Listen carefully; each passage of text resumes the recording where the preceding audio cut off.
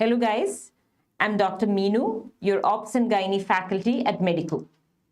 So now we have come to the business end of things, and I hope our course 6 is proving helpful to you.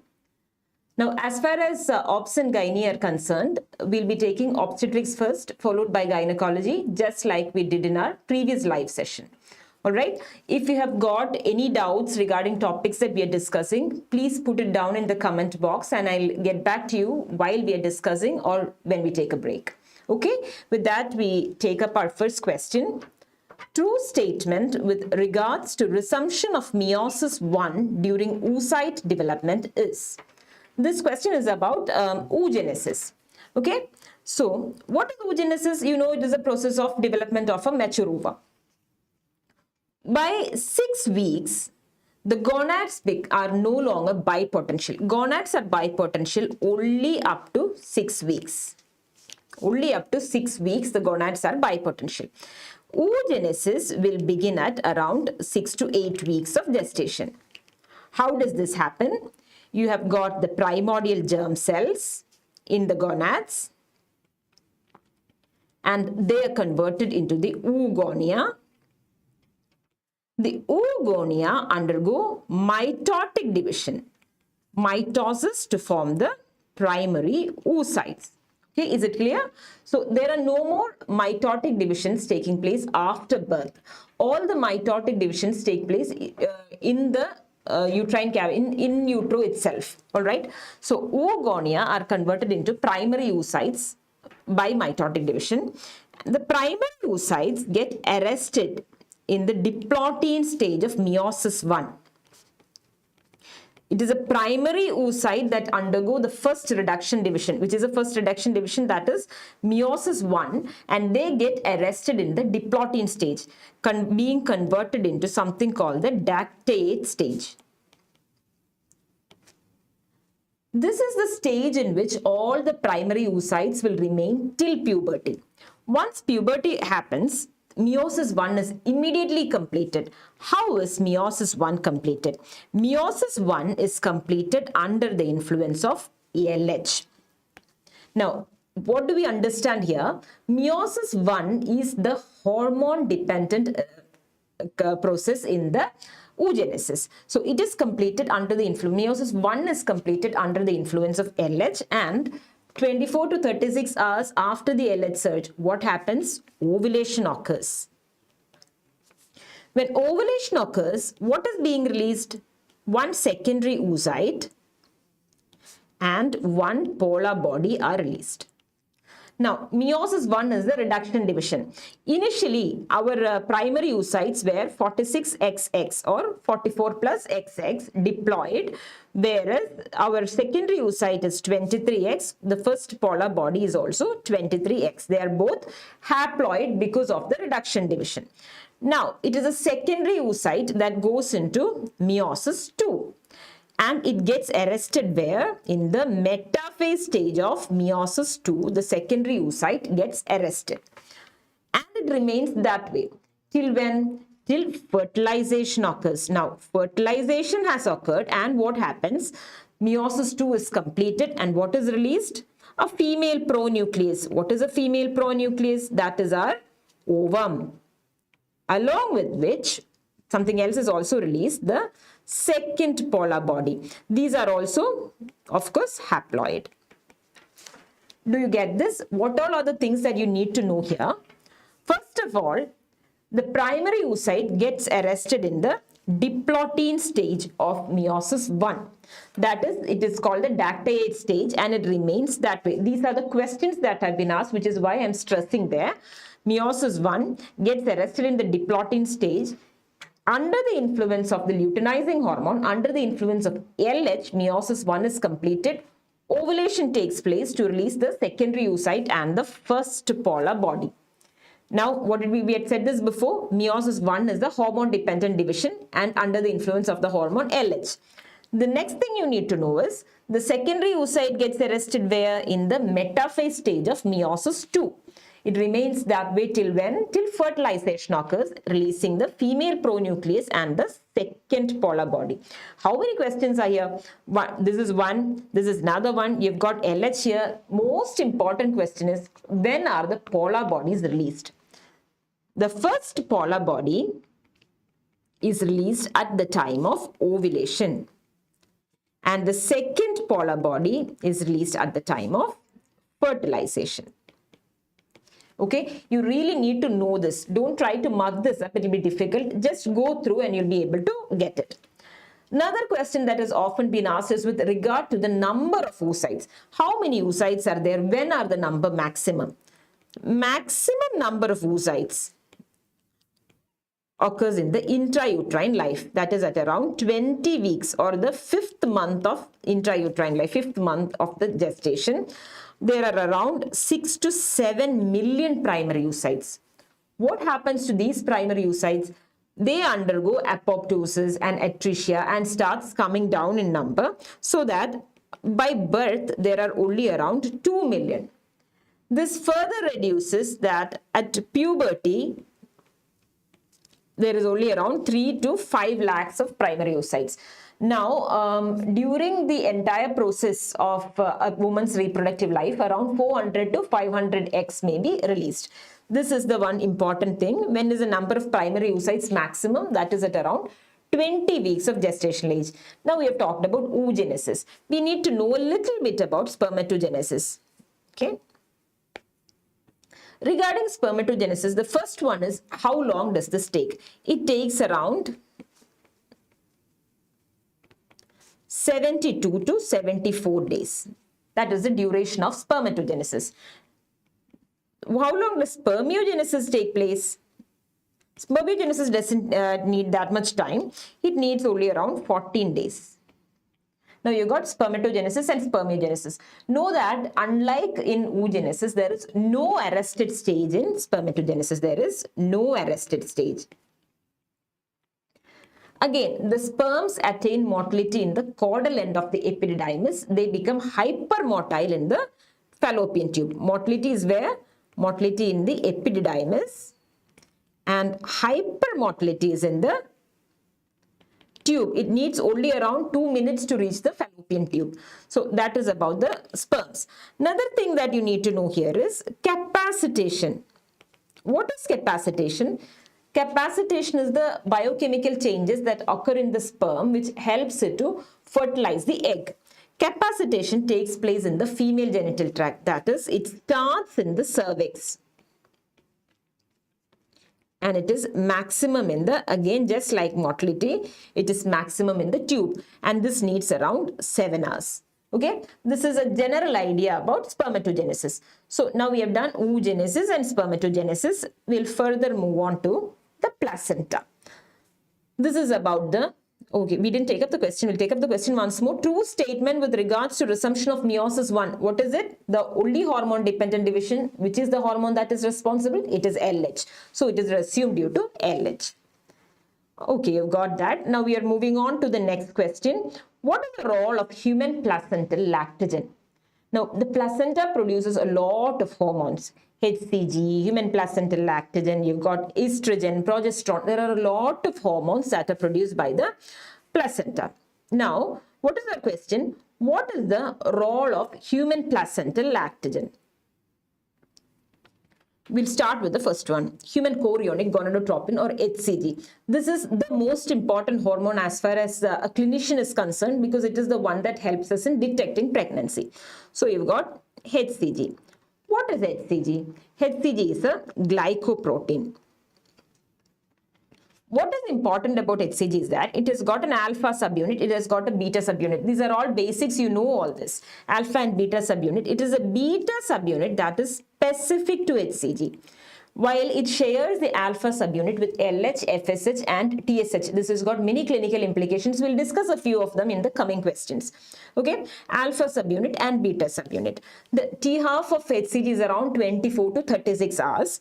And the maximum HCG is seen at 8 to 10 weeks of gestation. It is maximum then at 8 to 10 weeks. it starts decreasing by, it falls or it becomes at the lowest levels by around 16 to 20 weeks, and it remains at that level till term. After delivery, HCG disappears from the urine in 48 hours. So these are the important numbers you need to know with regards to HCG. 8 to 10 days it is maximum, by 16 it is low, remains that way, disappears from urine at 48 hours after delivery. How do we detect HCG? We know that we help in diagnosing pregnancy by testing for HCG. There are so many tests that can help us determine HCG. The best test is the fluorescent immunoassay. This is followed by the radioimmunoassay and the ELISA.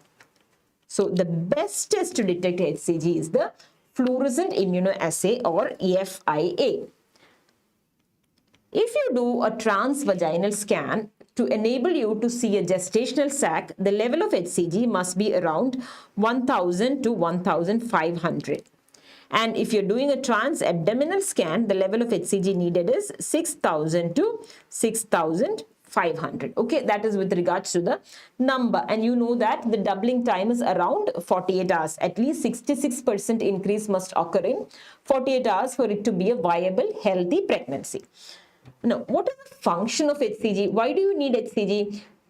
First of all, the HCG helps in maintaining the corpus luteum of the pregnancy. It will stimulate the luteinizing hormone. Now, and it acts as an immunosuppressant. It also stimulates the thyroid.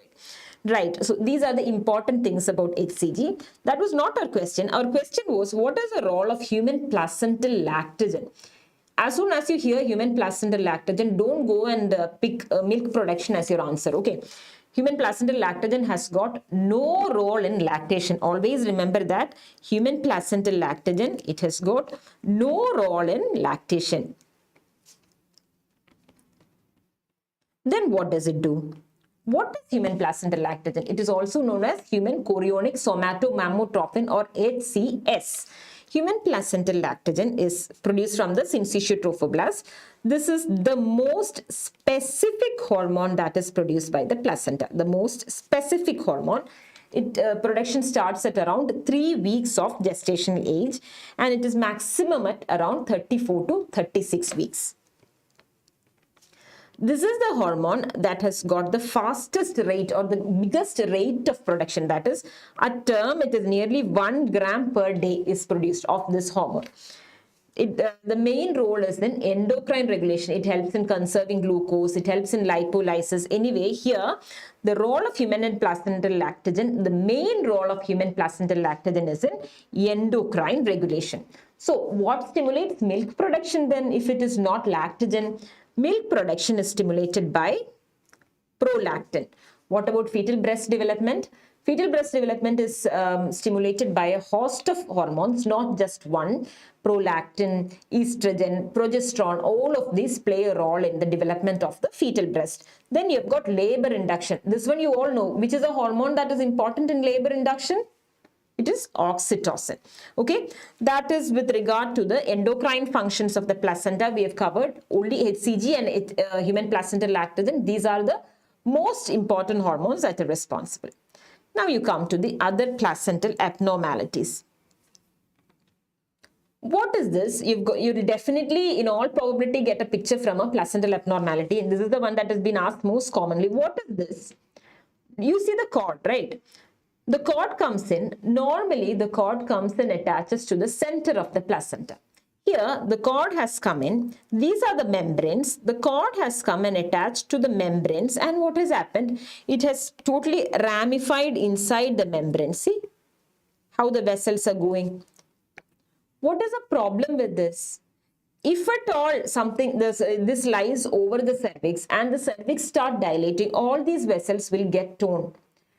In a case of antepartum hemorrhage, be it placenta previa or placental abruption, in most of the times when a bleeding occurs, the bleeding is occurring from the maternal side. That is why we'll be able, if we hurry, we'll be able to save the baby.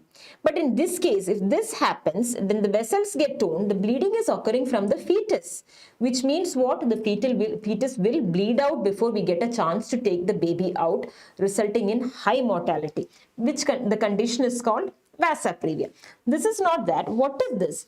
This is the velamentous insertion of the cord, where the cord has been inserted into the membranes and the vessels have ramified before reaching the placenta. This is the velamentous insertion of the cord. The placenta has got so many variations. See, I've given a picture here of the different variations of the placenta. We'll start with the succenturiate lobe. You see the placenta here. There is another small lobe that is attached to the placenta. This is called the succenturiate lobe. The problem with the succenturiate lobe is that sometimes we may not be able to make it out on the ultrasound. Then what happens? The placenta is delivered. We are expecting that the entire placenta has delivered. If we are not doing a routine inspection inside the uterine cavity or a routine palpation inside the uterine cavity, this succenturiate lobe will remain inside the cavity, resulting in a retention of the products of conception. What is the problem with the retention of the products of conception? It will lead on to produce postpartum hemorrhage. If it is remaining there, what other problem can occur? The uterus will not involute completely, causing subinvolution of the uterus. These are the problems with the succenturiate lobe of placenta. Now, if the succenturiate lobe is big enough that it is almost the same size as the bigger placenta, it is called a bilobed placenta. See, this is one of those where both the lobes are of the same size. The problems are more or less the same. Then you've got something called a battledore insertion. What happens here? Here also, look at where the umbilical cord is inserting. It is inserting into a corner of the placenta. But unlike a velamentous insertion, in the velamentous insertion, the cord inserts into the membranes and ramifies there. In a battledore placenta, the cord does not insert into the membrane. The cord is going and directly inserting into the placenta itself. That is the difference between the two. Now you got two more here, that is the circummarginate and the circumvallate. In both these placentae, what the problem is that the chorionic plate does not reach the placental edge. This is the chorionic plate, it remains there. See, in both in circummarginate and in circumvallate placentae, the chorionic plate remains there. So what happens here in this case, in a circummarginate placenta, this is covered by a single layer of amnion and chorion. Whereas in a circumvallate placenta, there are two layers that cover it, causing a valve-like structure. All right. So the problem with the circummarginate and the circumvallate placenta is that it can cause low birth weight or fetal growth restriction. We'll take a short technical break now.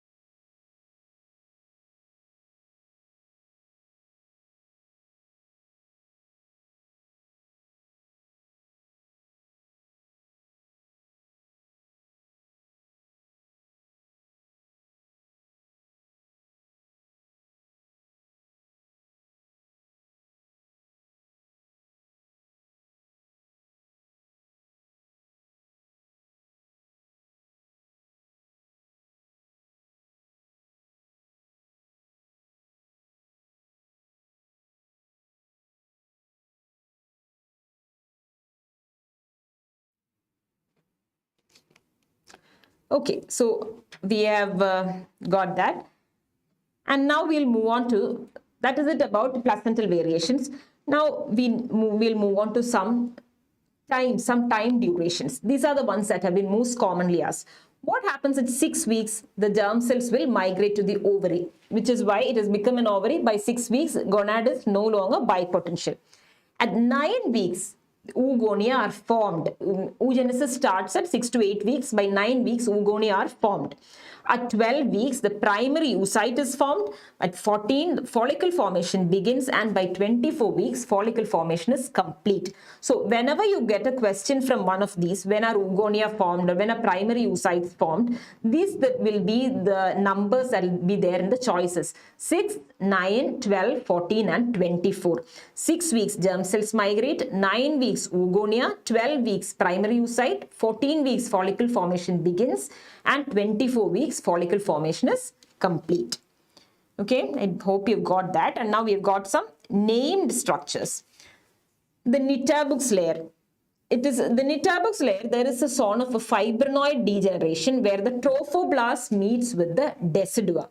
This is seen in the basal plate of the placenta. It is not the definition that is important. What is more important is that the Nitabux layer is absent somewhere. Where is the Nitabux layer absent? I've got a few messages coming in. Pratisha, you were right about the succenturiate lobe and the circummarginate and circumvallate placentae. Can you tell me where the Nitabux layer is absent? The Nitabux layer is absent in the accrete symptoms. In a case of placenta, accreta, increta or percreta, the Nitabux layer cannot be seen. Okay, that is the importance of the Nitabux layer. Then you've got Hofbauer cells, which are actually seen in their phagocytic cells, and they are seen in the chorionic villi of the placenta. Then you've got the folds of Hoboken in the umbilical arteries, the Wharton's jelly, which is a connective tissue in the umbilical cord, the PEG cells of the fallopian tube, and Langhans cells in the cytotrophoblast. These have been asked several times. You go through, I'm sure it will stick to your mind. Okay, now we have a picture there. What is this picture? Picture shows an implanted embryo. We are not going to discuss a lot about this, just a few things. First one is with regards to implantation. What is implantation? Implantation is a process by which the blastocyst will penetrate the mucosa of the uterine cavity and gets itself implanted in the endometrium. Now, once the blastocyst has implanted, this takes place around 6 to 7 days after fertilization. If it takes 6 to 7 days after fertilization, that means it takes place on the 20th to the 21st day of the menstrual cycle. These are both the same, don't confuse. You may get a question where implantation takes place. Look at the choices carefully. If they say after fertilization, you have to choose 6 to 7 days after fertilization. If it says in which time of the menstrual cycle, you choose 20th to the 21st day of the menstrual cycle. Now, implantation has occurred. Once implantation occurs, the endometrium, it converts itself into the highly specialized endometrium of pregnancy, which is called what? Which is called the decidua. The decidua has got 3 parts. This is the one that has been asked. See, they might mark it out for you and ask you to name which part this is. This is one part. This is another one, and here in between you've got another one.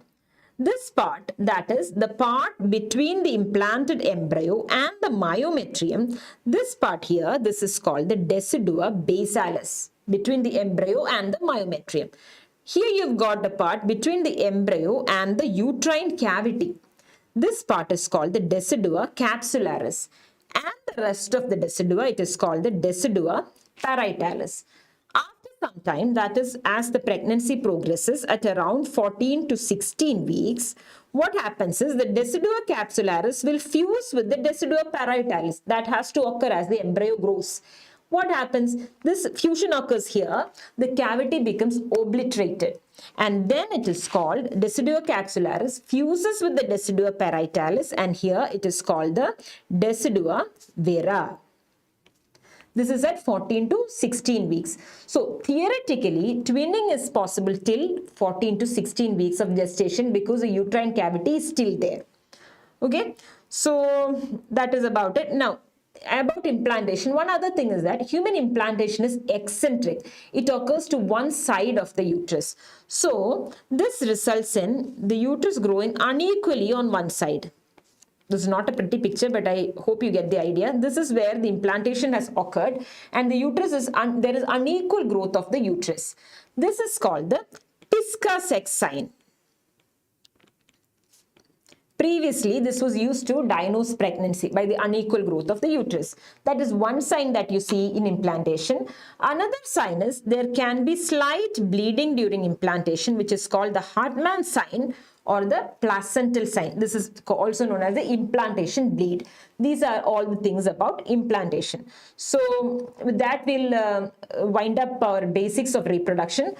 A few other things that you need to know are regarding the placental villi and the placental cotyledons. You know there are 3 types of villi, and the cotyledon is a part of the entire stem villi, and its branches are the ones that form the cotyledons. But whatever has been often repeated, we have covered here. Now we'll move on to the amniotic fluid and abnormalities. We'll take up only one question to discuss the entire amniotic fluid. All right. So please pay attention here. Our question is, oligohydramnios is or are associated with. What is amniotic fluid? Amniotic fluid starts forming from the early weeks of gestation. Initially, it is just an ultrafiltrate of the maternal plasma. After that, the main component of the amniotic fluid becomes a fetal extracellular fluid which diffuses across the fetal skin. See, that is at the second trimester. After 20 weeks, once the fetal kidneys start functioning, fetal urine becomes a main component. Another important thing is that by around 22 weeks, what happens? The fetal skin becomes keratinized. The fetal skin is keratinized around 22 weeks, and so further diffusion will not occur. By beyond 20 weeks or say 22 weeks, fetal urine is the main component of the amniotic fluid. Its formation starts by 8 weeks. And the volume goes on increasing from 8 weeks on, and the maximum volume of around 1 liter is reached by 32 to 34 weeks. What is the role of the amniotic fluid? The main role of amniotic fluid is to protect the growing baby. What is not the role of amniotic fluid? That you have to know. Amniotic fluid has got no role in either nutrition or in exchange of gases. Then who has the role in these? It is the placenta that does this. Amniotic fluid will not help in nutrition or exchange of gases. You might have read that amniotic fluid has got glucose or amino acids, but no, it has got no role in nutrition. That you have to remember. Now, regarding the volume of the amniotic fluid, that is more important. Amniotic fluid volume is measured by something called the amniotic fluid index, because it is not practically possible to measure the entire volume. To measure the amniotic fluid index, the entire abdomen is divided into 4 quadrants. If this is the abdomen, it is divided into 4 quadrants, Q1, Q2, Q3 and Q4. You measure the single deepest pocket, also known as the deepest vertical pocket in each quadrant. Remember these abbreviations SDP and DVP, because you might get that in the choices. These are accepted abbreviations which you may get in the choice. The SDP is or the DVP is, and you must not be confused as to what SDP or DVP is. Okay. So the single deepest or the deepest vertical point from each quadrant is measured and added together to give you your amniotic fluid index. The normal amniotic fluid index is from 5 to 24, while the normal SDP is from 2 to 8.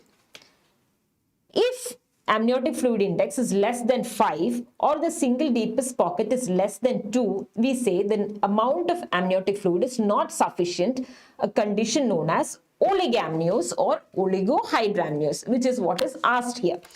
Now you have to think. Please don't go up and mug up all the conditions of oligohydramnios. It is difficult. There are certain conditions that you really have to mug up. You do that. Other than that, you think about it. What can cause oligohydramnios? Now, we already learned what the contributors to the amniotic fluid are. So, when the contributors are less, obviously the fluid formed will also be less, right? So, the main contributor is fetal urine.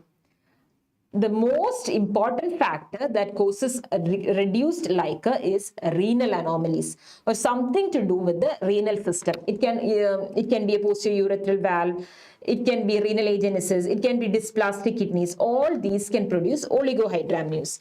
If you're asked what is the most common cause of oligamnios, the most common cause is idiopathic. All right. The most common cause of severe oligoamnios is renal anomalies.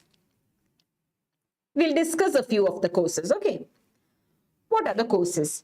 You may have your own mnemonics. I'm sure you have so many mnemonics for everything, but as much as possible, if possible at least, if you're very sure about your mnemonic, well and good, you can go ahead with that. But if possible, you try to understand what this is. It will be easier for you to remember.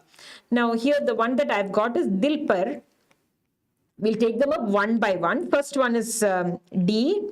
You've got drugs like ACE inhibitors or prostaglandin synthase inhibitors. You've got drugs and you've got demise, intrauterine fetal demise. Now, what is I? I is for IUGR. L is for leaking PV. This can be PROM or PPROM. Then you have got P. P is for a post-term pregnancy or preeclampsia. A is for abruption, which is a chronic abruption or an amnionodosum or aneuploidy, like triploidy. Then you've got R. R we discussed, renal anomalies. The main renal anomalies will be, it can be oogenesis, it can be a posterior urethral valve, it can be bilateral dysplastic kidneys, okay?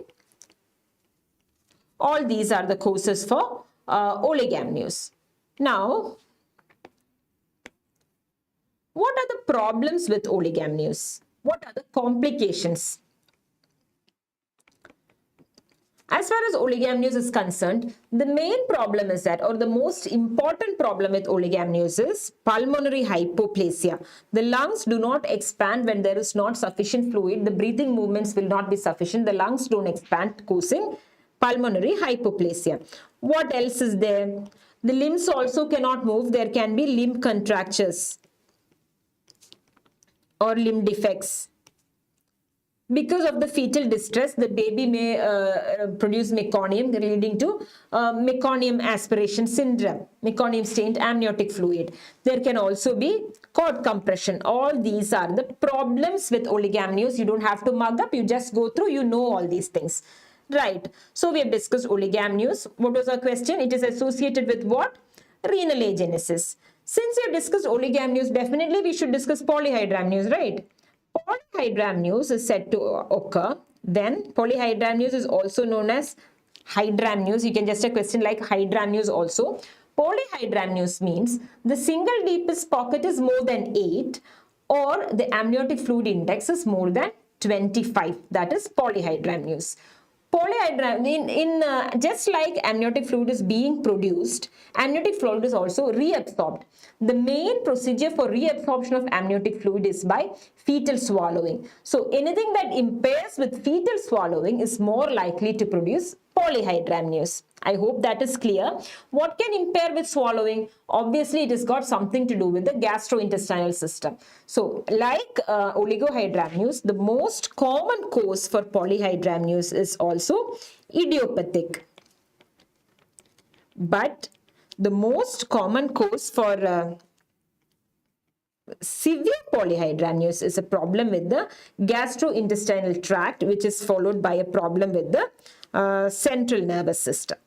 What are the complications with, like, all these will come there, where you have got anencephaly, where there is impaired swallowing. If there are some muscular defects where swallowing is affected, all these will produce polyhydramnios, duodenal atresia, esophageal atresia, all right? So, there are some causes that are not common. These are the ones. See, sacrococcygeal tumors, there is more space for diffusion across membranes, more amniotic fluid is produced, all right? That is why sacrococcygeal tumors produce polyhydramnios. Then you have got infections, especially the torch infections, toxoplasma, rubella, and syphilis, they all produce polyhydramnios. RH isoimmunization, you know the thing is hydrops. Hydrops is one of the parts of hydrops is polyhydramnios. So RH isoimmunization, thalassemia, these are the conditions producing polyhydramnios. Now, what is the problem with polyhydramnios? The uterus is over distended like a balloon. There is so much pressure in the uterus. Since there is excess of liquor, there is always a chance that the liquor will come out, which is PROM or PPROM. If this is gushing out in a very fast rate, uncontrolled, or when you're doing an artificial rupture of membranes and you're taking out your hand fast and all the fluid is coming down together, an immediate release of pressure occurs, and what happens? There can be placental abruption. There can be cord prolapse. All these are the problems with polyhydramnios. Now we have covered the problems with the volume. Another one that you commonly see asked is with regards to the amniotic fluid color. If you're doing an ARM for a 38-weeker or a 40-weeker, the color that you see is, it is clear, right? You say that it is a clear, mature liquor. So if it is clear, it is normal. If it is cloudy, it usually indicates an infection. Infection or inflammation is the main reason for a cloudy appearing amniotic fluid. If it is green, this is the one that you most commonly see in fetal distress. It is, what is it? It is meconium, which is, all these colors are due to certain pigments. Green color due to meconium is due to biliverdin. It can be yellow or golden color. Golden colored amniotic fluid. What can cause a golden color? Golden color occurs due to elevated bilirubin pigment, and this is usually due to RH incompatibility. Okay, this is RH incompatibility, or the hemolytic disease of newborn is responsible for the golden colored amniotic fluid. Now, what if it is red or brown? Brown color is due to old hemoglobin A. And this red or brown color, red definitely indicates bleeding. Brown color also indicates old bleeding, which can be a case of placental abruption. Sometimes it is pink. Pink is usually has got to do something with the vaginal bleed. That is when the amniotic fluid comes stained pink. Now, white colored amniotic fluid is seen if there is vernix mixed with the amniotic fluid, or there is pus that has been formed from an infection. Now, these are not all. There are a couple more. One is a tobacco colored or a prune colored amniotic fluid. You might have seen this question, tobacco or prune colored amniotic fluid. Do you know where this is seen? Tobacco colored or prune colored amniotic fluid. This is seen in case of intrauterine fetal demise. Another one you have to know is a saffron colored amniotic fluid, which is seen in the case of post-maturity. These are the important colors with regard to the amniotic fluid that you have to know. Okay, you have got, now what if the amniotic fluid is clear but it is appearing light? That is an immature amniotic fluid. That is also clear. All right, so you've got clear, cloudy, green colored, golden colored, which has been asked many times. Then you have got this tobacco or prune colored and saffron colored. The ones that I've starred, these are the ones that we have seen being repeated more often.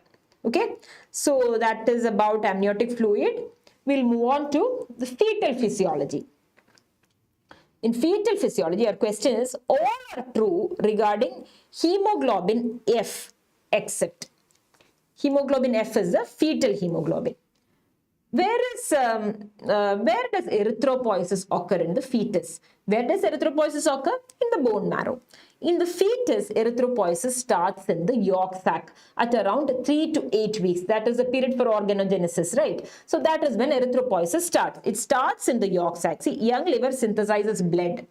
Young is for yolk sac, that is at 3 to 8 weeks.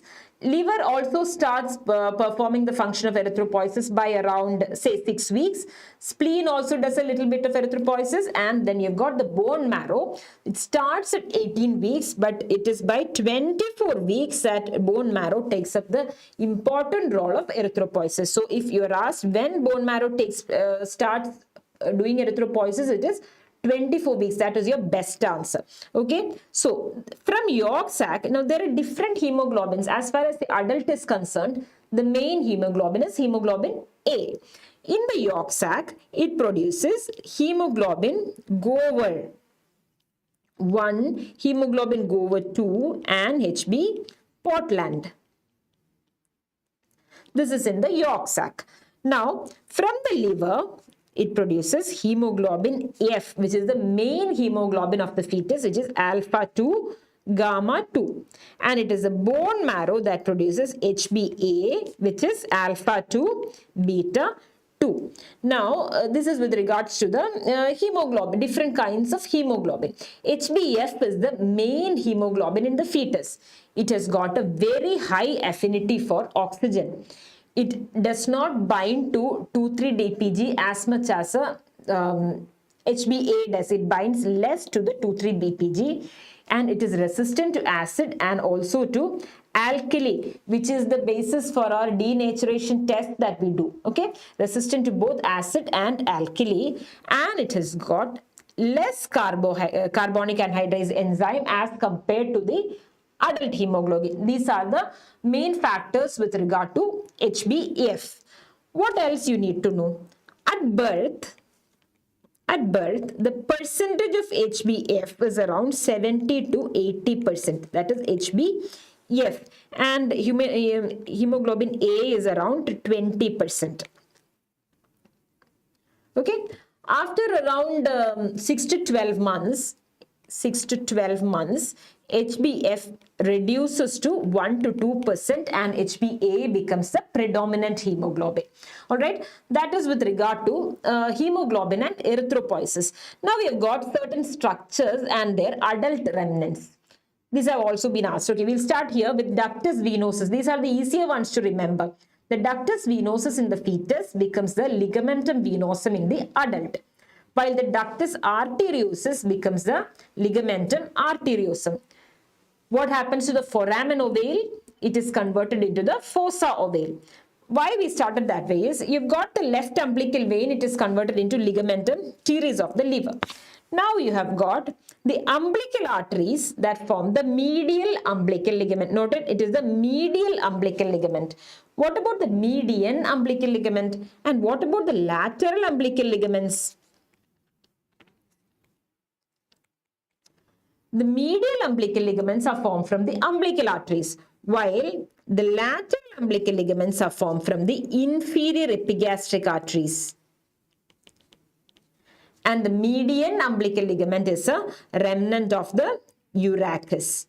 Okay, these are the adult remnants. Right, so I think that is what is important from fetal physiology. Now we are moving on to the maternal adaptations in pregnancy. We are starting with the cardiovascular system. Before we start, there are so many maternal adaptations in pregnancy. Obviously, when a woman embarks on a journey like pregnancy over 10 months, so many things has to happen in her body so that she is tuned to the travails of this journey.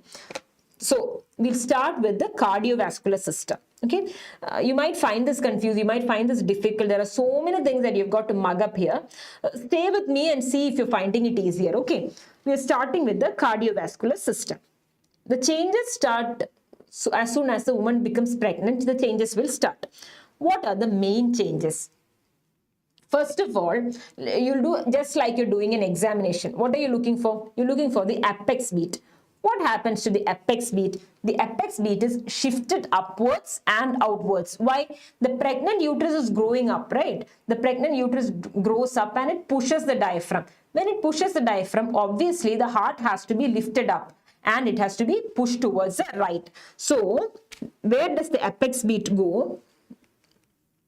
Apex beat is pushed up and out and it is heard in the left fourth intercostal space. That is with regards to the apex beat. What happens to the heart rate? Heart rate increases by 10 to 15 beats per minute. And what happens to the stroke volume? You know there is an increased venous return. Blood volume is higher. Stroke volume also increases. Heart rate increases, stroke volume increases. Obviously, what happens to the cardiac output? What is the cardiac output? Heart rate into stroke volume. The cardiac output will increase by around 40%. See, the increase in cardiac output is the most dramatic change occurring in the cardiovascular changes in pregnancy. So there is a great increase in cardiac output, which is the reason for heart failure also occurring in pregnancy. When is the cardiac output maximum? You go listen to this very carefully. When is the cardiac output maximum? The cardiac output is maximum immediately after delivery. This is followed by the second stage, then by the late first stage, then by 28 to 32 weeks of gestation, then you've got the early first stage. This is also the order in which cardiac failure can occur in pregnancy. So your question is, when is cardiac output maximum? During pregnancy, cardiac output is maximum in 28 to 32 weeks. But your question is just when is cardiac output maximum, and look at the choices. Don't jump into 28 to 32 weeks. If it says regarding delivery, if it says immediately after delivery, that is your best answer. Cardiac output is maximum immediately after delivery. The chance of cardiac failure is maximum immediately after delivery. The chance of a patient collapsing from a cardiac related problem is also maximum immediately after delivery. Okay, so this is important. Cardiac output is maximum immediately after delivery. Right. So when does it return to normal? It returns to the pre-pregnant levels it becomes normal by around 2 weeks. Okay, so we have discussed the heart rate, we have discussed the apex beat, we have discussed the volumes and the cardiac output. What else do you need to know? When you auscultate, you're auscultating for the heart sounds. S1 is loud. There is an exaggerated splitting. S2 is heard normally. S3 is also heard. That is also heard loud and it is easily auscultated.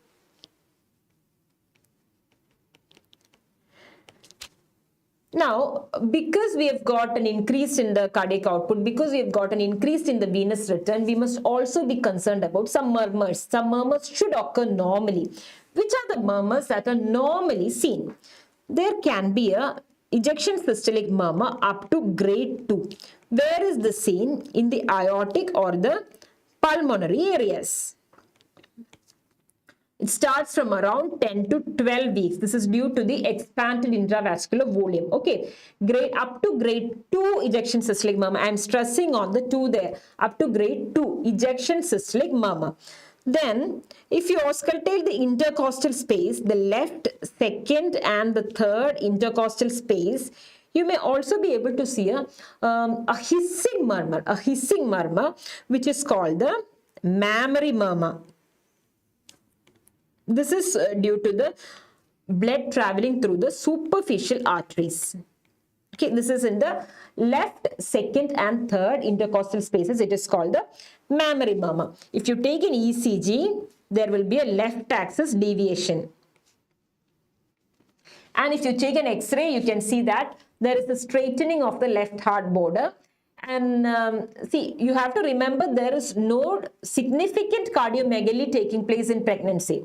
There can be a mild straightening of the left border. There may be a mild shift towards the left also, but there is no significant cardiomegaly. Okay, that is pathogenic. Anyway, if you're taking an echo, you will also be able to make there is no marked cardiomegaly. That is an important point. Now, another one is even though there are murmurs, no arrhythmia. And any flutter or fibrillation is abnormal in pregnancy. What is not normal?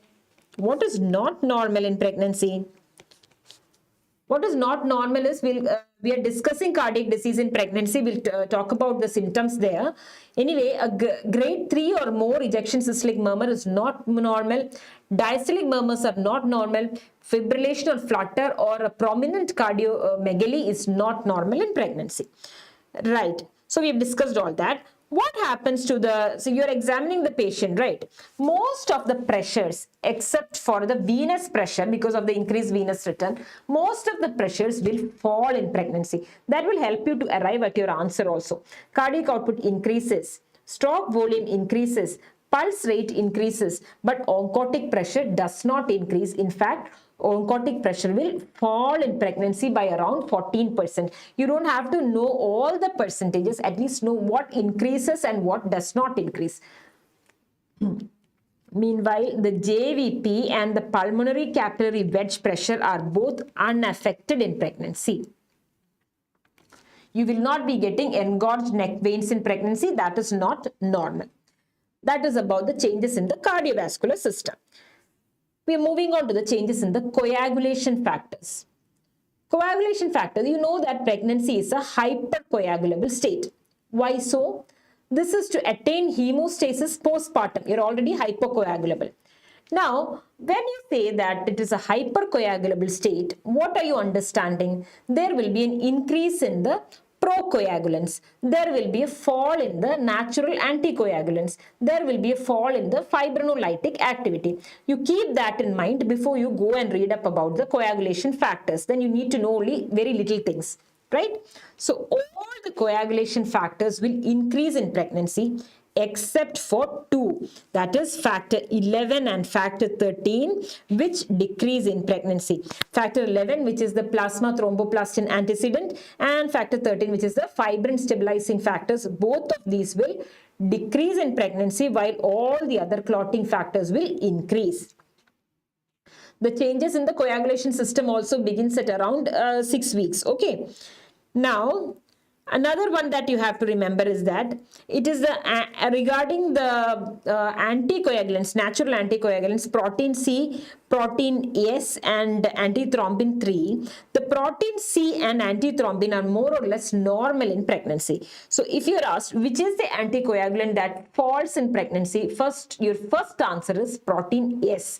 Protein S is the one that immediately falls in pregnancy. So that is about that. The most important thing to remember here is that there is no change occurring in factors 11 and 13. Now, what happens to the iron concentrations?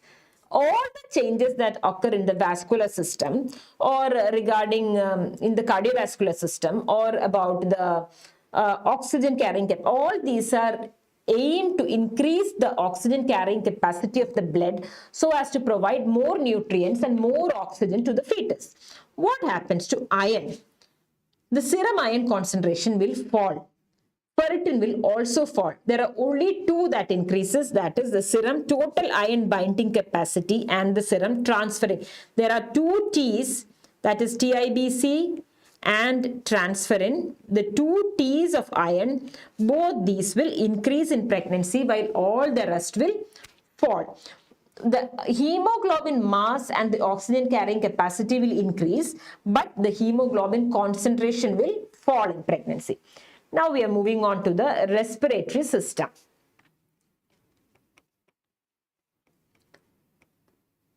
I hope this is making it easier for you. Anyway, respiratory system, there are so many changes. We'll take up ones that are most important to you. Before that, we'll take a small break.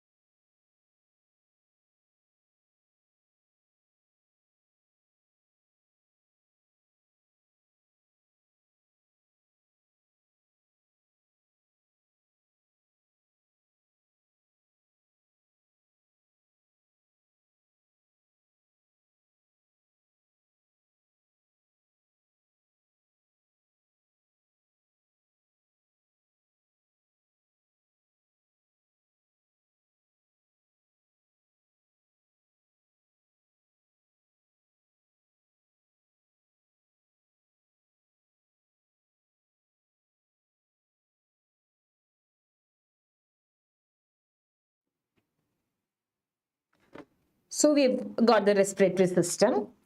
What increases, what decreases, and what remains normal? There is increase in the diaphragmatic excursion, that is in the movement of the diaphragm. So as there is increase in the movement of the diaphragm, the diaphragm is pulled up by around 4 centimeters. So what happens? Since there is that kind of a movement of the diaphragm, there is a fall in the expiratory reserve volume and the residual volume. Okay. The tidal volume increases, the minute ventilation and the alveolar ventilation increases in pregnancy. I'll just mark the ones that have been asked more often out so that you can go through that at your last minute or so. The tidal volume has to increase in pregnancy. The minute ventilation also has to increase in pregnancy. The inspiratory reserve volume and the inspiratory capacity also increases in pregnancy. Regarding the pH, we'll come to in a moment. The oxygen consumption definitely increases in pregnancy. So there's the rate of induction of the inhaled anesthetics. What falls in pregnancy? The chest wall excursion falls in pregnancy. Since the chest wall excursion falls in pregnancy, there is a fall in the functional residual capacity and the physiologic dead space. There is a fall in the PaCO2 and bicarbonate also. So what you have to remember is, I said that we'll come back to pH. The pH will rise in pregnancy, the PaCO2 falls. What does that mean? There is a fall in the PaCO2 and rise in pH means what? This means that there is alkalosis. What alkalosis is this? Pregnancy is a state of respiratory alkalosis. Please keep this in mind. It is a state of respiratory alkalosis. What remains unchanged? The respiratory rate, the vital capacity, also the total lung capacity. It is usually normal or only slightly decreased. Okay. The rate, the vital capacity, the total lung capacity all remain more or less unchanged in pregnancy. The anatomic dead space remains unchanged while the physiologic dead space falls in pregnancy. Now, the oxygen dissociation curve will shift to left. Okay, these are the changes with regard to the respiratory system. As far as the renal system is concerned, there is a rise in the GFR, there is a rise in the plasma, renal plasma flow. Okay, these are the important maternal adaptations. Now, you need to know a little bit about the vagina also. What happens? What are the vaginal changes that occur in pregnancy?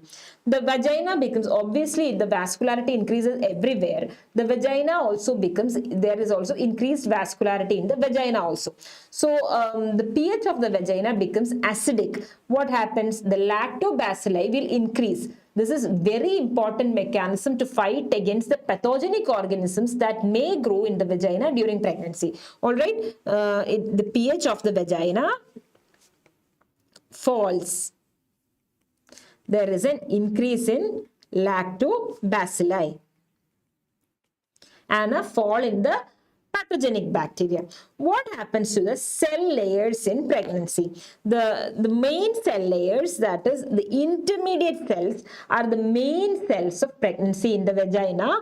These are dominant under the main effect of progesterone is the main hormone that are responsible for the intermediate cells. So, which is the most prominent cell during pregnancy? It is the intermediate cells. Now, as age advances, after menopause, this changes to the parabasal cells. We'll discuss that in menopause. Okay, intermediate cells are more commonly seen in pregnancy. Now, because of the increased vascularity, there is hypertrophy of the vaginal papillae. This is called the hobnail appearance. The hobnail appearance is seen in the vagina during pregnancy. Why so? Because of the hypertrophy of the papillae. Is that clear? There is a hobnail appearance of the vagina.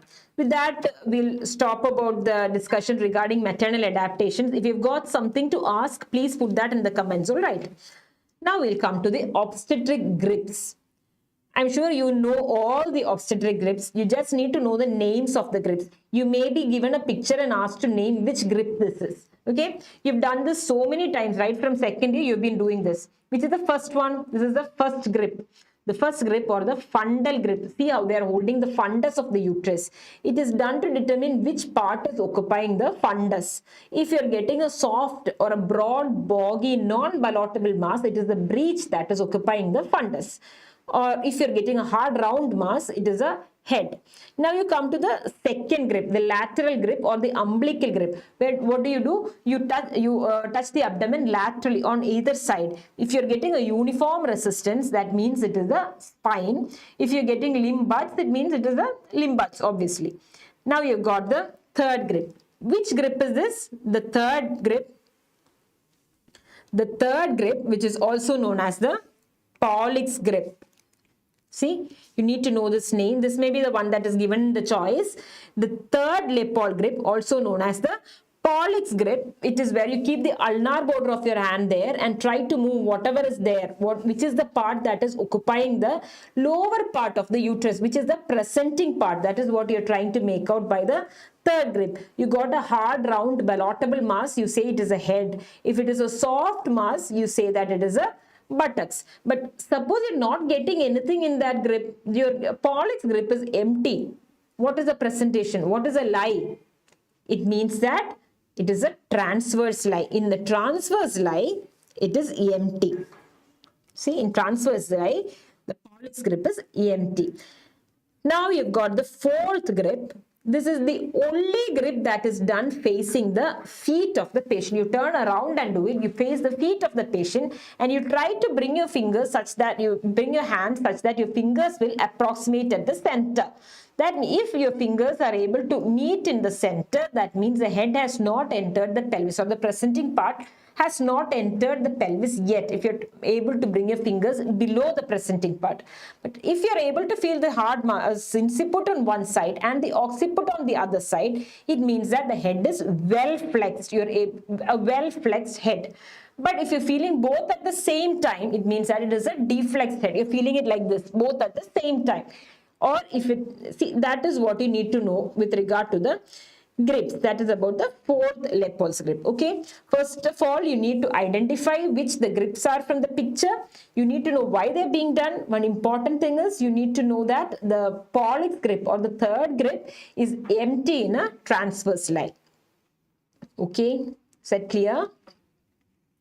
Now we'll, okay, that is with regard to maternal adaptations. A couple of other things. There are so many named signs that you're being asked. Jacomer's sign, Chadwick's sign, Hartman and Piscasex, which we discussed. Then you've got the Goodell's, you've got the Osiander. So many named signs. Usually you are asked when these signs are found. Okay, excuse me. When are these signs seen? See, all the named signs are usually seen in the first few weeks of pregnancy.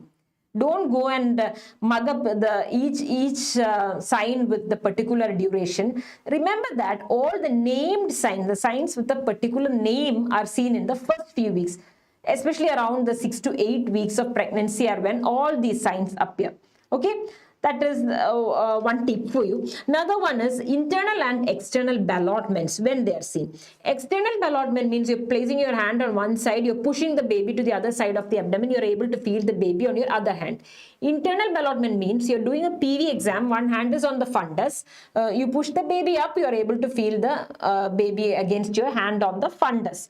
This was done to differentiate between a pregnancy and a fibroid uterus. Now that we've got scans and all the advanced things, these have become obsolete. But for your examination point of view, this can be asked. So, the external ballotment is at around 20 weeks. And the internal ballotment can be done from 16 to 28 weeks. Okay. Another important thing here is the GPLA status. I'm sure all of you know how to assign the GPLA status. You've done this multiple times. So just a few things I'll say. One is regarding gravidity. What is gravida? It means means a number of pregnancies, and that includes the current pregnancy. While parity means a number of pregnancies that have crossed viability. When is viability? It is 24 weeks. There should not be any doubt about it. Viability is 24 weeks. So parity refers to the number of pregnancies that have crossed viability. This one does not include the present pregnancy. Now, both gravidity and parity does not take into consideration whether it was a multiple pregnancy or whether the baby survived or whether the woman has got a living child as of now. Okay, these things are not taken into consideration when assigning gravidity or parity. That is about the GPLA status. Now, and then you know about the Naegele's rule. What is it? What is the Naegele's rule? It helps you calculate the expected date of confinement, 9 months and 7 days, or you subtract 3 months, add 7 days. Naegele's rule is only for 28-day regular cycles. If the woman has got regular cycles more than 28 days, you add to the whatever number you're getting, you add the remainder to it. If they've got a lesser cycle, you subtract it from. I don't think I'm clear. Suppose you're getting your EDC as, say, Jan 9th is the EDC that you calculated from your Naegele's rule, 9 months and 7 days, and suppose the woman had 35-day cycle, say, that is 7 more than 28, then you add 7 to this, your answer has to be Jan 16th. And suppose a woman had got a 20-day cycle, that means 8 days less than 28, you subtract 8 from this, you'll be getting Jan 1st. Okay, that is with regard to Naegele's rule. Then the number of antenatal visits, number of ANCs. What is a booking visit? The first visit that the woman makes to the healthcare provider is her booking visit. How many ANCs should a woman have? Coming to that, ideally, she should have around 12 to 15 ANCs. WHO says that there must be at least 4. According to the Indian system, we need at least minimum of 3 ANCs. Okay, ideal is 12 to 15. WHO says 4. India says 3. Look at the question. See what they have asked for. Is it ideal? Is it WHO? Or is it the Indian criteria? Okay, that is about ANCs. Suppose it is a DCDA twin pregnancy. If it is a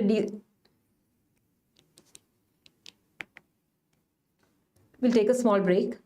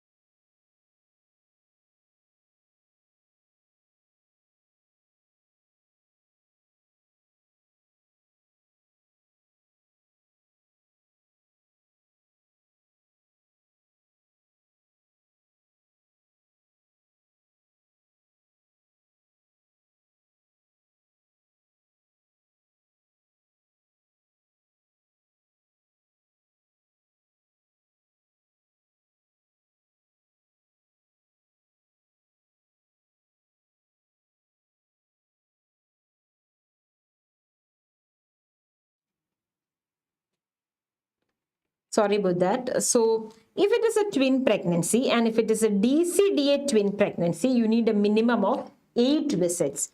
If it is an MCDA twins, you need 11 visits. And if it is a triplet, a trichorionic, triamniotic triplets, you need 9 visits. Okay, these are the number of visits. These haven't been asked yet, but just for your knowledge, I'm saying 8, 9 and 11. A monochorionic twin is the more dangerous one that needs 11 visits. Right, so now we are moving on to diagnosis in obstetrics. This is a topic from which so many questions have come over the years. It is not that difficult. You have seen this, but let us see. Our first question, a patient presents for her first OB visit after performing a home pregnancy test and gives a last menstrual period of about 8 weeks ago. She says she's not entirely sure of her dates, However, because she has a long history of, not sure of her date, because she has a long history of irregular menses. Which of the following is the most accurate way of dating the pregnancy? Now we are coming to the dating of pregnancy for someone who does not know her last menstrual period, or for someone who has got very irregular cycles. Here we cannot apply Nagel's rule. How do you detect pregnancy? What is your method for diagnosis of pregnancy? That is HCG. So she has already done a home pregnancy test. She has detected her HCG. It came out to be positive. So she thinks she may be around 8 weeks pregnant. She's not sure of her dates though. Now what do you do? What is the most accurate way of dating her pregnancy? See, we discussed this before. It is depending on the level of her HCG that we can do an ultrasound and find out. The first structure that is visible in pregnancy, in an intrauterine pregnancy, what is the first structure to come? It is the gestational sac. Right. So the gestational sac becomes visible by the transvaginal ultrasound at around 1000 to 1500 and by transabdominal at 6000 of beta HCG. Now, you got the TVS, you got the TAS. Suppose a question does not mention whether it is a vaginal scan or an abdominal scan, you consider it as an abdominal scan. All right. When is the gestational sac visible? By TVS, it is visible at around 4 to 4.5 weeks, while on TAS, it is visible around 5 weeks. What about the yolk sac? TVS, it is visible at 5 to 5.5 weeks, TAS at 6 to 7 weeks. The cardiac activity, pole becomes visible at 6 weeks in TVS and 7 to 8 weeks in an abdominal scan. That is, there will be around 1 week advance in TAS. It is only after 1 week after detection in TVS that you can see in an abdominal scan. So the first thing to come is the gestational sac. It is followed by the yolk sac. Then you've got the fetal pole coming in. Then you'll be able to see the cardiac activity. Look at this. I've got a couple of scans here. Here, this one here, this part here, this is the uterus. And you've got a small sac here. It is the gestational sac. Surrounding the gestational sac, you are able to see a hyperlucent area. This white area where the arrow has been pointed, that area is a hyperlucent area. This is called a double decidual sign. Double decidual sign. And it is diagnostic of an intrauterine pregnancy, double decidual sign, even before anything else has appeared.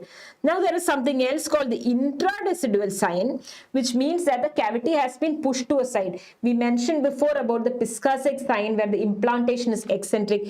Look here, this line here, this is the cavity. This white line that you see, that is a cavity of the uterus. See how it has been pushed to one side, and see how the uterus is bigger towards one side than to the other. So all these point towards an intrauterine pregnancy. So you have got the double decidual sign. This is a different thing. This is also a double sign. See, there are two bubbles there. This is the double bleb sign. There will be quite a lot of signs in ultrasound. Don't confuse them.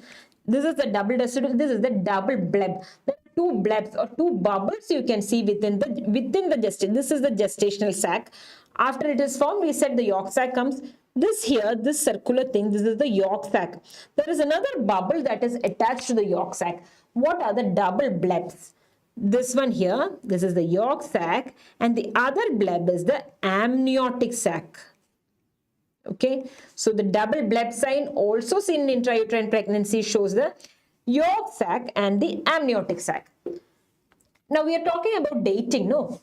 The first thing that you can do to date a pregnancy is from the ultrasound is by checking the size of the gestational sac.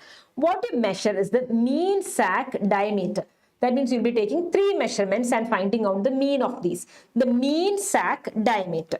The mean sac diameter in millimeters plus 30 will give you the gestational age in days. For example, say the mean sac diameter is 5 plus 30, you are getting 35 days. That is the 35 days of pregnancy. Okay, That is from the gestational age. But what is our question? She is 8 weeks pregnant, which is the most accurate way of dating pregnancy. Even though we have got several methods, the best way to date a pregnancy is from around 11 to 13 weeks, and this is by measuring the crown rump length. What is the crown rump length? It is from the outer margin of the cephalic pole to the rump. Till here, this is the crown rump length. That is a measurement. This is done, the ideal time for measuring the crown rump length is from 7 to 10 weeks. She's 8 weeks. This is the ideal time to measure it. It can be done up to 14 weeks or till the CRL is 84 millimeters. If it is more than that, you cannot use crown rump length to measure. See, 8 to 12 weeks, the best method used is the crown rump length. Now, suppose you have got a gestational sac, but you don't see a yolk sac. Or suppose you've got a fetal pod, but you don't see a cardiac activity. How long will you wait? You have a gestational sac. If the mean sac diameter is 25 millimeters or more with no yolk sac, or you have got a crown rump length of 7 mm or more with no cardiac pole, both of these indicate a missed abortion. You need to know that mean sac diameter 25 mm more without a yolk sac, CRL 7 mm more but no cardiac activity, both of these will indicate a missed abortion. Your question will be like, you have got a pregnant lady coming to you, her mean sac diameter is 26 mm, yolk sac is not seen. What is your next step? What is your next step? You don't immediately tell her you got a missed abortion. Your next step is you will tell her to come after 1 week to do a transvaginal scan. Okay, when will you ask her to review? After 1 week. Okay, if it is a transvaginal scan. So, but in all probability, in these cases, it will be a missed abortion. Now you have crossed the first trimester. She is coming around 5 months of pregnancy and she says that she does not know when her periods happen. Here, which is the best method to measure the gestational age? Here, the best method to measure the gestational age is the biparietal diameter or the BPD. And from the third trimester onwards, the best measure is femur length. I have given head circumference also there in the second trimester because suppose the baby has got some skull deformities like dolichocephaly or brachycephaly, the BPD will become inaccurate. In such a case, the more likely measurement or the one that can point us more in the correct direction is will be the head circumference. Okay. Now, we've got a few. Now, have you heard of something called a pseudo-gestational sac? Where is it seen? Pseudo-gestational sac is a characteristic of an ectopic pregnancy. What is the difference of a pseudo-sac from a true sac? When you do a first scan, what is the purpose of doing a first scan? The first thing to know is whether or not this pregnancy is intrauterine. Only after that you will be going to find out the gestational age and all that. So there can be a gestational sac in an ectopic pregnancy also, which is a pseudo sac. The more likely thing that we'll be seeing will be an adnexal mass. But suppose there is a pseudo sac, that will be central, not eccentric. Remember, we talked about the eccentric implantation. It will be irregular in shape. The double decidual sign or yolk sac, fetal pod, all these things will be absent in a pseudo sac. Okay, now we'll discuss the aneuploidies. What is the aneuploidy marker in the first trimester? There is something called a first trimester screening. The first trimester screening is done at 11 to 13 weeks. That is the best time to do the first trimester screening. The most important thing or the most specific thing that we look for here is the nuchal translucency or the NT. We check to see whether the NT is increased. They have not asked about the scanning here. They have asked about the serum annulates. So in Down syndrome screening, you do a first trimester screen. You look for the nuchal translucency. See if it is less than 3 millimeters. Suppose it is more than 3 millimeters, it is positive for aneuploidy. There is a high chance that this woman might go on to get a chromosomal anomaly in her fetus. Remember that these are all screening tests and not diagnostic. Okay, more than 3 millimeters, it is positive for an aneuploidy. What are the things that you will do? One is you can offer her a double marker test or a Down syndrome screening. Which are the double markers? That is PAP-A and beta HCG. This forms a basis of the double markers. Okay. So the combined test, the combined screening in the first trimester, if you're asked what are the factors involved in the combined screening, in first trimester, these will include the NT plus the PAP-A plus the beta HCG. This will help in identifying the trisomy 21, 13 or 18. In Down syndrome, all these are increased. HCG is increased, PAP-A is increased, NT is increased in Down syndrome. What else can you offer? In lieu of a double marker test, you can offer her NIPT, non-invasive prenatal testing, NIPT, by which the serum analytes are not checked. The maternal blood is checked for what? Cell-free fetal DNA.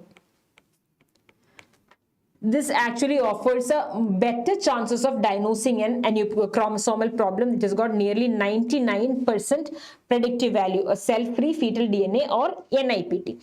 That is with regard to the first trimester screening. What about the second trimester? The woman has moved on from the first to the second trimester.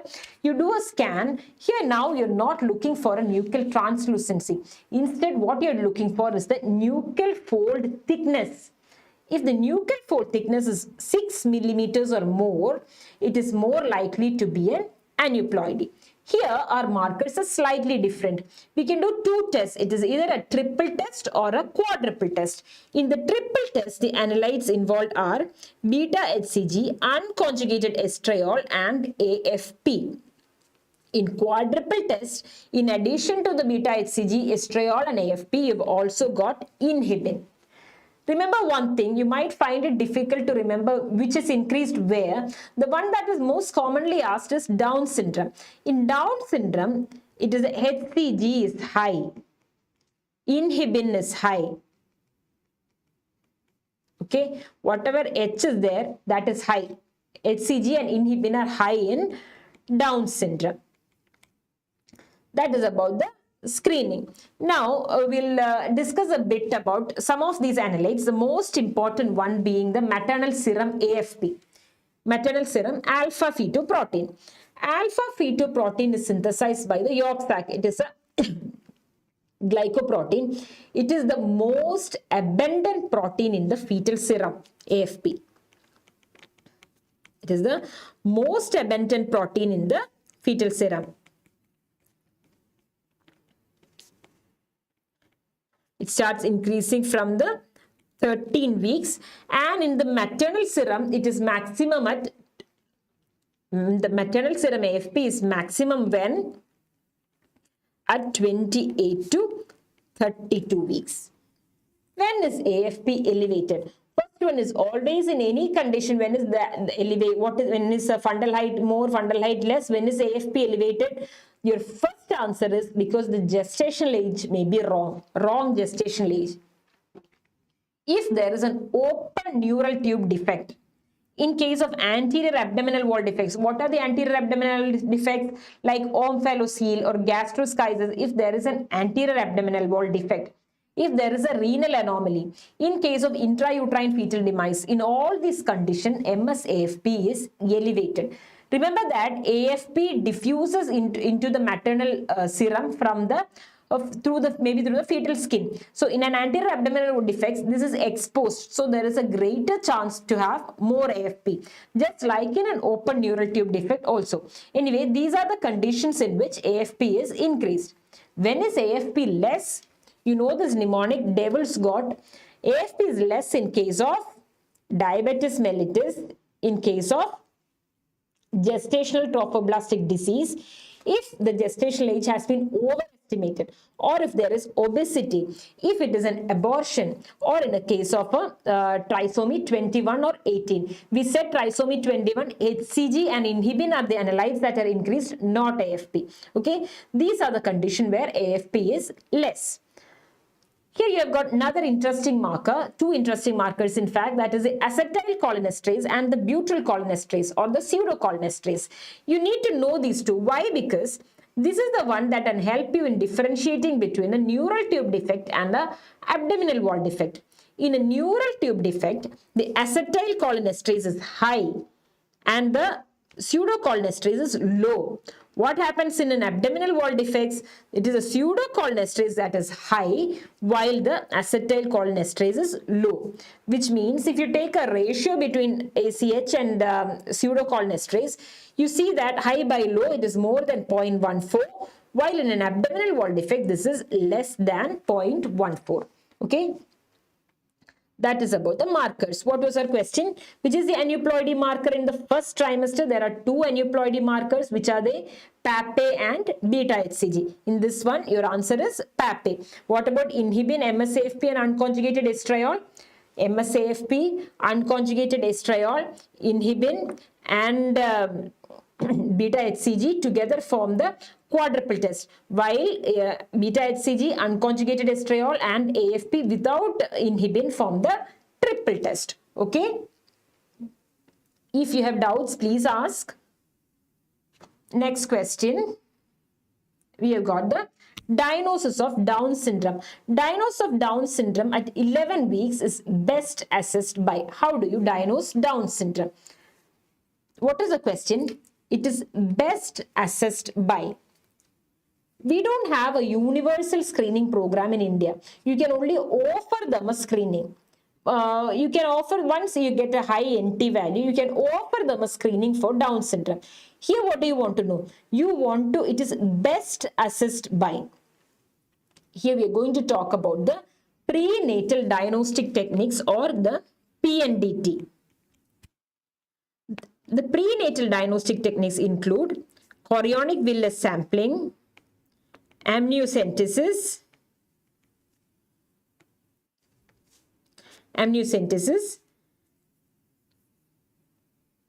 We'll take a small break.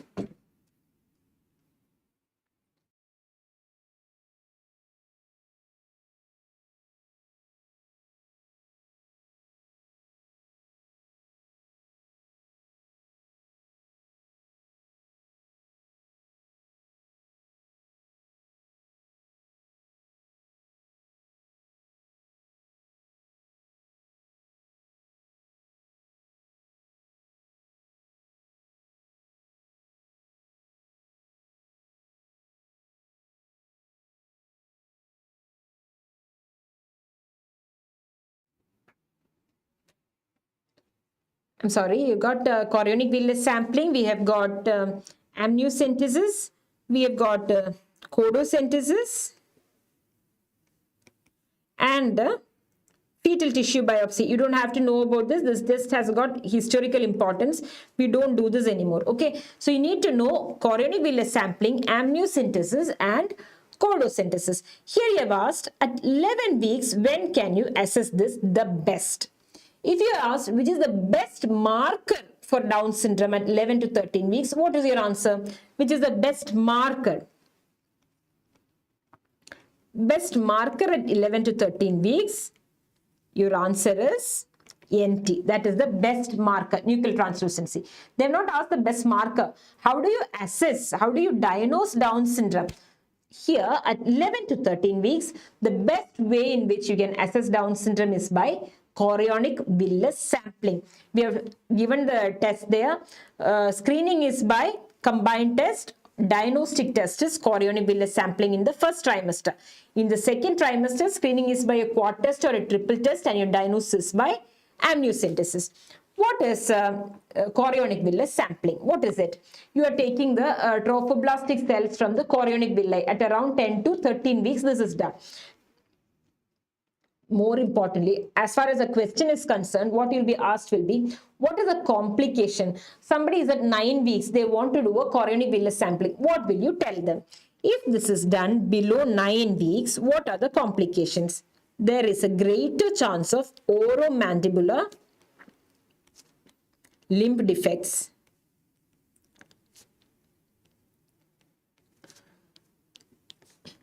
There can be limb reduction defects. Again, like in all the other cases, what you can say commonly is there can be rupture of membranes, there can be infection, definitely there is a high chance of miscarriage. All these are the complications with the chorionic villus sampling. Now, what about amniocentesis? Amniocentesis is done in the second trimester, that is at around 15 to 20 weeks of gestation. This helps in identifying sex-linked disorders. This helps in karyotyping. This helps in identifying some inborn errors of metabolism. All these are helpful. Amniocentesis. What are the complications? Again, you've got miscarriage, you have got rupture of membranes, you have got infection, you have got oligoamnios, and all the complications that come with oligoamnios. This is a problem with amniocentesis. You might think about respiratory distress. We talked about pulmonary hypoplasia. You can have talipes. This is not with chorionic villus sampling. This is with amniocentesis. Then you have got chodocentesis. Chodocentesis is also known as PUPS, or the perumbilical blood sampling. Why do you want to do that? This is done after 20 weeks, especially from the umbilical vein.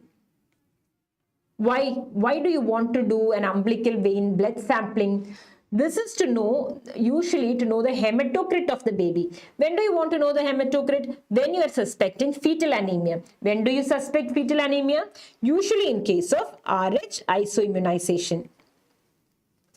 See, you don't have to by heart it. When is it done? After 20 weeks. For what is it done? In RH isoimmunization. You know that the baby may have anemia, so it is done in the cases of RH isoimmunization. Here, it is best assessed by chorionic villus biopsy. This is the first trimester. Now you're getting a question like, you have a couple who come to you. They have got one child with Down syndrome. They are at 11 weeks. What do you do? What will you advise them? They are at 11 weeks of gestation. They have a child with a Down syndrome. What you should do is, there is no place for a screening test in such a couple. If they've got a past history of a baby with a neural tube defect, you must directly offer them a diagnostic test. Which is a diagnostic test? Here, she's at 11 weeks. It is chorionic villus sampling. Depending on what her period of gestation is, please offer her a diagnostic test. Choose your answer carefully. They've got a past history of a baby. No place for NT or quadruple or triple or NIPT. No. It is a diagnostic test, either CVS or amniocentesis. Okay, I hope this is clear for you. You offer them a diagnostic test followed by karyotyping. Karyotyping can be a complete karyotyping using GIMSA, Qbanks, or if you want to get the results faster, you can get the results faster within 6 to 8 hours if you're doing a fluorescent in situ hybridization or a FISH test. Okay, that is about the first trimester. Now we are moving on to the second trimester. What do you do in the second trimester? You have got a routine ultrasound that is given. Routine ultrasound is done at 20 weeks in a 31-year-old Gravida 1 Para 0. It showed an anomaly. The patient comes to you with the ultrasound film. She wants a second opinion. What is the anomaly? What do you see here? You see the neck. You see the spine. This here, that is the base of the skull. What is the problem? Do you see a cranium? No, there is no cranium. So, there is absence of the telencephalic structures above the midbrain. The cranium and the telencephalic structures above the midbrain and above the base of the skull and the orbit are absent. That is, forebrain is absent, midbrain is absent. Hindbrain is present. Cerebellum is also present. What condition is this? Where forebrain and midbrain are absent and hindbrain and cerebellum are present. This condition is anencephaly. If a woman comes to you with anencephaly, you should definitely offer her termination. What scan is this? Done at 20 weeks for anomalies? It is right there. No, this is an anomaly scan. But now, like we were talking about before in abbreviations, you might get your question as TIFA. A TIFA was done. What is a TIFA? Don't be confused. TIFA is also just an anomaly scan. It stands for targeted imaging for fetal anomalies. That is also anomaly scan. Anyway, she had a TIFA done. It showed this picture. This is anencephaly. This is the anomaly that is most commonly responsible for face presentation.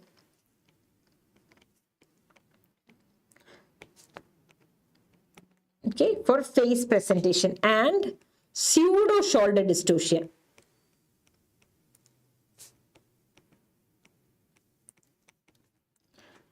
How do you diagnose it? You can do a screening. What happens in the screening? This is an open neural tube defect. Everything is exposed. What is high? There is a high level of maternal serum alpha-fetoprotein. Now, this is a neural tube defect. There was another analyte that we had discussed, which is a more specific analyte for a neural tube defect, which is it? It is acetylcholinesterase, which is also increased. But if you're asked what is the investigation of choice, you must pick ultrasound. Ultrasound is the investigation of choice to identify the anencephaly. What do you see? I've written here banana and lemon signs are seen in neural tube defect. What specific sign can you see in anencephaly? See, you're taking a scan, you've got the orbits. You have got the orbits there. And you'll be able to see the cerebral hemispheres like this. Okay, there is no cranium. The two hemispheres can be seen there. This is called, you can see in a coronal section, you'll be able to make this out. This is called the Mickey Mouse sign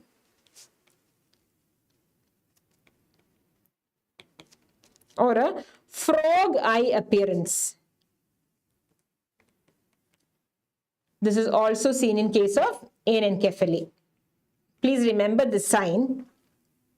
If you get a sign, where do you see a Mickey Mouse sign? It is seen in anencephaly. What do you do? What is the treatment of choice? You have to terminate the pregnancy, termination of the pregnancy. Okay, so you get that, you have the picture, you see the neck, you can see the base of the skull, you're not able to see the head. That is why this is an anencephaly. Now we are moving on. A 35-week pregnant woman, a diabetic female, NST is non-reactive. What should you do next? Should you induce? Should you do a CS? Should you do an NST? Should you do a biophysical profile? We'll start with our discussion on NST. What is NST? Non-stress test or the cardiotocogram. This one here, it is the most common screening test that is done in pregnancy. I'm sure that all of you have seen an NST being done. You have read an NST. You know what is wrong with NST or what is right about NST. So this will be easy for you. Okay. What is the principle of NST? It means that the principle is that if there is a spontaneous fetal heart rate acceleration along with movements, the baby is fine. The baby is fine means what? It indicates fetal well-being. The neurohormonal axis is functioning, the cardiovascular axis is functioning, okay? That is about NST. Now, how do you read the NST? This is what we usually do, the doctor C bravado. Doctor means you define the risk, meaning is this a high-risk pregnancy? Is this a low-risk pregnancy? If it is a high-risk pregnancy, you will have to start taking the NST at 26 to 28 weeks, and you may need daily NSTs. That is a high risk. What is a high risk? Meaning, does she have any complications? Is she diabetic? Is she an overt diabetic? Is she having preeclampsia with severe features? Is she morbidly obese? These are the conditions that put a woman into high risk. Then, look at the contractions. Are the contractions adequate or not? You can see that also from the NST, right? Are they adequate? Is she getting 3 contractions lasting around 20 to 25 seconds in 10 minutes? Is it adequate? Then you've got the baseline rate, the baseline heart rate. The normal baseline heart rate of the baby is around 110 to 160 beats per minute. Next, you come to the variability. You need a variability of 5 to 25 beats per minute, and variability is the single most reliable sign for fetal compromise. This is the single most reliable sign. Remember, variability. Then you've got accelerations and decelerations. This, you know, acceleration of 15 seconds or more above the baseline, lasting around 15 beats per minute or more. Okay, in 15 seconds, 15 beats per minute. What about deceleration? Same thing, only it goes below the baseline. And then after that, you'll form an overall impression regarding your NST. Now, how do you know what are the patterns that you see? These are the decelerations that you see. You're more concerned about the decelerations. You've got a contraction that is coming, and then there is a deceleration, and the nadir of the deceleration is at the peak of the contraction. This is called an early deceleration. Early decelerations occurs due to head compression, right? Then you've got a contraction. Look at the deceleration. It is variable in onset. The first one was before, the second one was along with, the third one was after. This is a variable deceleration, usually due to cord compression. Then you've got a third deceleration, where the nadir of the deceleration happens after the peak of the contraction. This is called a late deceleration. Now, there is something like wheel chop mine, where variable deceleration stands for cord compression. What do? If there is a compression of the cord, you try to reposition the mother, give her a wedge, turn her left lateral, okay? That is your management. If it is an early deceleration, usually it is due to the head compression. What you need to do is, you need to do a PV to identify the progress of the labor. Has the head descended in the pelvis? Accelerations are okay. You don't need to do anything. Then you have got late deceleration. This one here, it is the most ominous of decelerations. It indicates placental insufficiency. You need to do emergency action to deliver the baby. What are the emergency action? You have to, if she's on Pitocin, stop the oxytocin. You can give her IV fluids. You can also give her oxygen. Still, if it is persisting, you'll have to take the baby out. All right. This one here, this is the most ominous of them all. Now you've got a different pattern of NST. I don't know if you've seen this. This is called a sinusoidal NST. What do you see here? There is a fixed baseline. See, it is between 120 and 140. No acceleration, no deceleration. There is no variability also. See how it goes in a sine wave pattern like that. This is indicative of severe fetal anemia. What are the conditions where you can see severe fetal anemia? What is the first one? The one that is commonly seen, it is RH incompatibility. Then you have got twin-to-twin transfusion syndrome. You have also got a ruptured vasa previa. Again, any conditions that produce a feto-maternal hemorrhage. Okay, this is important. The sinusoidal pattern of NST is seen where? In fetal anemia, and these are the conditions of fetal anemia. We'll be discussing more about NST. What was the question? NST is non-reactive. What are you going to do next? Okay. So, what will you do? Your patient is coming to you. She's saying that she's not appreciating good movements. Whenever a patient comes to you, especially after 32 weeks, it is after 32 weeks that the NST becomes more important. So, after 32 weeks, she comes and she says that she's got decreased fetal movement. What will you do next? What you'll do next is to do an NST. After you do an NST, what are you looking for? She says that she does not have sufficient fetal movements. But you do an NST and you see that the NST is normal or the NST is reactive. Normal baseline, there is acceleration, there is variability, there is no deceleration. You say it is reactive. You reassure her, you tell her you got an NST, you have got a healthy fetus. Okay, but she does not, NST does not, it does not change. That is, there is no deceleration. Variability is okay, but there are no accelerations. You say that such an NST is a suspicious NST. Remember, there are no decelerations. But then what do? You repeat that NST for 20 minutes more. See, we'll start with the first one. Somebody comes to decrease movements. You have done an NST. It is reactive. You reassure. Decrease movements. You do an NST. No decels, that is important, no decels, but there are no accelerations. Okay, variability. Such an NST is called a what? It is a suspicious NST. In that case, you repeat for 20 minutes more. If after 20 minutes also the NST remains the same, then what will you do? It is same, see, remains the same. That is when you have to do something called a biophysical scoring or a biophysical profile. That is an ultrasound. We'll come to that. But when you take the NST, you find there are persistent late or variable decelerations. The baby is not okay. What do? Do you go for do you go to do a BPS? No. You will think about delivering the baby out. Okay. She's already come with complaints of decreased fetal movements. NST is bad. Go for a delivery. Okay. You can either induce or you can go for a cesarean section. Induction only if you do a PV examination and you feel that delivery is imminent. You can induce her or you go for a C-section. Now, we had talked that once NST becomes suspicious, you want to do a biophysical scoring. What is a biophysical score?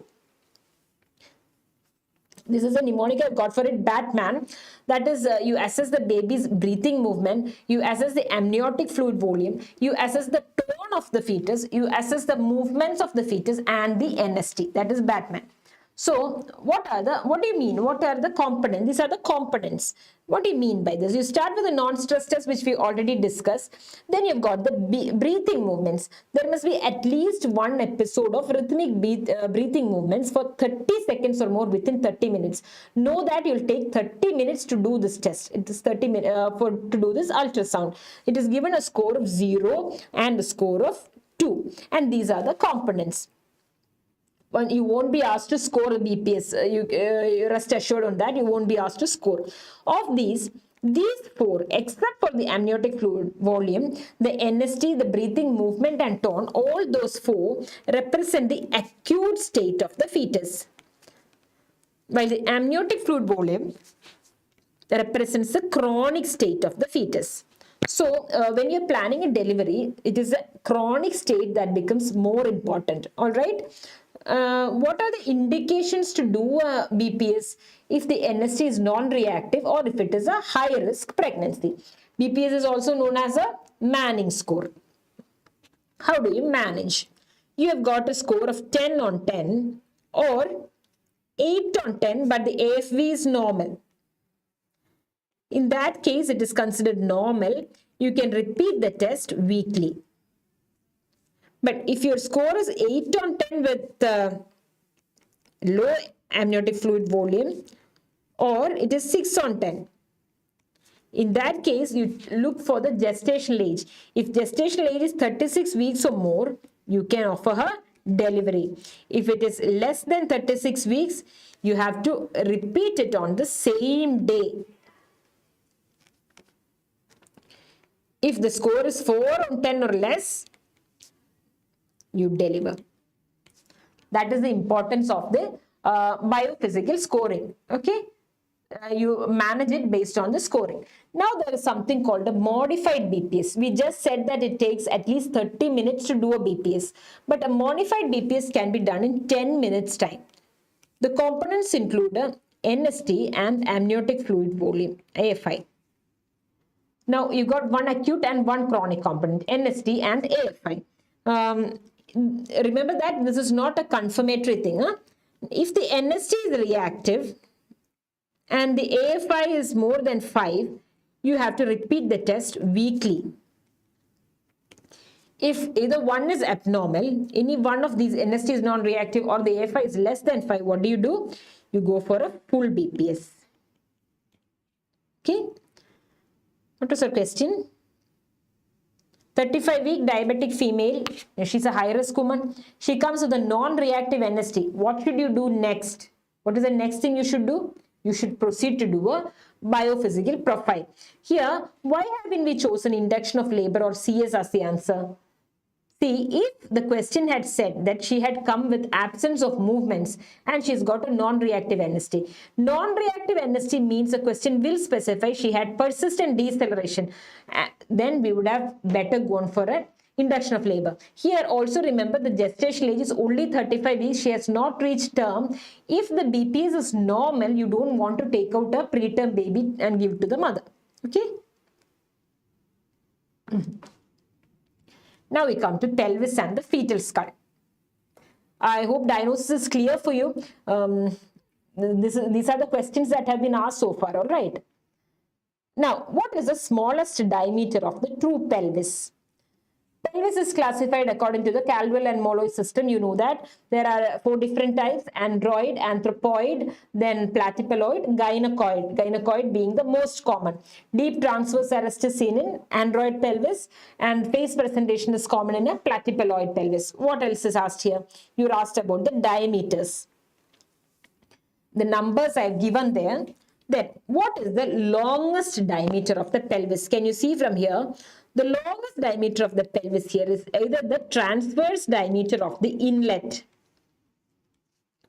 or the AP diameter of the outlet.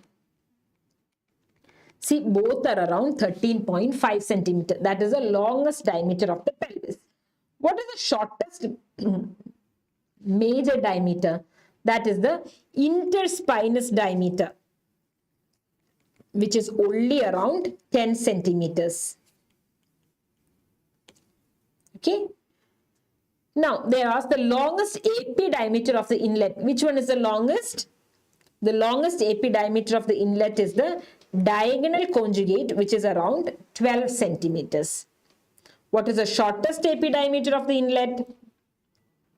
The most important diameter of the pelvis, that is the obstetric conjugate, which is around 10 to 10.5 centimeters, which is the only AP diameter measured clinically. It is a diagonal conjugate, which is the midpoint of the sacral promontory to the lower border of the pubic symphysis, that you can measure like that. Okay, that is the only conjugate that can be measured clinically. What is the critical obstetric conjugate? The critical obstetric conjugate is 10 centimeters. This means that if the critical obstetric conjugate is calculated to be less than 10 centimeter, vaginal delivery will not be possible.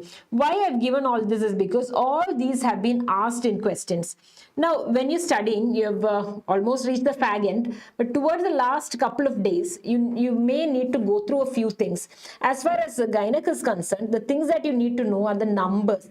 Like here, which is the longest diameter, what is the number, what is the length, what is the measurement of the obstetric conjugate. These are the things you need to know. Just go through these just prior to your exam. Okay, very few things you need to know like that. All the others you can already revise and remember and keep in your mind.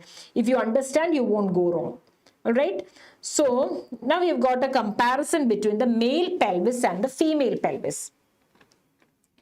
Obviously, the female pelvis is equipped to give birth. It will be wider and it will be more of a cylindrical in shape. See how it is. Look at the inlet. As far as the female pelvis is concerned, it is oval and rounded and wide. Okay, the lesser pelvis is also wide while the greater pelvis is shallow. It is a lesser pelvis that is the true pelvis. Now see, the pubic arch and pubic angle are wide, while the obturator foramen is oval, acetabulum is small, and the greater sciatic notch is almost 90 degree. Compare with the male pelvis where the greater sciatic notch is quite narrow and the inlet and outlet are also narrow. In fact, the lesser pelvis, then the true pelvis, it is a tapering kind of pelvis in the male pelvis.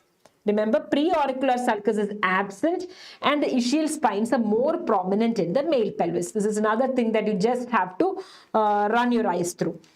One other thing we have to talk about is the CPD. What is CPD? Cephalopelvic disproportion. It is different from a contracted pelvis. CPD means, suppose there is a woman may be able to give birth to a 2.5 kg baby, but she won't be able to give birth to a 4 kg baby, depending on her stature. That is a disproportion in the pelvis and the baby. Now, as far as a contracted pelvis is concerned, it means that the pelvis is anatomically abnormal. Okay. When do you say that a woman has CPD? How do you assess CPD? The best method to assess CPD is by a trial of labor. More than a pelvic X-ray, more than an MRI, you give the woman a trial of labor. It is better than an MRI, better than a pelvic assessment. Now, what causes a CPD? More commonly, CPD is a relative CPD, and the most common cause is a malposition. Among malpositions, occipito-posterior position is the most common reason for a relative cephalopelvic disproportion. Let us take up a contracted pelvis. What do you mean by a contracted pelvis? You got the contraction can occur at three planes, either at the inlet, the mid-pelvis, or the outlet. As far as the inlet is concerned, if the obstetric conjugate is less than 10 and the transverse diameter is less than 12 centimeter, we say it is a contracted pelvis. As for the mid-pelvis, the interspinous diameter is the one that is important. If that is less than 10, or the interspinous plus the posterior sagittal distance is less than 13.5, it is a contracted mid-pelvis. What about the outlet? The interspinous being less than 8 and the bituberous plus the posterior sagittal diameter less than 15. These are the important points in a contracted pelvis. Look at the inlet, the mid-pelvis and the outlet. One other thing that you see are certain abnormalities in the pelvis. Suppose one ala of the pelvis is absent. In that case, it is called a Naegele's pelvis. And if both ala are absent, it is called a Robert's pelvis. In both these cases, the mode of delivery is by cesarean section. Okay. So we've discussed the pelvis. We'll go into the diameters of the fetal skull. Which is the longest diameter of the fetal skull? Look at the skull. Usually, in a flexed vertex presentation, what is the diameter that presents? It is the suboccipitobregmatic diameter. This one here, which is 9.5 centimeters. Also, if it is a face presentation, it is a submentobregmatic diameter of 9.5. We know that there is no mechanism for delivery in a bro presentation. Why? It has got a mentovertical diameter that is presenting. How much is it? It is 14 centimeters, making it the longest here diameter of the fetal skull. What is the question? You're looking for mentovertical. That is not there. Your next answer is submentovertical or occipitofrontal. Look, occipitofrontal is 11.5 centimeters. Okay, the smallest diameter is the bimastoid diameter, which is around 7.5 centimeters, while the bitemporal is around 8 centimeters. You know the mnemonic, Miss Tina, so pretty. You've got bimastoid, you've got bitemporal. What is the third one? So it is super subparietal, which is about 8.5 centimeters. And then you've got the biparietal diameter, which is around 9.5 centimeters. These are the diameters of the fetal skull and what presents at each point. Okay. Now, you've got the something regarding the fontanelles. How many fontanelles does the fetal skull have? There are 6 fontanelles. It has got the anterior, there is the posterior, there are 2 sphenoid fontanelle and 2 mastoid fontanelle, making a total of 6 fontanelle in the fetal skull. Okay, let's move on to the fetus in utero. Head of the fetus is engaged if. When is the head of the fetus engaged? This method of palpation by an abdominal method of palpation is called the what? It is called the Crichton method. When do you say the head is engaged? When the greatest transverse diameter has crossed the pelvic brim, it means that the head is engaged. So, in a primate, it takes place at around 37 to 38 weeks, and in a multi, it takes place at the onset of labor. So, this is the Crichton method that we use to determine the engagement of the fetal head by placing all your fingers over the head per abdomen. If you're able to place all your 5 fingers, it means that the head is floating. Suppose you're able to place 4 fingers, it means the head is at the brim. Likewise, the head becomes engaged only when 1/5, you're able to place only 1 of your fingers per abdomen on the head, you say the head has engaged. If no pulse are palpable, it means it is deeply engaged. Now, this is based, if you're doing a 4th grip and you're getting both the pulse above both the poles at the same level, it means it is a deflexed head. We had talked about this. What is the most common cause of non-engagement? What causes non-engagement? An occipito-posterior position or a deflexed head is the most common cause for non-engagement at term. This is more than a cephalopelvic disproportion. Most common causes occipito-posterior or a deflexed head. You might try to rotate the head and bring it back to engage. All right. Now, couple of things about the presentation of the fetus, the positions. The most common position of the fetus when it comes to engage is the left occipito transverse one. If it is engaging in the occipito anterior position, the most common occipito anterior position is left occipito anterior. If it is OP, the most common position is a right occipito posterior. What if it is a breech? The most common position is left sacroanterior, and if it is face, it is left mento-anterior. Except for occipito-posterior, in all the other positions, the left position is more common. Okay, that is about fetus in utero. The other things that you need to know here are certain definitions like their lie, the attitude, the flexion, and all those kinds of things. Okay, this is the one that is more important. Before we take up third stage, we'll take a small break.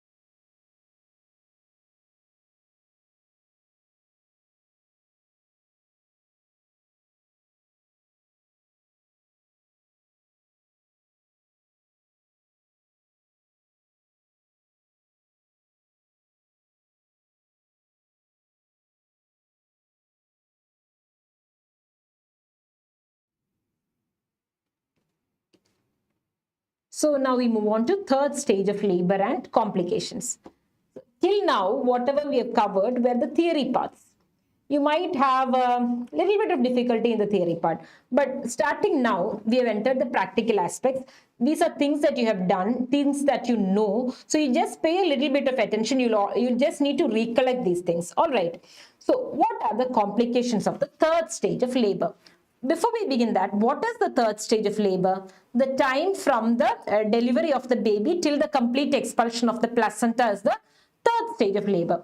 What are the complications that you expect there? This is the time when the complications are maximum as far as the mother is concerned.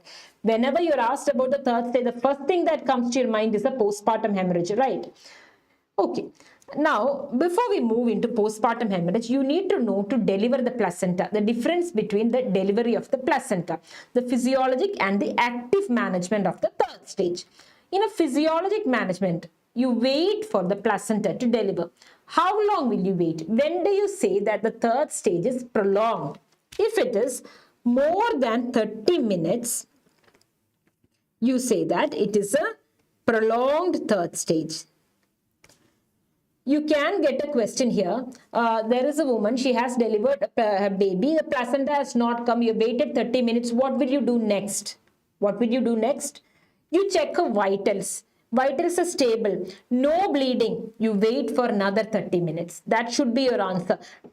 Don't go for an MROP. You can wait up to 1 hour before you attempt an manual removal of the placenta under GA. Alright. So here more than 30 minutes is a prolonged third stage. There are two ways in which you can manage the third stage. One is a physiologic or expectant management and the other one is active management. Two methods of management of the third stage. In physiologic management, no oxytocics are used. You wait for the separation of the placenta. But in active management of labor, the most important component here is that oxytocics are given. That is the most important component. Cord is clamped. Cord is clamped. How is the cord clamped? There is delayed clamping of the cord. Delayed clamping. What do you mean by delayed clamping? How long is delayed clamping? That is, you wait around 1 to 3 minutes after birth. And you deliver the placenta out by a controlled cord traction. You gently pull on the placenta, you give a fundal traction, you give a counter traction on the fundus and you gently pull the placenta out. Why do you want to gently pull the placenta out? Because if you're immediately pulling it out, you might cause an inversion of the uterus. So you gently pull the placenta out. Why are you doing an active management of the third stage of labor? This is to decrease the amount of blood lost. The important thing, one thing is, what is the problem with the active management? The woman can develop hypertension. About delayed cord clamping, you said it is done 1 to 3 minutes after birth. You might have seen conditions where there is immediate cord clamping. What are the conditions where you need immediate cord clamping? As soon as a baby is delivered or within 1 minute, you want to clamp the cord and take the baby out. What are the conditions? You have studied so many things here. Sometimes in Rh negative pregnancy, HIV, there are so many things. But now these are not the indications. The most important or the particular indication for early cord clamping is a hypoxic baby. If the baby is hypoxic, the baby requires early cord clamping so that the baby can be resuscitated in a hypoxic baby. Also, sometimes if the baby has got a congenital heart disease. These are the conditions that require immediate cord clamping and taking out the baby. Okay, so we have discussed the AMTSL, active management of the third stage. We said that the active management of the third stage is to prevent postpartum hemorrhage. What is postpartum hemorrhage? If it is more than 500 ml of blood is lost after a vaginal delivery, or more than 1000 ml is lost after a cesarean section, we say that the woman is having a postpartum hemorrhage. Right. What are the reasons? The reasons are the 4 T's: torn, tissue, trauma, and thrombin. Torn means uterine atony, atonic PPH, which is the most common cause for a postpartum hemorrhage. Then you've got tissue, which means a retained placenta. It can be a part of the placenta. It can be succinguriate lobe. You've got trauma, that is traumatic PPH, trauma in the vagina, of the cervix. Okay. Then you have got thrombin, which is DIC, some kind of coagulopathy. All right. So the postpartum hemorrhage is of 2 types. It can be primary when it occurs within 24 hours. The most common reason for a primary PPH is an atonic PPH. If you're asked the most common cause for PPH, you should choose atony. If you're asked the most common cause for primary PPH, also choose atonic PPH. Then you've got secondary PPH. Secondary PPH means it occurs from 24 hours to 12 weeks. What can be the reason here? What can cause something bleeding to occur after 24 hours but within 12 weeks? In this case, the most common reason is a retained product. Part of the placenta may be retained within the uterus. So you've got the primary PPH and the secondary PPH. What was your question? Where is atonic PPH more common? What are the factors that produce an atonic PPH? A uterus that is distended more, that will take more time to contract, is the most important factor for an atonic PPH. That is if she has hydramnios, if it is a twin pregnancy, a multiple pregnancy, if she is a grand multipara, if she is an obese woman. Let us just check. What are the factors? Advanced maternal age, multiparity, anemia definitely, malnutrition, past history of PPH. It is very important. If she has got a placenta previa or an accrete, any bleeding disorders, or if it is a fibroid uterus. Then you come to the antepartum factors where we have got the over-distended uterus. If she had a history of an antepartum hemorrhage, then you've got some intrapartum factors. This one is very important, that is induction of labor. Repeated induction of labor, especially using prostaglandins, will prone a woman to have postpartum hemorrhage. Then you've got prolonged labor. What do you mean by that? She's been in labor for more than 12 hours. Or you've got precipitate labor, which means that she's been in labor for only less than 3 hours. All these can cause postpartum hemorrhage. Operative delivery, especially for traumatic PPH, then rupture uterus or trauma, and then sepsis. All these are the factors that produce PPH. What is the question? It is more common in a multigravida, right? Okay. Now you know the reason. You know what is PPH.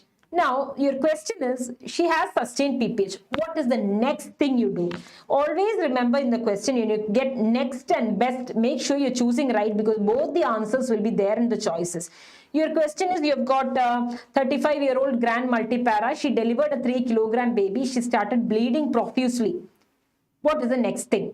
What is the next thing you do? The next thing that you do is, you put in 2 large bore IV cannulas and start IV fluids. That is the next thing that you do. Okay.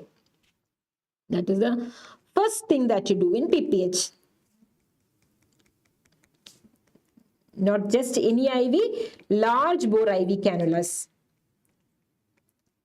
And start IV fluids. Start crystalloids. After that, you move on to the medical management. There are 3 ways of managing postpartum hemorrhage: medical, mechanical, and surgical, of which the first one is the medical management. Which is the drug of choice for postpartum hemorrhage? It is oxytocin. Always oxytocin. Don't go for fancy drugs. Oxytocin is the drug of choice. It is given as 5 units slow IV, 10 units intramuscularly, and 20 units in 1 pint normal saline IV infusion. One thing you have to remember is oxytocin not given as IV bolus. Why? It can cause sudden hypotension. So it is not given as IV bolus. That is about oxytocin. Then you've got the second line drugs, among which the first one is methergin, methylergometrin. The dose is 0.2 milligram intramuscularly, not IV. It can cause severe hypertension if given IV. That is methylergometrin. There are conditions where methylergometrin is contraindicated. We just said it can cause severe hypertension. It is contraindicated in hypertension or preeclampsia, as the case may be. In Rh negative pregnancy. Why? Because if methylergometrin is given, there can be a sudden contraction pushing more blood back in and causing more likelihood of Rh sensitization. So in Rh negative pregnancy, in hypertension, so I'll give you a mnemonic here for methylergometrin. It is TOPPER. TOPPER, topper, where T stands for twin or multiple pregnancy. It is contraindicated. O is for organic heart disease. P is for preeclampsia. E is for eclampsia. And R is for Rh negative. Okay. All cases of hypertension, even though we have just mentioned preeclampsia and eclampsia, these are the conditions where methylergometrin is contraindicated. Now, what is the other one? Next one. PGF2 alpha. prostaglandin. It is given at 250 micrograms IM. It is also contraindicated where? In amniotic fluid embolism and in bronchial asthma, where it can produce bronchospasm. That is PGF2 alpha. Then you have got PGE1, mesoprost, 600 microgram perorally or 800 microgram sublingually. Then we have dinoprostone, PGE2, 20 milligram per rectally. Please don't bother about the doses. I just mentioned the message. You know which the drugs are. You've got methyl ergometrin. Know the complications, know the contraindications. You've got PGF2 alpha. Know the contraindications. What other drugs are there? You've got PGE1, PGE2. The newer one that is being given now is carbetocin. What is carbetocin? Carbetocin is an oxytocin analog. Then you have got symptometrin, which is oxytocin and methyl ergometrin. And finally, you've got tranexamic acid. These are the drugs that are used in postpartum hemorrhage. A couple of important things here. Which is the drug of choice? Oxytocin. Contraindicated where? What? All those things you know. Methyl ergometrin, PGF2 alpha. Regarding prostaglandins, you might get a question. Which is the prostaglandin that is not used for induction of labor? Remember, PGF2 alpha is used only for postpartum hemorrhage, not for induction of labor. Okay, that is the important thing there. And carbetocin is an oxytocin analog. Since it is just coming into the market now, you give a little bit of importance to carbetocin. It is given at 100 microgram is a dose of carbetocin. Now we'll talk about the mechanical management. So a woman has bled, you have inserted the cannula, you have started fluids, you have sent blood for coagulation study, hemoglobin, everything. You have given her medical management also. She's still bleeding. What do?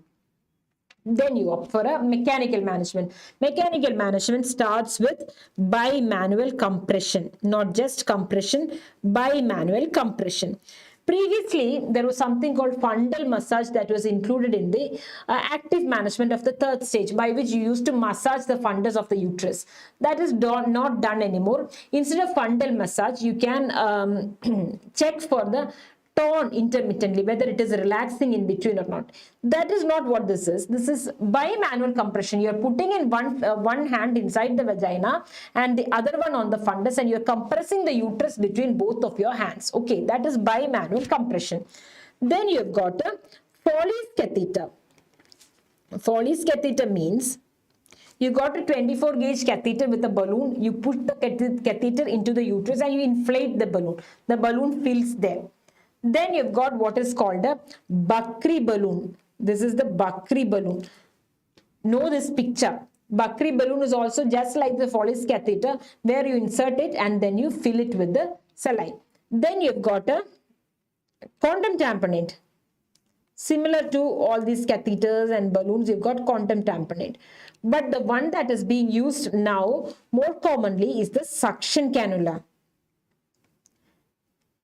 In a suction cannula, the suction is kept inside and you turn it on to around 600 millimeters, pressure is applied and it sucks in, so it exerts a negative pressure inside, by which it helps the uterus to contract. There is something else that is being used along with the suction cannula, which is called a transvaginal uterine artery clamp. You have to remember these two because these are the ones that are in play now. A transvaginal uterine artery clamp, where you clamp the uterine arteries at the level of the internal os. You pull the cervix, you put in the clamp and you clamp them there. It will help in reducing the blood loss to a large extent.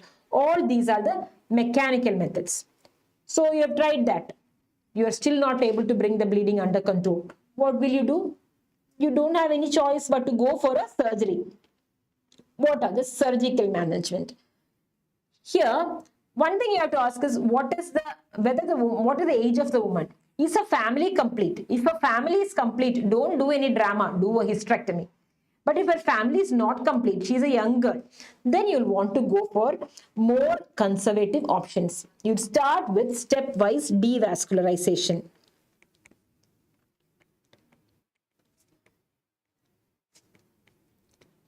stepwise devascularization, which means that you are tying the vessels that feed the uterus and thus try to bring down the blood flow. You bring down the blood flow to the uterus, wherein you are bringing down the hemorrhage also. Okay, so first you start with tying the unilateral uterine, bilateral uterines, you tie the ovarian arteries, then you go on till you tie the internal iliac vessels. That is stepwise devascularization. Then you have got the compression sutures. Among the compression sutures, the picture given here, this one you know, this is the B-linge. The B-linge. You take one bite here, you go up like that, you come back posteriorly, come back front, and you tie in front. This is the B-linge. But suppose it was not a cesarean section, then you don't go for a B-linge, you go for a vertical brace suture like this, and you tie here. This is a Hayman suture. There are other sutures also where you put random box sutures like that. This is called a Cho suture. And you tie up the uterus any which way like that. This is called a Gunshila suture. These are the main compression sutures that are used to control bleeding. None of these work. So uterus is still bleeding. Then even if it is a young girl, you may have to resort to a hysterectomy. That is a total or a subtotal hysterectomy. There is one more option, which is the uterine artery embolization, which is an angiographic embolization of the uterine arteries. We'll talk a little bit about that when we are talking about the fibroid uterus. Okay, that is with regard to the management of a postpartum hemorrhage. We had our question. So now we'll go on to something else, that is the accrete syndromes. What are the accrete syndromes? 3 of them: accreta, increta, percreta. Easy to remember. A for A, accreta, attaches to the myometrium. I for I, increta, invades the myometrium. P for P, percreta, penetrates through the myometrium, comes out of the serosa. Okay. Now, we had talked before about the Nitabuk's layer. Do you remember? What happens in accreta is that if you do an ultrasound, that is if you do a vaginal ultrasound, you can see that the decidua basalis is absent. What was the decidua basalis? The one that was between the embryo and the myometrium. That layer is not there. The placenta is directly attaching to the myometrium. Decidua basalis is absent along with the fibrinoid or the Nitabuk's layer. So, what do you see when you do an ultrasound? Usually the ultrasound, you can see a sonolucent area between the placenta and the myometrium. Here, that is not there. There is an absence of the subplacental sonolucent zone. Because the fibrinoid or the Nitabuk's layer are absent, the subplacental sonolucent zone is not there anymore. How do you diagnose this? By an ultrasound you can, but if you're asked what is the investigation of choice for accrete syndrome, you have to choose MRI. MRI is the best method to diagnose an accrete syndrome. If you get a person with an increta or a percreta, as soon as you diagnose, make sure you're referring her to a tertiary center where there are facilities for there are anesthetists available around the clock, facilities for transfusion. She should go to a tertiary center, and the pregnancy will be terminated at 34 to 37 weeks depending on the degree of invasion. Usually at around 36 weeks the pregnancy is terminated only by cesarean section. Okay, now previously, what was done was you had to go for something called a cesarean hysterectomy, where after taking out the baby, you take out the uterus also. But now, in case of a focal placenta accreta, you can go for something called the triple P procedure. I don't want you to by heart the triple P procedure, but I want you to look at this and make your eyes familiar with the P's, because you might get a question, all the following are part of the triple P procedure except. At that time, you should, when you look at the choices, you should be able to keep this in mind. Okay, so we'll start with the first one is the perioperative placental localization.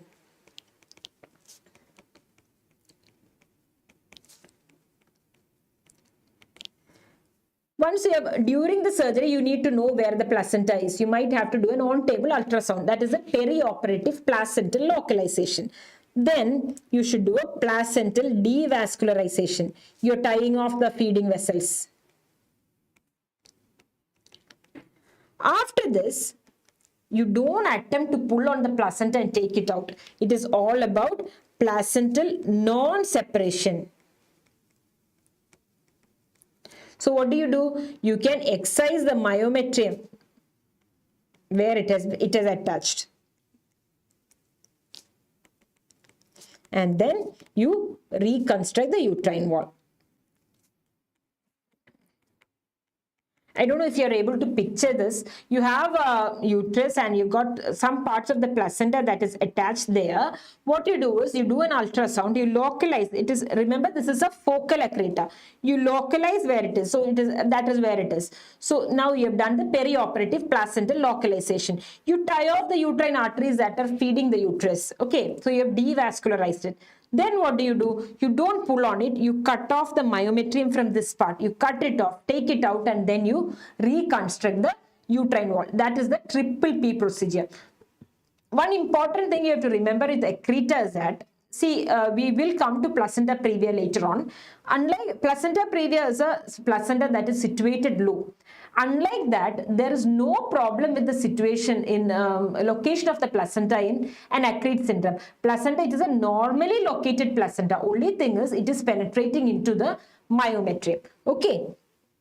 I hope you have that. So that is about the third stage. We only discussed atonic PPH and the accrete syndromes. These are the points from where the maximum number of questions you can expect. So a couple of other things. What else are there? We talked about control contraction, and you pull on it. What happens? There is uterine inversion. Regarding uterine inversion, one thing you have to know. What is the surgery of choice for uterine inversion?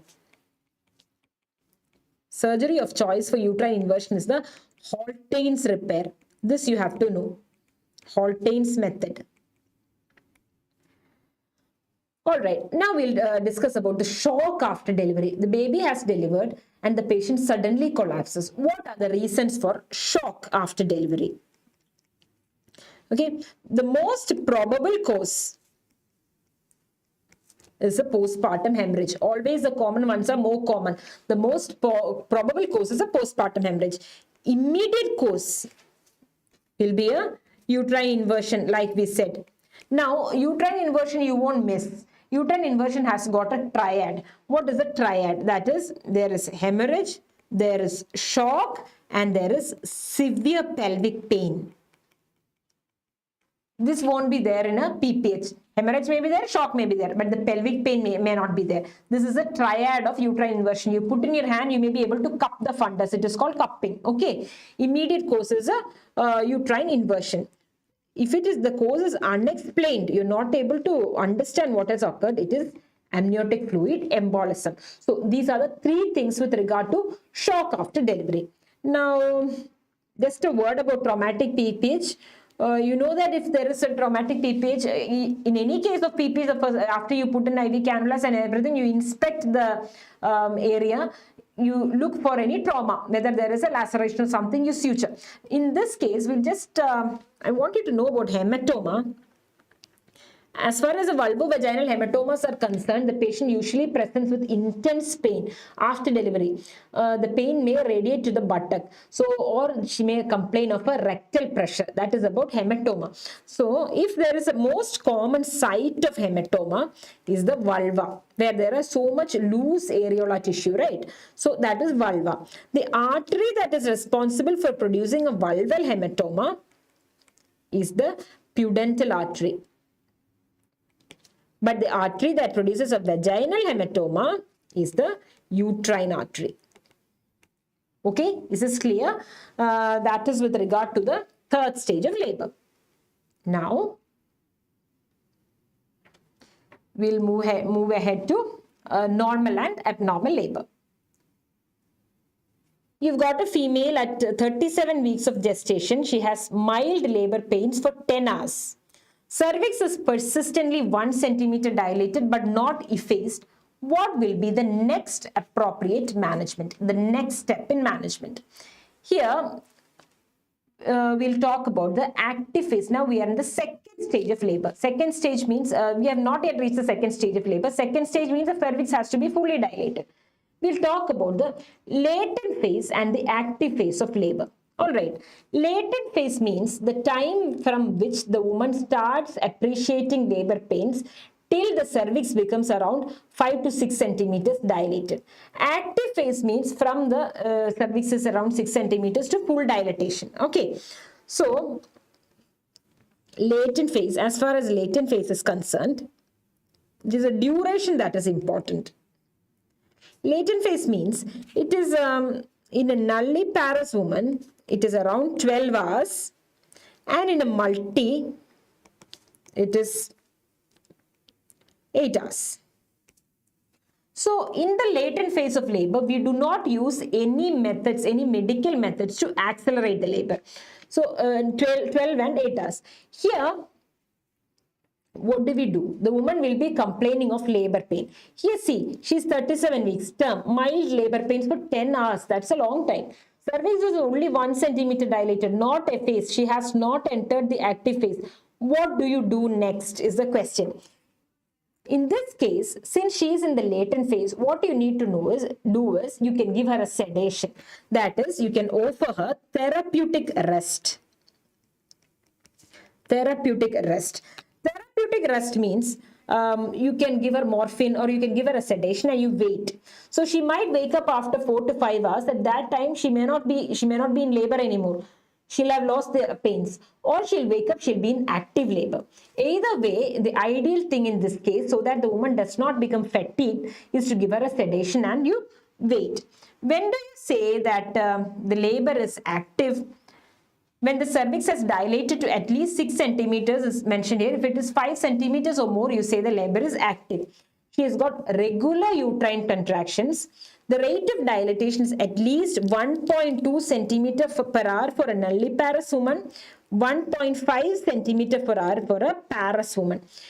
Active labor, the main events that occur during an active phase of labor is the dilatation of the cervix and the descent of the head. All right, dilatation we just went through. As far as the descent of head is concerned, it is 1 centimeter per hour for a nulliparous woman and 2 centimeters per hour in case of a multiparous woman. Okay, so that is about the active phase. When do you say that it is a prolonged latent phase? It is prolonged if it is more than 20 hours in a nulliparous woman, or more than 14 hours in a multiparous woman. Remember that you get this question, you don't, what can you do? Look at the choices. You cannot augment, you cannot do anything else. You cannot say that this woman has got a prolonged labor, because prolonged labor means more than 20 hours in nulli, more than 14 hours in multi. But anyway, given the choices, the only thing you can do is to give her a sedation. You don't augment, you don't do a cesarean section. Okay. So, what causes a prolonged latent phase? It may be due to excessive sedation. It may be due to epidural anesthesia. It may be due to poor cervical condition. Cervix may be quite firm.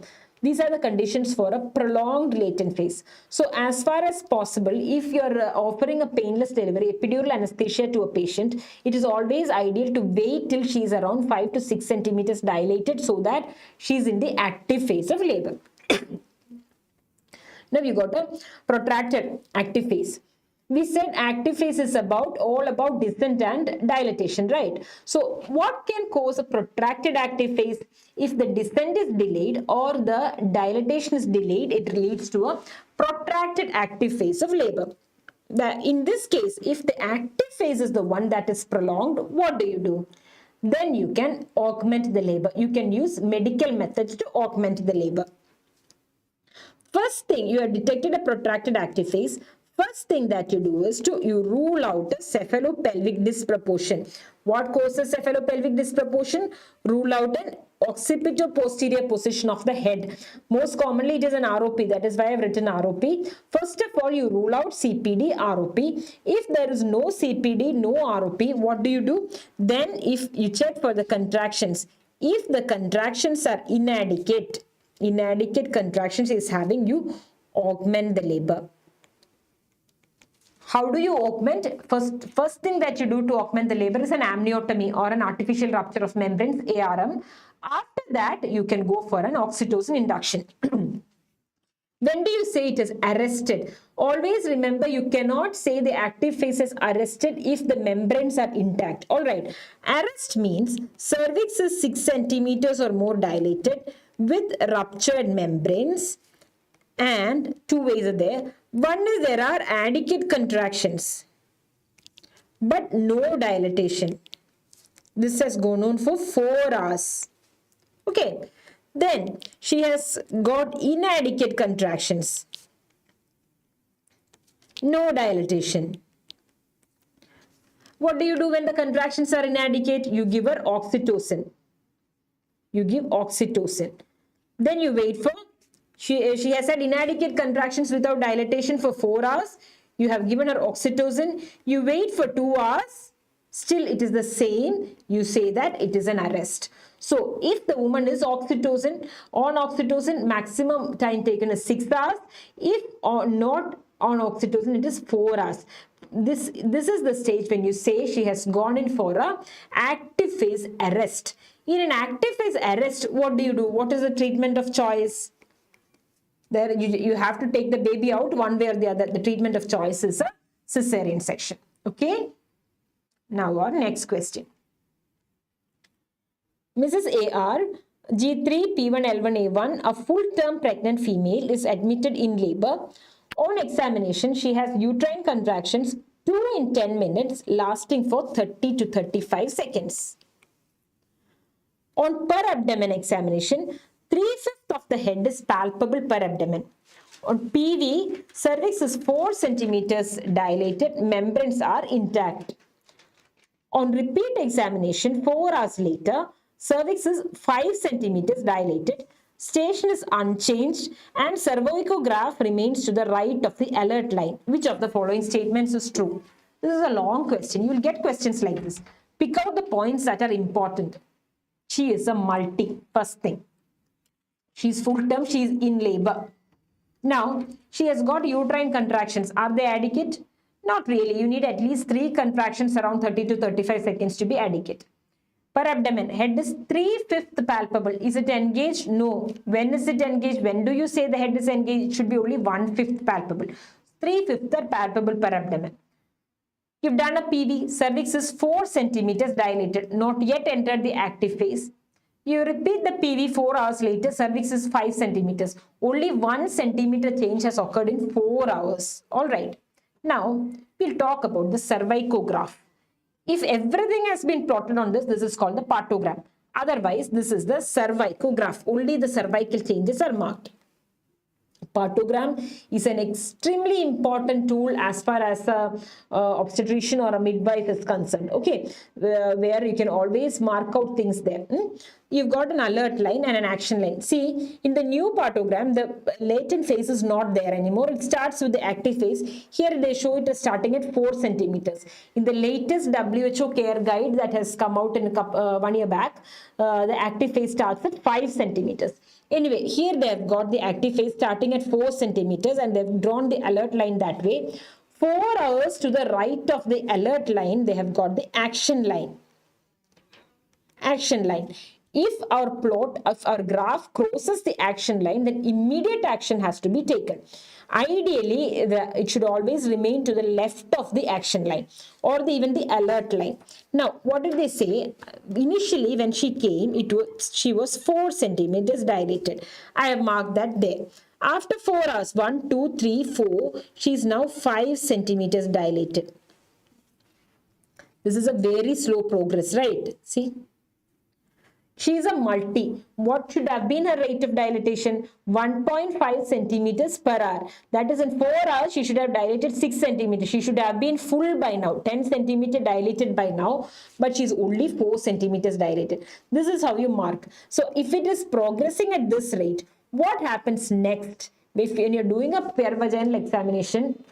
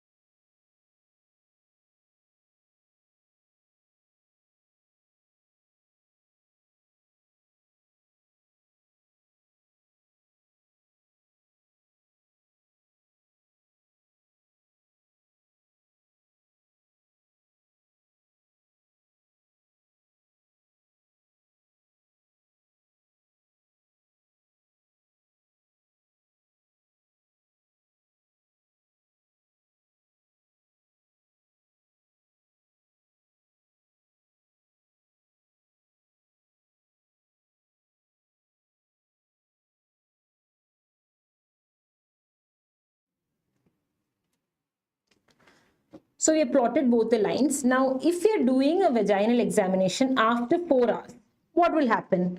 After 4 hours, this will definitely have crossed the action line, right? Because there is just another hour for it to touch the action line. What is the question? Which of the following statements is true? Was the head engaged at the time of presentation? No, it wasn't. 3/5 was palpable. Is the cervicographical progress satisfactory? No, she should have been full by now. Her cervicographical status suggests intervention. No, it is just to the left of the action line. On repeat examination, definitely it would have crossed the action line. That is why this is the answer. All right. Now, regarding the partograph, this is the only things you need to know. Where is the alert line? Where is the action line? And you need to know how fast it progresses. When do you have to intervene? Right. So that will go on to the next question. All the following drugs are effective for cervical ripening during pregnancy except. Now, here is when we are going to study about the Bishop scoring. I'm sure you know all about the Bishop scoring because you've got the PDESC is the one that I've used, position, dilatation, effacement, station and consistency. You know what it is. But it is not the components that are more important, I feel. I think when you are in an exam hall and if you're asked to calculate the Bishop score, that is when the whole thing becomes confusing to you, right? Because you have been learning this for quite some time. You know what all the components are. So I'll try to make this easier for you. First, we'll take position and consistency. Those are the easiest ones. As far as position and consistency are concerned, it is either position, posterior, mid position, anterior. Consistency, firm, medium, soft. Only 3 are there. So it is 0, 1 and 2. No problem in marking out the, giving a score. 0, 1, 2. Only 3 scores. And only 3 variables. Now, the others are the ones where you'll have some problem with. First, we'll start with the station. The station is from -3 to +2. -3 to +2. So, -3, it is 1 by 1. -3, -2, -1. Till then, it is okay. -1 or 0. +1 or +2. This is the station. That is how you give a score. I'll give you an example and then we'll calculate this. Look at this, -3, start from there, -3, -2, -1 or 0, +1 or +2, only up to +2. So we have done the station. What about the dilatation? 1, 2, 3, 4, 5. That is how the dilatation is. 0 is for 0, closed. There is no dilatation. 1, 1 to 2. 2, 3 to 4. Remember 1, 2, 3, 4, 5. 1 for 1 to 2, 2 for 3 to 4 and 3 for 5 or more. Then you've got the effacement. Now we are not using this anymore. We are using something called a modified Bishop score. In the modified Bishop score, effacement has been replaced by length of the cervix. As far as the length is concerned, again it is starting from 4 to 2. Then you've got half of that and again half of that. I'll show you how it is. Length, initially you have 4 centimeters where a score given is 0. Then you have 4 to 2 where the score is 1. You have 2 to 1 where the score is 2 and less than 1 where the score is 3. Okay, I think you will be able to calculate from this. I'll give you an example. Suppose you have a woman who has come with labor pain. You do a vaginal examination and you find that her cervix is, that is how we always give a vaginal examination. Okay, a cervix is soft, mid position, 2 centimeters long, 1 centimeter dilated, and the vertex is at -2. How do you calculate the Bishop score? See, there are 5 components, right? 1, 2, 3, 4, 5 components. First of all, these 2. Sir, consistency. Only 3 variables are there, 0, 1 and 2. Soft, firm, medium, soft. So this is 2. Mid position, only 3 variables are there. Posterior, mid position, anterior. 0, 1 and 2. This is mid position. Score is 1. 2 centimeters long. Think about the length. Starts from 4 centimeters. 4 centimeters, 4 to 2, 2 to 1. Which is the one that you take? You'll have to take 2. Okay. You'll have to take the second one, which is 1. 4 to 2. If it is 2 centimeters, it is 1. So 1. 1 centimeter dilated. 1 centimeter dilated. You have 0, 1 to 2, 3 to 4, 5 or more. 1 centimeter dilated means again the score is 1. Vertex is at -2. You start from -3. -3, -2, -1. So here it is again 1. Right? Can you calculate it? 2 plus 1, 3, 4, 5, 6. The bishop score is 6.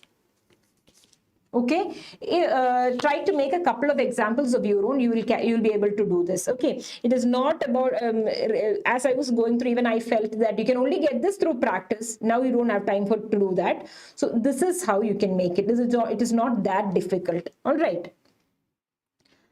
So when do you do a cervical ripening? Why are you calculating the bishop score? You need to know whether or not you need to induce this lady. A cervical ripening is done when the bishop score is less than 4. That is when you do a cervical ripening. In this case, does this woman need a ripening? No, her bishop score is 6. Are you going to induce labor for her? Labor is induced. Induction of labor is done when the bishop here, induction of labor is done when the bishop score is more than 8 or 9. It is not yet time to induce labor for her. You can ask her to walk around, or you can wait for the contractions to become stronger before you induce. But you can, and you need not induce cervical ripening. What are the drugs that help in cervical ripening? The gold standard drug that is used for cervical ripening is prostaglandin E2, PGE2. But we have talked about prostaglandins in PPH, which is the one that is not used here. It is PGF2 alpha, right? Which is the one that is not used for women with a scarred uterus. This can be a case of a previous cesarean section. This can be a case of a myomectomy. The one that is not used in women with a scarred uterus is prostaglandin E1. Okay, so these two you have to know. Gold standard is E2. One that is not used is PGE1. What was our question? Which is used? Prostaglandin E2 is used. Misoprostol PGE1 is used. Oxytocin as such is not used, but yes, for induction of labor it is used. But progesterone is never used for ripening of the cervix. There are two methods by which cervical ripening can be done. One is a non-pharmacological method where you can do a stretching and sweeping of the cervix. It releases prostaglandins, help in cervical ripening. Another one is by doing an amniotomy or an ARM. Also, you can introduce something called a catheter. You can introduce there is something called a Foley's induction, whereby you introduce a Foley's catheter into the cervix, expand the bulb and wait for some 24 hours so that the cervix will slowly shorten. Okay, either with or without an extra amniotic saline infusion. Right. Now we'll talk about the indications for induction of labor. If there are any maternal complications, preeclampsia, eclampsia, diabetes, renal disease, if there is an abruption, all these cases it needs to be induced. What about fetal indications? If there is a fetal growth restriction, if fetal demise has occurred, if it is a prolonged pregnancy, if there is RH incompatibility, these are the conditions, these are the fetal indications for induction of labor. Okay, please go through that, that is enough. Now, let us talk a bit about the second stage of labor. What is the second stage? The second stage is the full dilatation till delivery of the baby. Here, it is the expulsive efforts of the mother that are most important. Expulsive efforts of the mother. Expulsive efforts of the mother means there must be contraction. She must be able to push. How long does second stage last? It is different in a nulliparous woman and a multiparous woman. In a nulliparous woman, it is around 1 hour, and in a multiparous, it is only around 30 minutes. When do you say the second stage is prolonged? Without epidural and with epidural. In a nulliparous woman, you say that the second stage is prolonged without epidural for 2 hours, and with epidural, it is 3 hours. In a multi, it is 1 hour without and 2 hours with epidural. I remember it like this: 1, 2, 2, 3. This is for a multi and this is for a priming. Okay, this is multi and this is priming.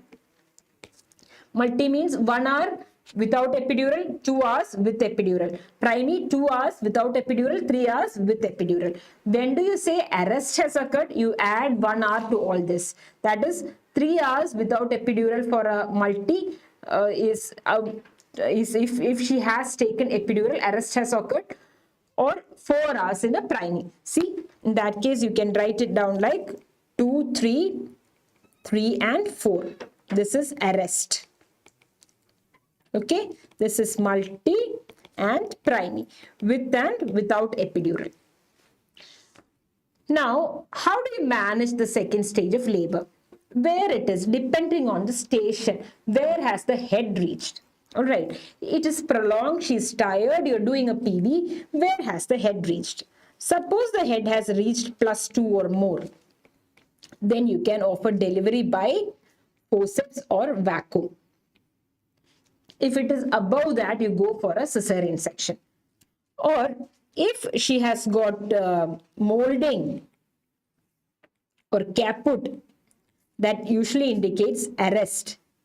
In arrest, your option is to go for a cesarean section. Okay, now that is it about labor. Another one is that has been asked is the mechanism of labor. What are the steps? You know the mnemonic: every decent female I choose to employ rises extremely, and you know how to go about that. You can do that yourself. Okay, so with that, we'll move on to malpresentations. First question: a primipara with a breech presentation. Or before we go into malpresentations, we'll take we'll break for lunch and we'll meet after 1 hour. All right.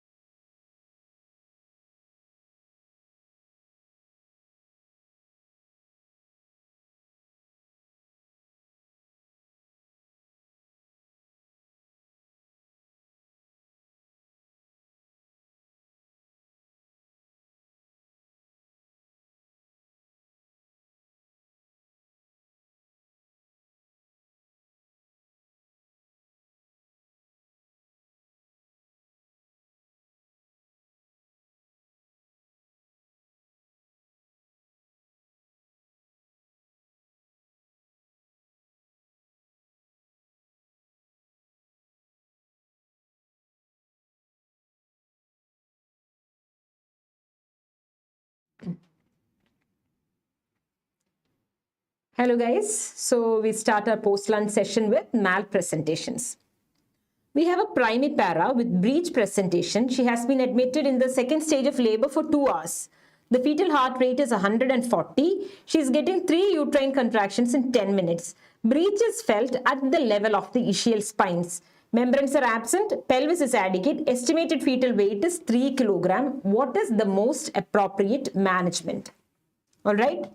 She has been in the second stage of labor for 2 hours. She is a primary. And her heart rate is 140. She is getting adequate contractions. Where is the breech? At the level of the ischial spines. We'll discuss malpresentations now. The most common malpresentation is, as you know, it is the breech. But if you're asked which is the most common malposition, it is occipito-posterior. Don't confuse between the two. All right. So, among the breeches, there are 4 different types of breech. This here is the frank breech, where see the baby's hip joints are flexed and the knee joints are extended. Then you've got the complete breech where everything is flexed. Hip is flexed, knees are also flexed. You have the footling breech and then you've got the kneeling breech. These are the 4 different types of breeches. Among these, it is the frank breech that is more common in primipare. More common in primate is the frank breech. And it is a complete breech that is more common in multi. Okay, so you've got a frank breech in the primary and a complete breech in the multi. What is the importance with regards to the footling breech? You know, there are so many complications in the breech presentations compared to the other pregnancies. The most common problem with the footling breech is, see, when the foot comes out or when you rupture the membranes, there is a high chance for a umbilical cord prolapse. So the maximum chances for cord prolapse are with the footling breech. If you're asked which is the condition where there is a greatest chance for cord prolapse, you have to choose a transverse lie if it is given there in the options. If transverse lie is not there, your next answer is a footling breech. All right. What are the risk factors? What can cause a breech? What are the risk factors? The most common cause for a breech presentation, the most common cause is prematurity. At around 28 weeks, there are nearly 30% of babies in breech position, and this reduces to around 3 to 4% by the time it is term pregnancy. All right, so the main risk factors, the main cause is prematurity.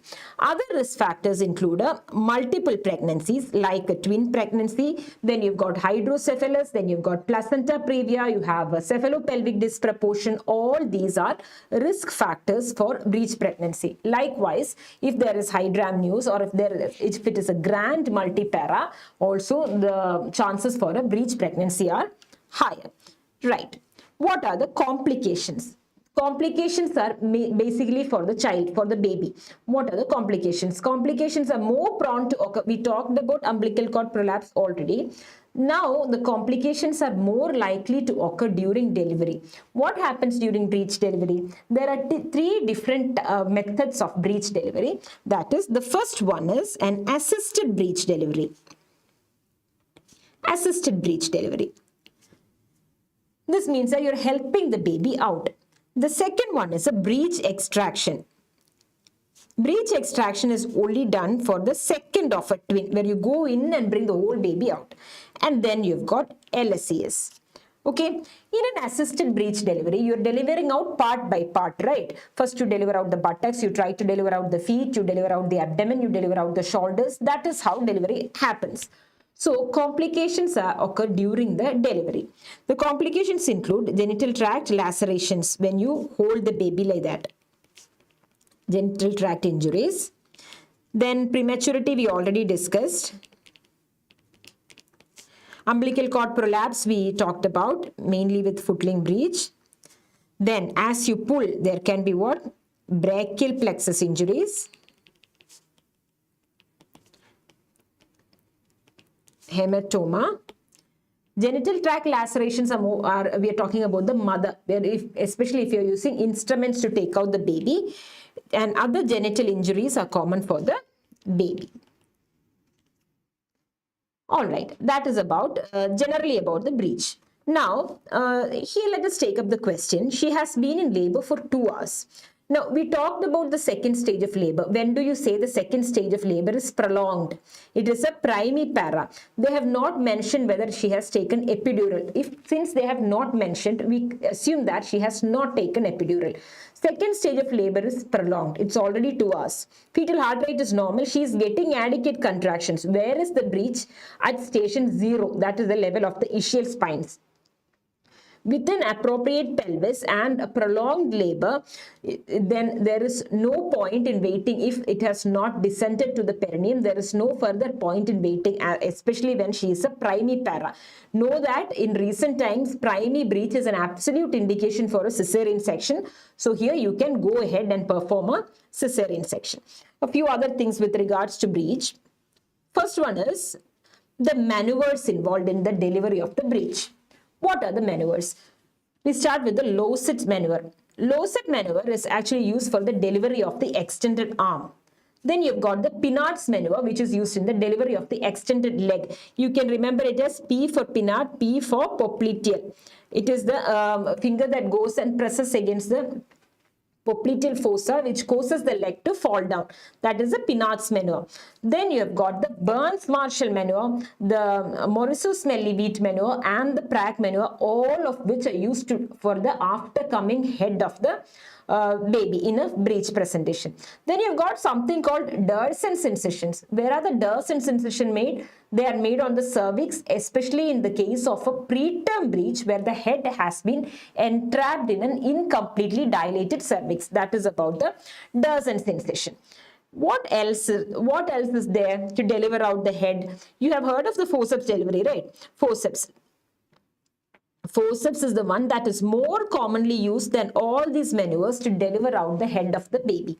Forceps include, the one that is specifically used is the Neville-Barnes forceps. This is the one that we commonly use, or the Piper forceps. The Piper forceps is not available in India, one that which we do not use, but the Piper forceps has been specifically designed to deliver out the aftercoming head of the breech baby. Then couple of other things. What is the engaging diameter of a breech? The engaging diameter of the head in the breech is a suboccipitofrontal diameter.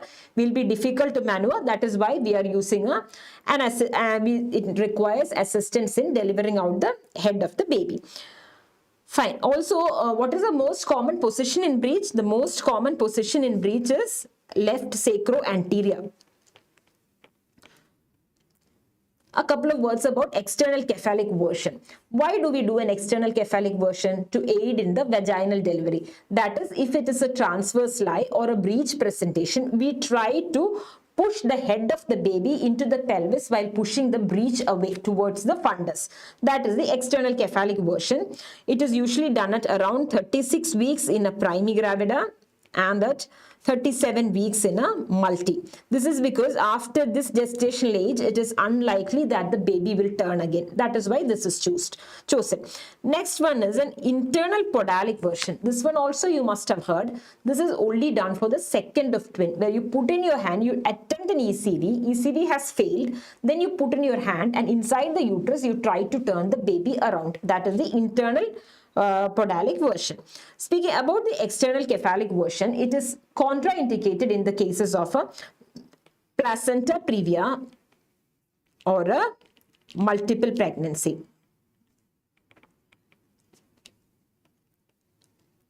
Okay, what are the main complications? The most important complication is a non-reassuring fetal status. Non-reassuring fetal status, that is, there can be transient fetal bradycardia. If the fetal bradycardia persists, you may have to take the woman up for a cesarean section and get the baby out. There are some conditions where in breech presentation where cesarean section is absolutely indicated. What are the conditions where you have to go for a cesarean section? These are a footling breech or a kneeling breech. Then you've got a stargazer fetus. What is a stargazer fetus? The neck is hyperextended so that the baby is looking up. You cannot deliver out the head of the baby in a stargazer fetus. Then if it is a very preterm baby, if the weight is more than 3.8 to 4 kg, twins with the first one being breech. previous CS, any complications, or as I said before, in a primary breech. These are all indications for a cesarean section in a breech pregnancy. Now, the other ones that are important as far as malpresentation is concerned are the transverse lie, the shoulder presentation, and the bro presentation. Remember, in bro, there is no mechanism for labor. Okay, with that, we'll move on to the obstructed labor. The following statements are related to the management of obstructed labor except. Here, what is obstructed labor? The baby is descending, but there are some mechanical factors that prevent the baby from descending properly. That is obstructed labor. How do you diagnose obstructed labor? First of all, you examine the woman. She'll have been in labor for a long time, or she'll give a history of a prolonged rupture of membranes, and on examination, she will be exhausted and dehydrated. You examine the uterus. Per abdomen, the uterus will appear tonically contracted, not just contracted, but the uterus will be tonically contracted. You will find that the bladder is edematous and pulled up. On vaginal examination, it is a dry, hot vagina. You find the cervix is not well applied. There may be molding, there may be caput, there may be meconium, or a foul smelling vaginal discharge. These are all indicators of an obstructed labor. Right. Another one that is commonly seen is hematuria, because the bladder has been constantly being pushed against the pubic symphysis. There are two things that you know that you should remember in obstructed labor, from which questions have been asked. That is the constriction ring and the retraction ring. The constriction ring, it is also known as the Schroeder's ring. Schroeder's ring. And the retraction ring or the Bandel's ring. Now, constriction ring means it is a manifestation of the incoordinated uterine action. It is always at the junction of the upper and the lower segment.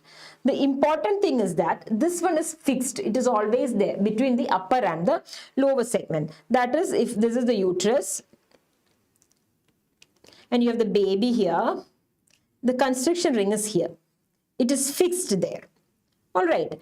Now, the maternal condition will not be affected. The mother is not exhausted, mother is not dehydrated, nothing like that. The uterus, on touching the uterus, it feels normal. The fetal parts can be felt. And this ring is not felt on examination. All right, we are talking about the constriction ring or the Schroeder's ring. And the fetal heart sounds are also present. Now you got the retraction ring or the Bandel's ring. What happens here? This is what is seen in an obstructed labor because of the tonic uterine contraction and retraction. Okay, it is an obstructed labor. It is situated at the junction of the upper and the lower segment. Now, upper segment is tonically contracted, right? Now, if it is this Bandel's ring, what happens is, see, this is the uterus and you've got the baby here. This ring, this obstruction ring causing, it will move upwards, unlike the Schroeder's ring, which is fixed in position. Here, you can see that there are features of maternal exhaustion and sepsis. The uterus is tense and tender. The ring can be felt as a groove placed obliquely. The Bandel's ring is palpable. Schroeder's ring is not palpable. That is with the difference between the constriction ring and the retraction ring. Now, what are the main risk factors for obstructed labor? The risk factors include a short woman, short-statured woman who gives a prolonged history, long period of a rupture of membranes or a prolonged labor. Okay. Now we come to the complications. The first thing that you have to know is this one, obstructed labor is the most common cause for a vesico-vaginal fistula in developing countries. Most common cause of vesico-vaginal fistula. Where? In developing countries. Meanwhile, in developed countries, the most common cause of vesicovaginal fistula is iatrogenic injury during a surgery. What happens here is, see, the fetal head is jammed in the pelvis, the bladder is pushed against the pubic symphysis, remains that way for quite some time, and it becomes edematous and hyperemic, and after some time there is pressure necrosis of the bladder. And in around 10 to 14 days, that part sloughs off, resulting in a vesicovaginal fistula. That is about this. Now, how can you prevent an obstructed labor? How do you prevent it? Other than that, we know that the fetal heart sounds can be lost, the mother can go into sepsis, all those are there. This is the specific complication. How do you prevent obstructed labor? The one and only method of prevention of obstructed labor is by using a partogram. That is why partogram is so important, especially in a low resource setting like ours. Partogram can be used to prevent obstructed labor in a primary health setup. Okay, and the patient can be referred early. Management, the first thing that you have to know is there is no wait and watch policy. There is no place for waiting and watching in a case of obstructed labor. You need to intervene then and there. No wait and watch policy. It is an obstetric emergency. So first thing that you do is to correct the dehydration. You give IV fluids and then you correct the dehydration and the acidosis. You start giving IV fluids and resuscitate the patient. Now, since she will gives a history of a prolonged rupture of membranes, you will have to give her a group B streptococcal prophylaxis. That is, you have to give her antibiotics. You also have to rule out rupture of the uterus. Make sure that you explore the uterine cavity properly. You have to rule out rupture. How do you treat? What is the treatment of choice? The treatment is always it is cesarean section, irrespective of the gestational age or the condition of the baby or the presentation, whatever it is. How do you manage obstructed labor? You go for a cesarean section. I think there is a correction here in the answer. What the following statements are related to the management of obstructed labor except. Is there a wait and watch policy? No. So this is correct. Dehydration and ketoacidosis should be corrected. Yes. Uterus should be explored as a routine. Yes. Oxytocin has got no. There is no place for oxytocin in the management. You please correct that answer. The answer is C. Oxytocin has not got any place in the management of obstructed labor. Right. So now we come to the next question. Intrauterine fetal demise. Intrauterine death at 36 weeks. What is your treatment? That is a question. Intrauterine death, definitely a very difficult situation, right?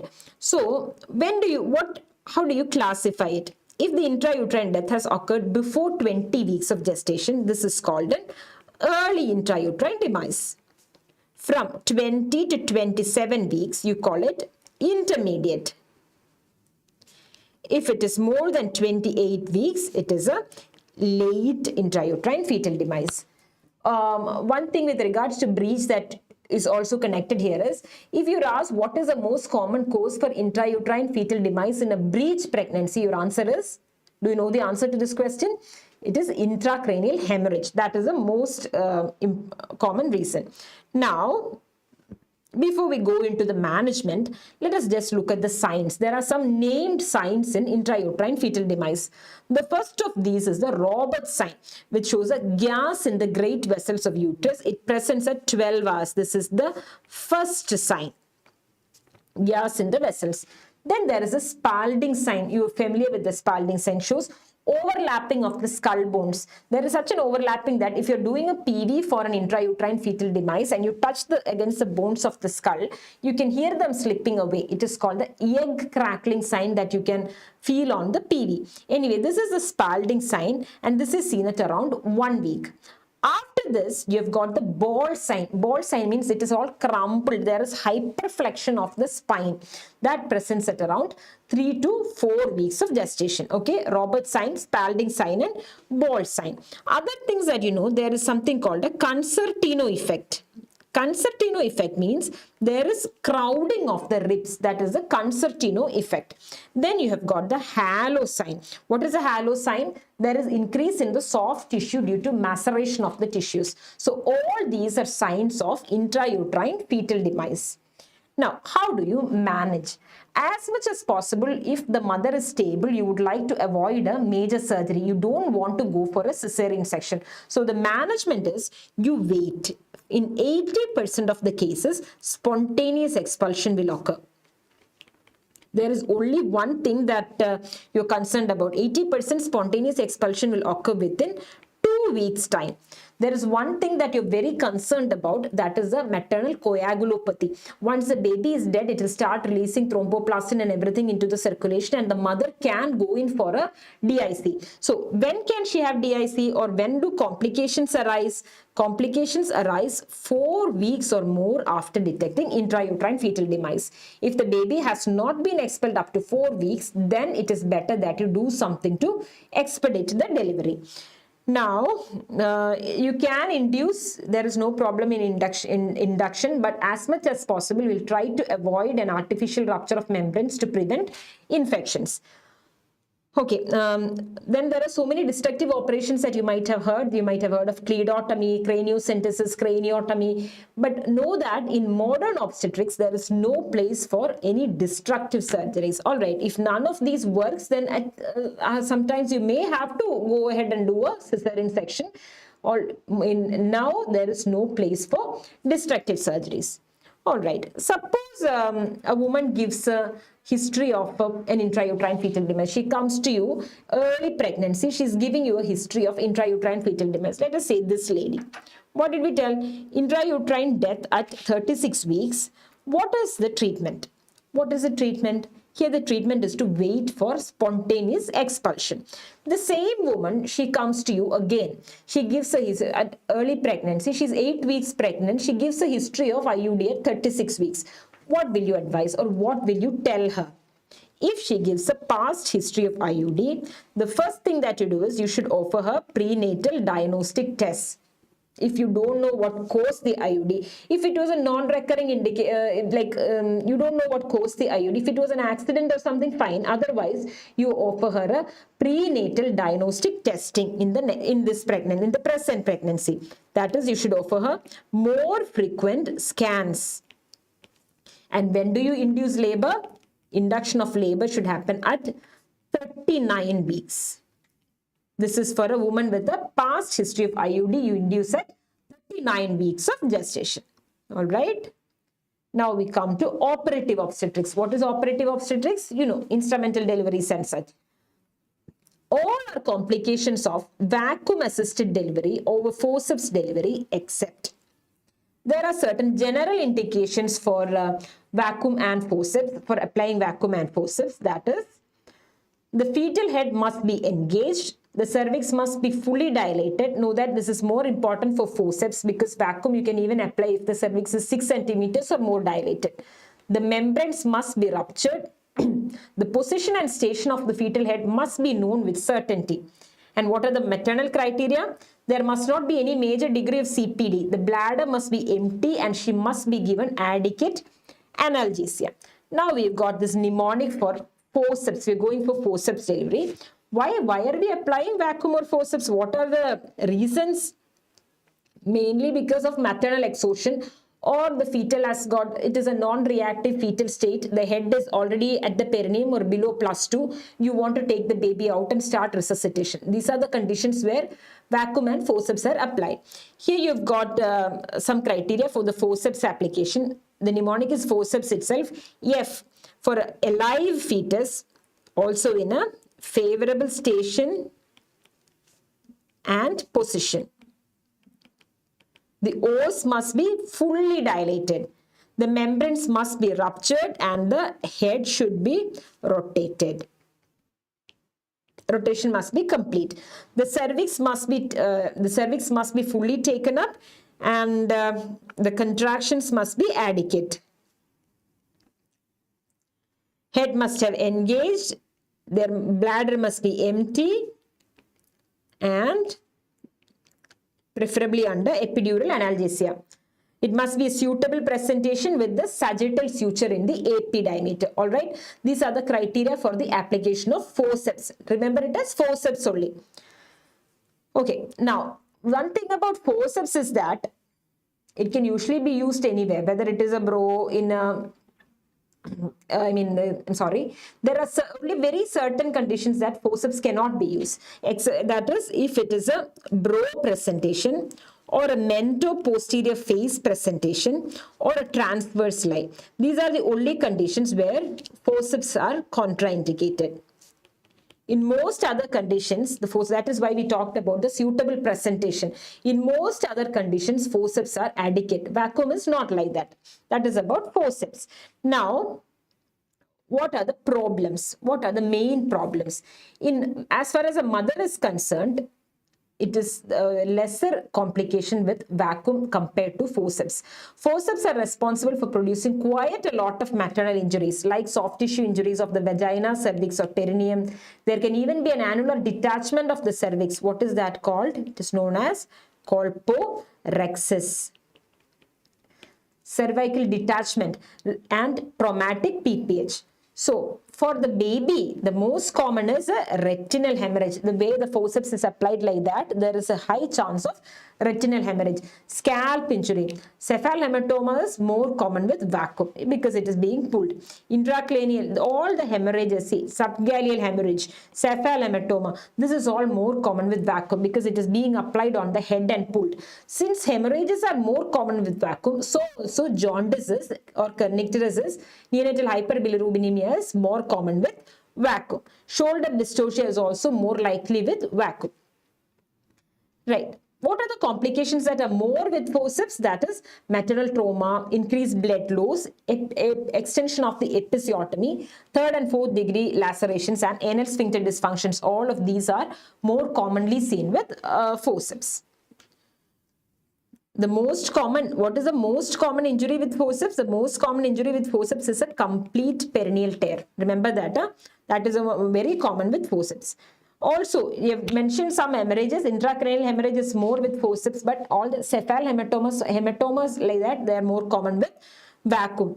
But here, why intracranial hemorrhage? Major hemorrhage is more common with forceps. Why? Because there is a high chance of a depressed skull fracture with forceps, which is why there is a greater likelihood of major hemorrhages. What is more with vacuum? The 6th nerve palsy, retinal injury, cephal hematoma, subgaleal hematoma, all these are more common with vacuum. Here you have to note one thing. It is a 6th nerve injury, that is the abducens injury is more common with vacuum. If you are asked a question, which of the following muscles are injured after a vacuum delivery, and you've given the 4 recti, say medial, superior, inferior, and lateral recti are given, what is your answer?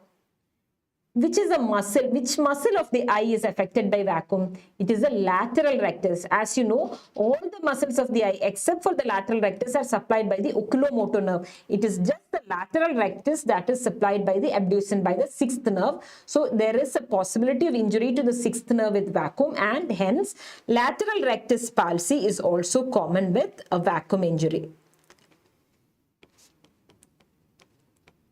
Okay, is this clear? Shall we move on? Now we come to the different types of forceps. Now we are going for only outlet forceps. Remember that only outlet forceps is being used now.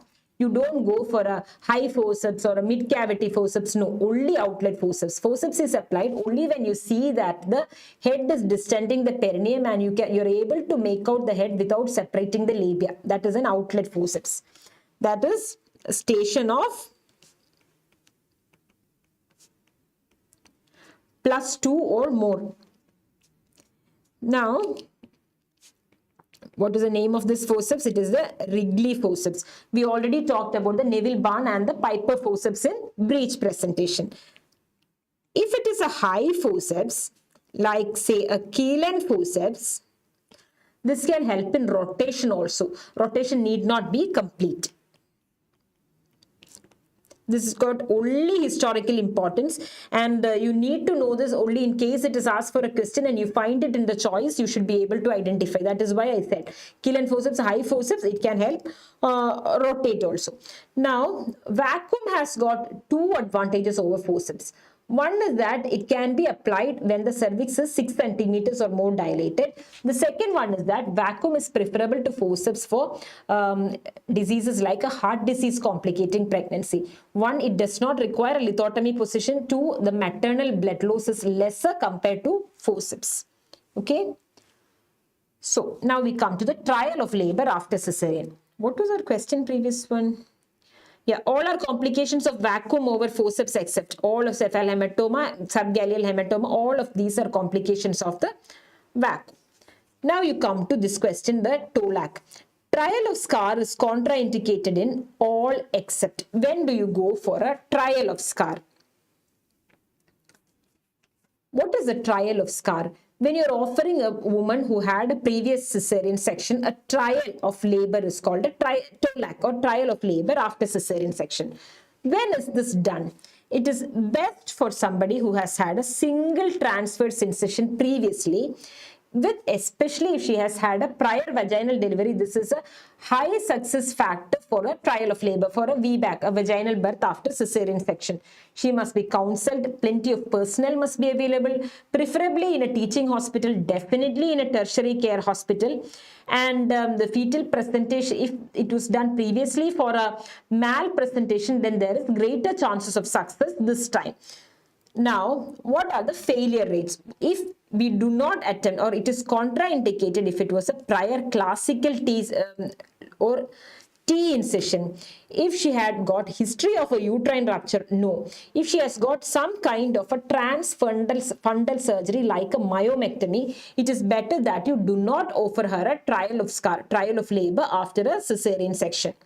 Then some definitely obstetrical contraindications like placenta previa. Okay, so those are the factors for trial of labor after cesarean section. Now, what is the main complication for a trial? What is the problem that you're anticipating? The problem that you're anticipating is a uterine rupture. Not very common, but still the problem that you anticipate when you're offering a trial of labor is uterine rupture. The first thing that you look for in a uterine rupture is an abnormal cardiotocogram, abnormal CTG. Okay, that is about the trial of labor. Now we come to episiotomy, the most common of the surgical methods used in gynecology, episiotomy. An episiotomy is to be performed in a primigravida in labor. Which of these is an advantage of mediolateral episiotomy over midline episiotomy? There are different kinds of episiotomies. It can be lateral, mediolateral or midline. The midline episiotomies are so good in that there is less bleeding. They can be easily approximated. They are better for cosmesis, produce less dyspareunia, easier to suture. Everything midline episiotomy is better. But have you ever seen anyone put a midline episiotomy during your internship or your labor room postings? You always see that it is directed at an angle of around 45 degrees away from the midline, like that. Why do you do that? For the one single reason that there is less chance of extension of a mediolateral episiotomy over a midline. If the midline episiotomy extends, we are definite that it will become a third or a fourth degree perineal tear. It is to avoid that we always try to go for a mediolateral episiotomy. Speaking about episiotomies, episiotomy is a second degree perineal tear. Let's start with the perineal tears. A first degree tear means there is only injury to the perineal skin and the mucosa. In a second degree tear, there is injury to the perineum involving the muscles, but it does not involve the anal sphincter. So what do we understand here? A mediolateral episiotomy or our episiotomies are second degree perineal tears. Then you've got the third degree, which is divided into 3A, B and C. 3A means less than 50% of the external anal sphincter fibers are torn. 3B means more than 50%, and in 3C, both the external and the internal anal sphincter is torn. And then you've got the fourth degree perineal tear where the entire anal sphincter complex and the rectal mucosa are involved. Okay. Now, first and second degree tears, how do you repair them? They can be repaired in the labor room under local anesthesia. while third and fourth degree perineal tears require them to be repaired where? In the operation theatre under general anesthesia. All right, is that clear? But suppose you're getting a question, somebody delivered at home, a woman, she delivered at home, she comes to you after 3 months of delivery, or say after 2 months of delivery, she is coming to you and she has got a complete perineal tear. What is your advice to her? She's presenting late. When do you repair? If there is a complete tear or a third and fourth degree tear, the ideal time to repair is as soon as possible, then and there.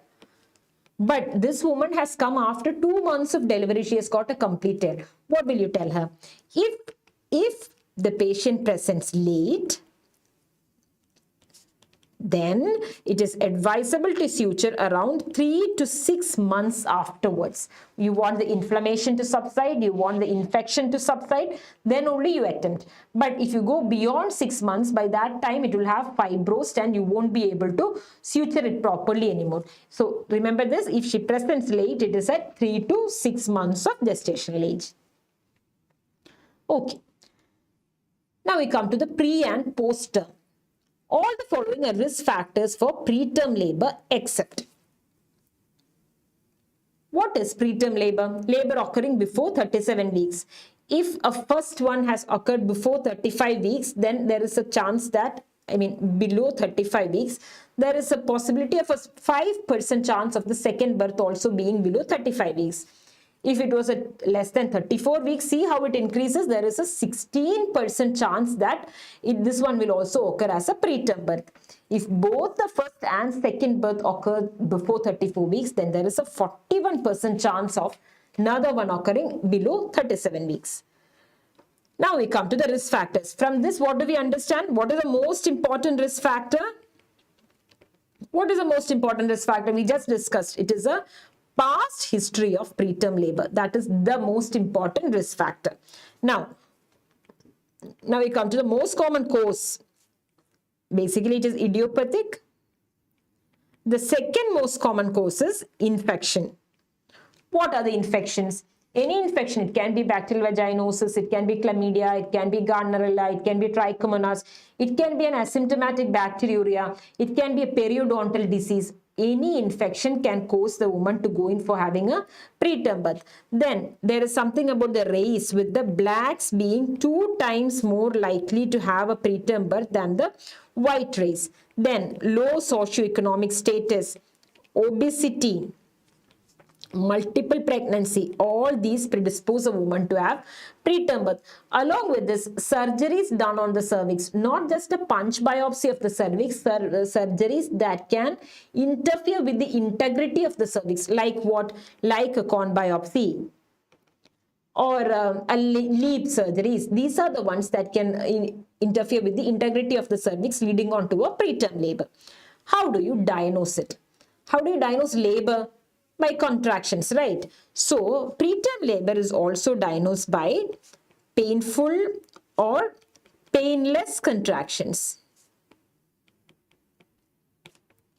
Or she may have low backache or pelvic pressure, menstrual-like cramps, or watery discharge PV. She may start leaking. All these, or blood-stained discharge PV, or show, all these indicate preterm labor.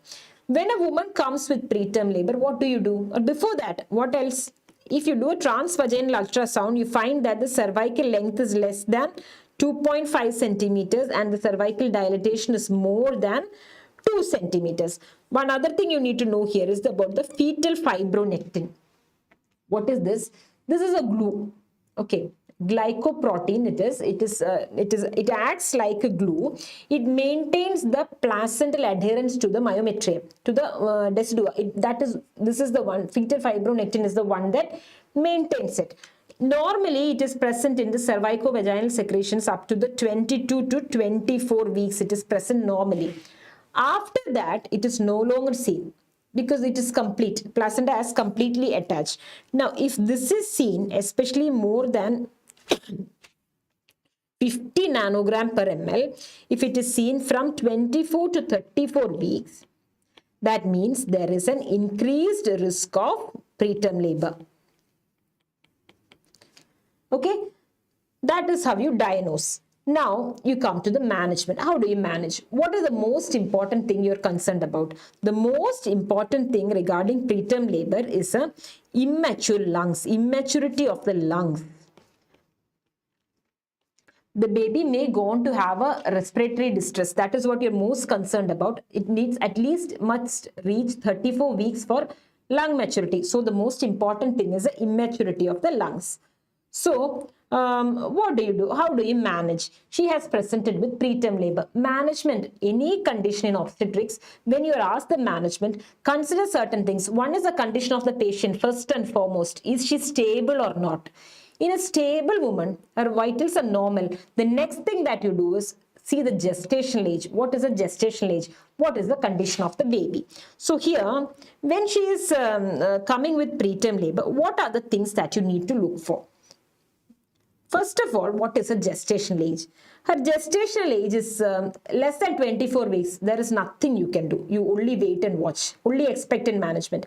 But our problem comes when the gestational age is between 24 to 34 weeks. What do you do? At that time, you are definitely concerned about lung maturity. How do you accelerate the lung maturity? So you should give steroids. Right? Steroids will do what? Steroids will help in reducing the respiratory distress syndrome, prevent intraventricular hemorrhage, prevent necrotizing enterocolitis. Okay. There are two drugs, dexamethasone, which is the drug of choice. It is given at a dose of 6 milligram intramuscularly twice daily for 4 doses. Another one that you can give is a betamethasone, 12 milligram intramuscularly, 2 doses. How are they given? 24 hours apart.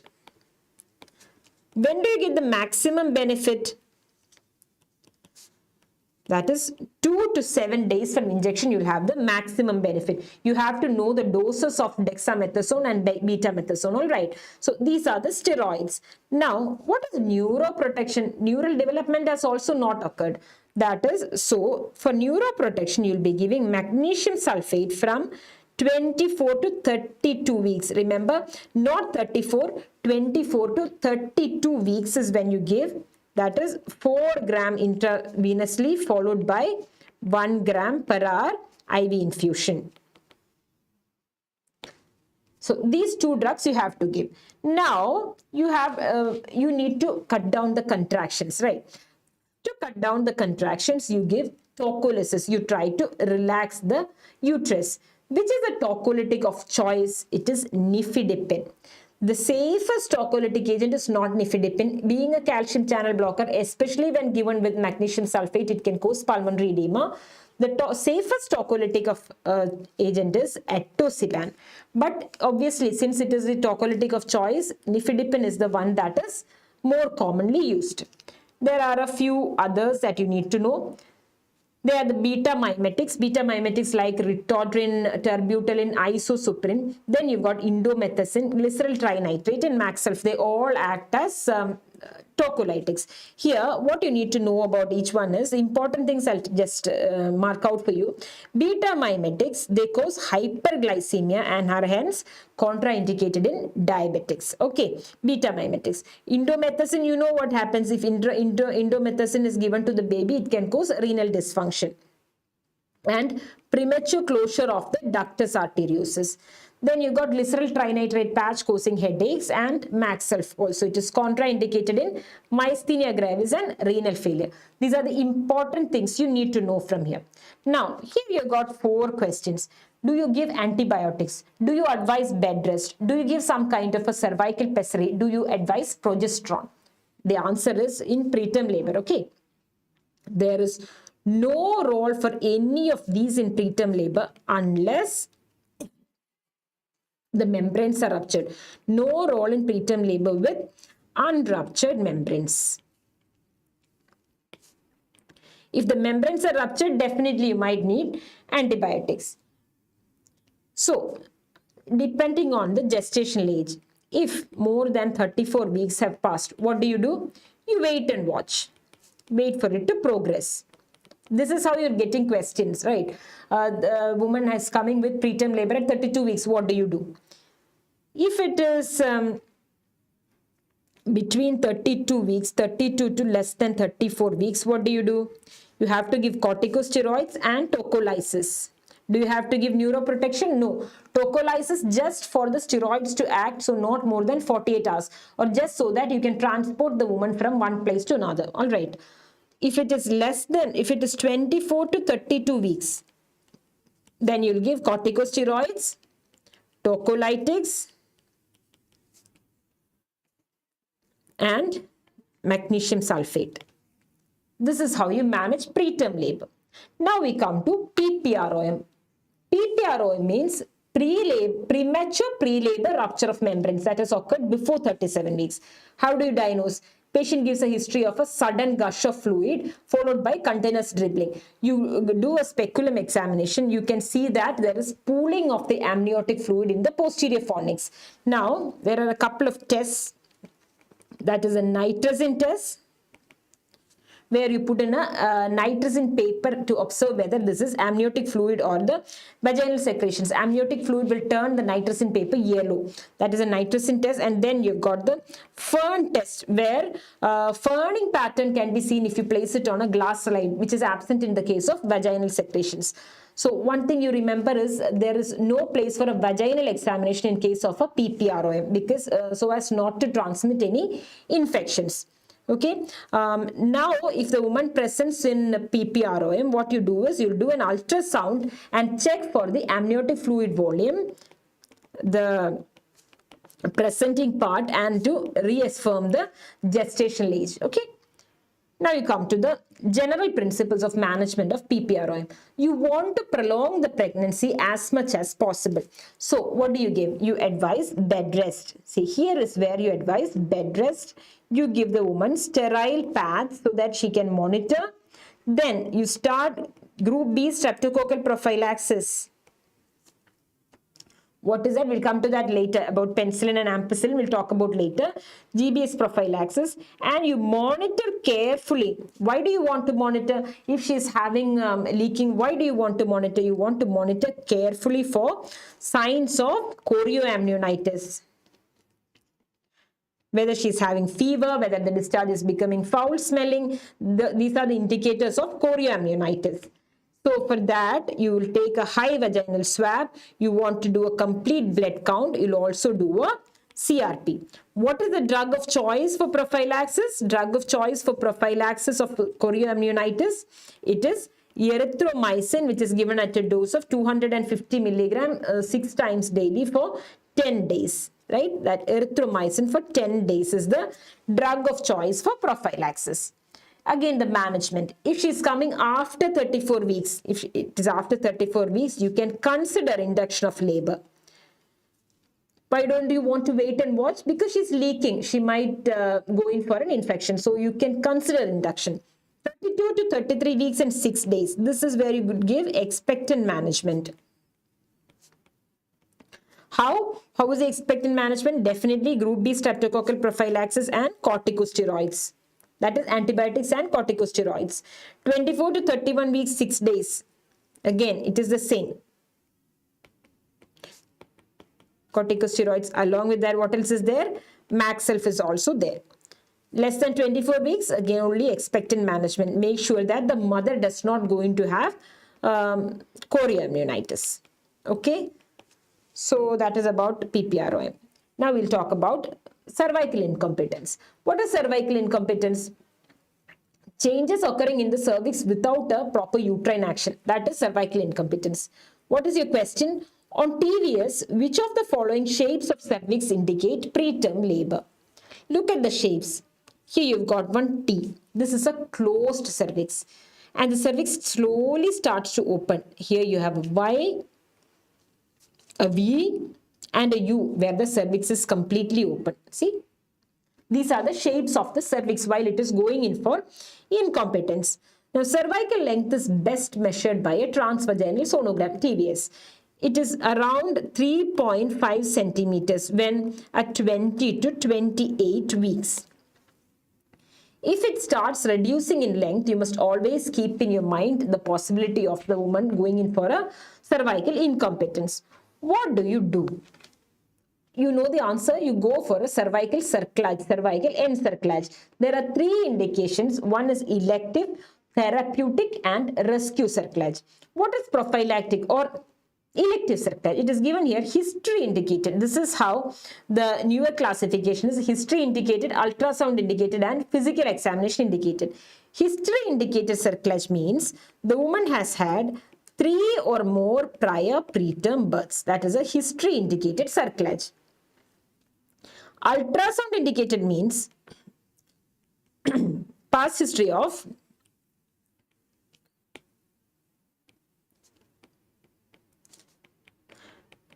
ultrasound means she has got a past history of 1 or more preterm birth along with a Y or a V or a U-shaped cervix or cervix less than 2.5 centimeters. This is an ultrasound indicated cerclage. Now, what is a physical examination indicated? Physical examination indicated is the emergency cerclage. You do a speculum examination, you find that the os is open. Okay, that is when you do a physical examination indicated cerclage. I given you 2 names, McDonald and Shirotka. Both are methods of vaginal cerclage. The difference is that in McDonald you don't dissect the bladder, while in Shirotka you dissect the bladder. Dissect the bladder means does not cut the bladder, you cut the base of the bladder and push it, try to push it upward so that you can do a suture. Another thing you need to know here is the Marcelin tape. This is the tape that is used to perform cerclages now. It can also be done using polypropylene or silk, but Marcelin tape is the one that is being used these days to perform a cervical cerclage. Now, what is it that you need to know about post-term pregnancy? In post-term pregnancy, there is increased risk of all except. What is post-term pregnancy? Post-term pregnancy means the pregnancy has crossed 42 weeks. If it has crossed 40 weeks, it is called a post-dated pregnancy. Post-dated pregnancy. If it is between 41 to 42 weeks, this is called post-maturity. Okay, here they have asked us, there is increased risk of all except. Now, as it becomes a post-dated pregnancy, that is once it has crossed 40 weeks, there is aging of the placenta. The liquor starts decreasing and there is greater weight gain by the fetus. Everything else, all the complications you can get from here only. Why is there a post-term pregnancy? What is the main problem? Like we talked about several times before, the main thing is to determine the dates. Sometimes it may be the wrong dates that is giving rise to a post-term pregnancy. What happens when there is aging of placenta? There is placental insufficiency, fetal hypoxia and acidosis, ultimately resulting in stillbirth. What happens when liquor decreases? There is oligamnios, just like other complications with oligamnios, cord compression and chances of meconium aspiration. There is also chance of shoulder dystocia, birth trauma and increased rates of operative delivery. If the fetus starts gaining excess weight, it will produce fetal macrosomia. Okay. So we'll stop that there and move on to abortion and MTP.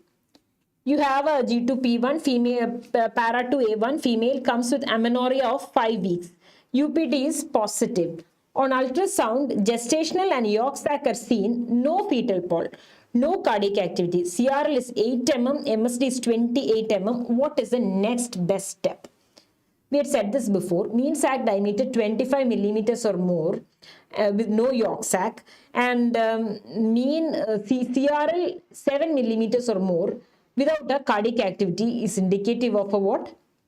It is indicative of a missed abortion. So in this case, there is a yolk sac is seen in the uterus. CRL is 8 mm, but there is no cardiac activity. In all cases, this is a non-viable pregnancy or a missed miscarriage.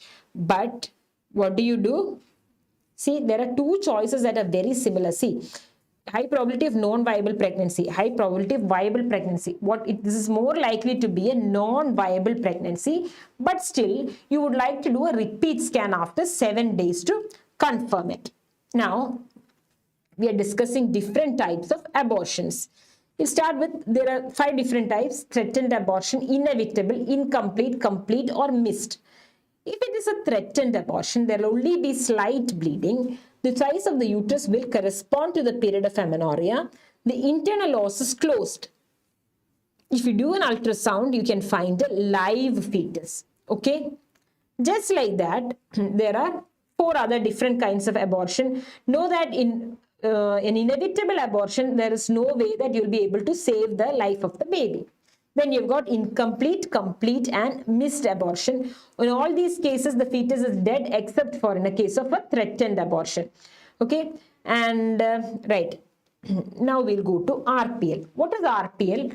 Recurrent pregnancy loss is RPL. Previously it was known as BOH or bad obstetric history. RPL means there is 3 or more consecutive miscarriages. 3 or more consecutive miscarriages occurring before 20 weeks of gestation.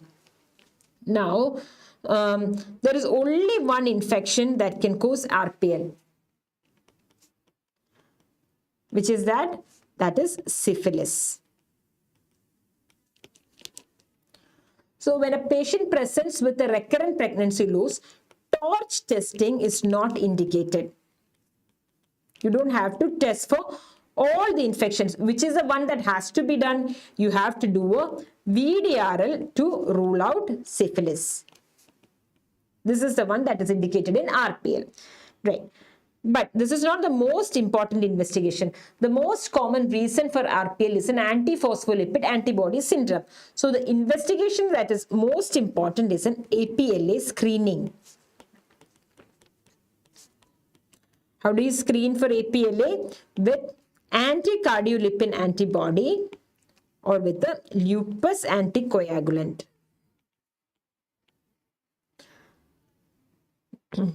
See? We have a few criteria for APLA that we'll discuss now. The criteria for APLA are called the Sapporo criteria. The Sapporo criteria. First of all, there must be an unexplained thrombosis where it can be arterial, it can be venous, or it can be a small vessel thrombosis. Unexplained. Then you've got the pregnancy loss. Pregnancy loss means 1 or more intrauterine fetal demise of a morphologically normal fetus. When does it happen? After 10 weeks of gestation. Then you've got 1 or more preterm birth of a morphologically normal fetus after, before 34 weeks of gestation. Why? Due to preeclampsia or eclampsia or some kind of placental insufficiency. What else do you have? You must have 3 or more spontaneous abortions. 3 or more spontaneous abortions before 10 weeks of gestation. The third criteria is APLA must be, that is anticardiolipin antibody or lupus anticoagulant, must be detectable in plasma at least twice 12 weeks apart. So these are the criteria for APLA. Now, what are the most important investigations? We discuss APLA and the parental cytogenetic analysis. Now we come to the drugs that are used for the medical termination of pregnancy. Which of the following drugs have been used for medical termination? Mifepristone, misoprostol, methotrexate, atosiban. The medical management, when does this occur? Which are the drugs used? That are the things that you need to know. Before that, we'll talk about the MTP Act of 2021. The main important feature was that once contraceptive failure occurs, both married and unmarried women can avail the services of the MTP Act. It is done up to 24 weeks of gestation and needs only one RMP, one registered medical practitioner to sign off if it is before 24 weeks, and 2 if it is up to if it is before 20 weeks, only 1 person, and 2 if it is before 24 weeks. If this is being done for a gross fetal anomaly, there is no limit on the gestational age. Now, here we say that up to 7 weeks, the best method is medical abortion. From 7 to 15 weeks, you can offer suction evacuation, and beyond that, it is prostaglandins. This is how it is done. Now, what are the drugs used, especially up to 7 to 9 weeks? Say the drugs used include mifepristone or mifepristone with misoprostol or methotrexate and misoprostol. What was our answer? Which are used except mifepristone, misoprostol, methotrexate. Atosiban, oxytocin receptor agonist, it is a tocolytic. It is not used for medical termination of pregnancy. Now, let us go to the next question. This figure shows a Carman cannula. What does the number correspond to? Are you able to see the number? This is the number. What does the number correspond to? What is a Carman cannula? Carman cannula is something that is used for suction evacuation. Now, suction evacuation is a procedure that is done under local anesthesia or paracervical block. It is an OP procedure only. It is an OP procedure. The diameter of the cannula corresponds to what does the number show? The number shows the diameter of the cannula in millimeters. And what does this correspond to? This corresponds to the gestational age or the number of weeks of the gestational age. So here you know you've got a 12 mm cannula. That means it can be done for performing suction evacuation on a 12-week size pregnancy. Okay. Now, what do? So if there is an injury, that is another thing you need to know. What happens if there is an injury that occurs with the cannula? Injury with the cannula. If there is an injury with the cannula, you can just wait and watch. Admit the woman for 24 hours and observe her. That is wait and watch. But if the injury has occurred with a dilator, if the injury has occurred with a dilator, you can wait and watch. But if the injury has occurred with a cannula, that will be a greater injury. You don't have an option of waiting and watching. You will have to perform a laparotomy to find out where the injury has occurred, and it has to be repaired promptly. Okay. I hope that is clear to you. It is a dilator that you can go for a conservative management, not the cannula. Now here, you've got another instrument. What is this instrument? It has got a blunt end. It is a spoon-shaped blunt end. It does not have a lock. And this instrument is called the ovum forceps. It is used for holding tissue, especially to remove the retained products of conception. I just put that picture there so that you're familiar with the instrument. This is called the ovum forceps. Okay. Now we are moving on to ectopic pregnancy. Basanti, a 28-year-old female with a history of 6 weeks of amenorrhea, presents with pain abdomen. Ultrasound shows fluid in the pouch of Douglas. Aspiration yields dark color blood that fails to clot. What is the most probable diagnosis? You know the diagnosis. This is a ruptured ectopic pregnancy. We'll start with the sites of the ectopic pregnancy. Which is the most common site? You know this one, it is almost synonymous with ectopic pregnancy. The most common site is the fallopian tube. Where in the fallopian tube is the next question. Where in the fallopian tube? Most common in the ampulla, followed by isthmus infundibulum and the interstitium. All right. Now, the maximum risk for the ectopic pregnancy. What is the maximum risk is if the woman has had a past history of an ectopic pregnancy. But that is not the most common risk factor. The most common risk factor is a tubal disease. This can be a PID following a chlamydial infection, or it can be some kind of a tubal surgery that has been done on the tube. Anyway, the most common risk factor is a tubal disease, but maximum risk is for a past history. Then you've got the places where it occurs. Most common site is the fallopian tube. What is the most common non-tubal site? That is the ovary. It survives for the longest period in the interstitium and the shortest period in the isthmus. Okay. Now you come to the diagnosis. What is the diagnostic aids of an ectopic pregnancy? A woman comes to you with a diagnosis of, with the complaints of amenorrhea, abdominal pain and vaginal bleeding. Remember this: amenorrhea, pain, vaginal bleeding, pain being the most common symptom. She comes to you with these symptoms. Always keep in your mind the possibility of an ectopic pregnancy. You do a urine pregnancy test. The urine pregnancy test comes out to be positive. If you do an ultrasound, you're not able to see an intrauterine pregnancy. Why won't you be able to see? First thing is, sometimes a beta HCG level may not be enough. It may be a small intrauterine pregnancy. But the beta, you check the beta HCG, you find that it is around 1000 to 2000. Still, you are not able to see an intrauterine gestational sac. Definitely consider an ectopic pregnancy. You go for supportive investigations, that is, you do a Doppler, beta HCG, serum progesterone levels. Serum progesterone levels means if it is less than 5, it could be an ectopic pregnancy. If it is more than 25, it is diagnostic of an intrauterine pregnancy. Then you have got culdocentesis. What is it there? What is the finding that you see on ultrasound? A vaginal scan may show an adnexal mass. A few things about culdocentesis. This is also not done routinely nowadays.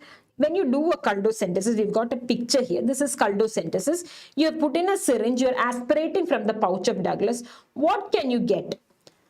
What you can get is, one is you can get clotted blood. Clotted blood means you have punctured a vessel. The blood is clotting. Next thing you can get is a serous fluid. Serous fluid you'll get when the woman may be mid-cycle, or during ovulation you may be able to get serous fluid. Next thing you can get is non-clotting blood. Blood that does not clot. This is in the case of an ectopic pregnancy. This is the important thing. Okay. So, but none of these are the gold standard. The gold standard for the diagnosis of ectopic pregnancy is by laparoscopy. Also know these investigations, HSG, hysteroscopy and colpotomy, are never done in a case of ectopic pregnancy. Now, there are a couple of things. What is the fate of the ectopic? The ectopic can go in for a tubal abortion, especially if it is situated near the distal parts of the tube, or it can go for a tubal rupture. Tubal rupture is more common where? Tubal rupture is more common at the isthmus. Most common site of rupture is the isthmus. All right. Now we have a picture here. What does it show? It's showing some ecchymotic lesions around the umbilicus. This is called a Cullen sign. Cullen sign is not specific for ectopic pregnancy, but in a case of hemoperitoneum, this can occur. There is another sign in ectopic pregnancy, that is the Danforth sign.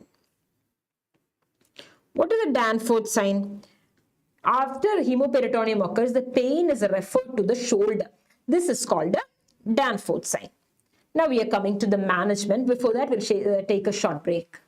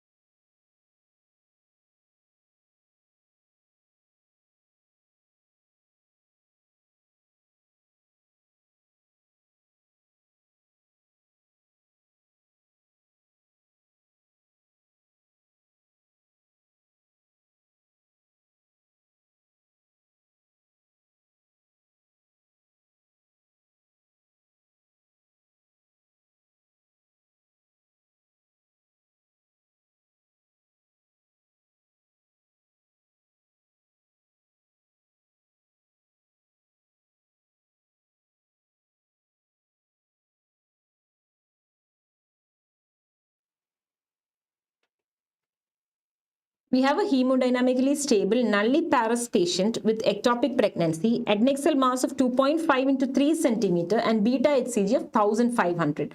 What modality of treatment is suitable for her? These are easy things you know. Ectopic pregnancy, ruptured or unruptured. We'll start with the expectant management.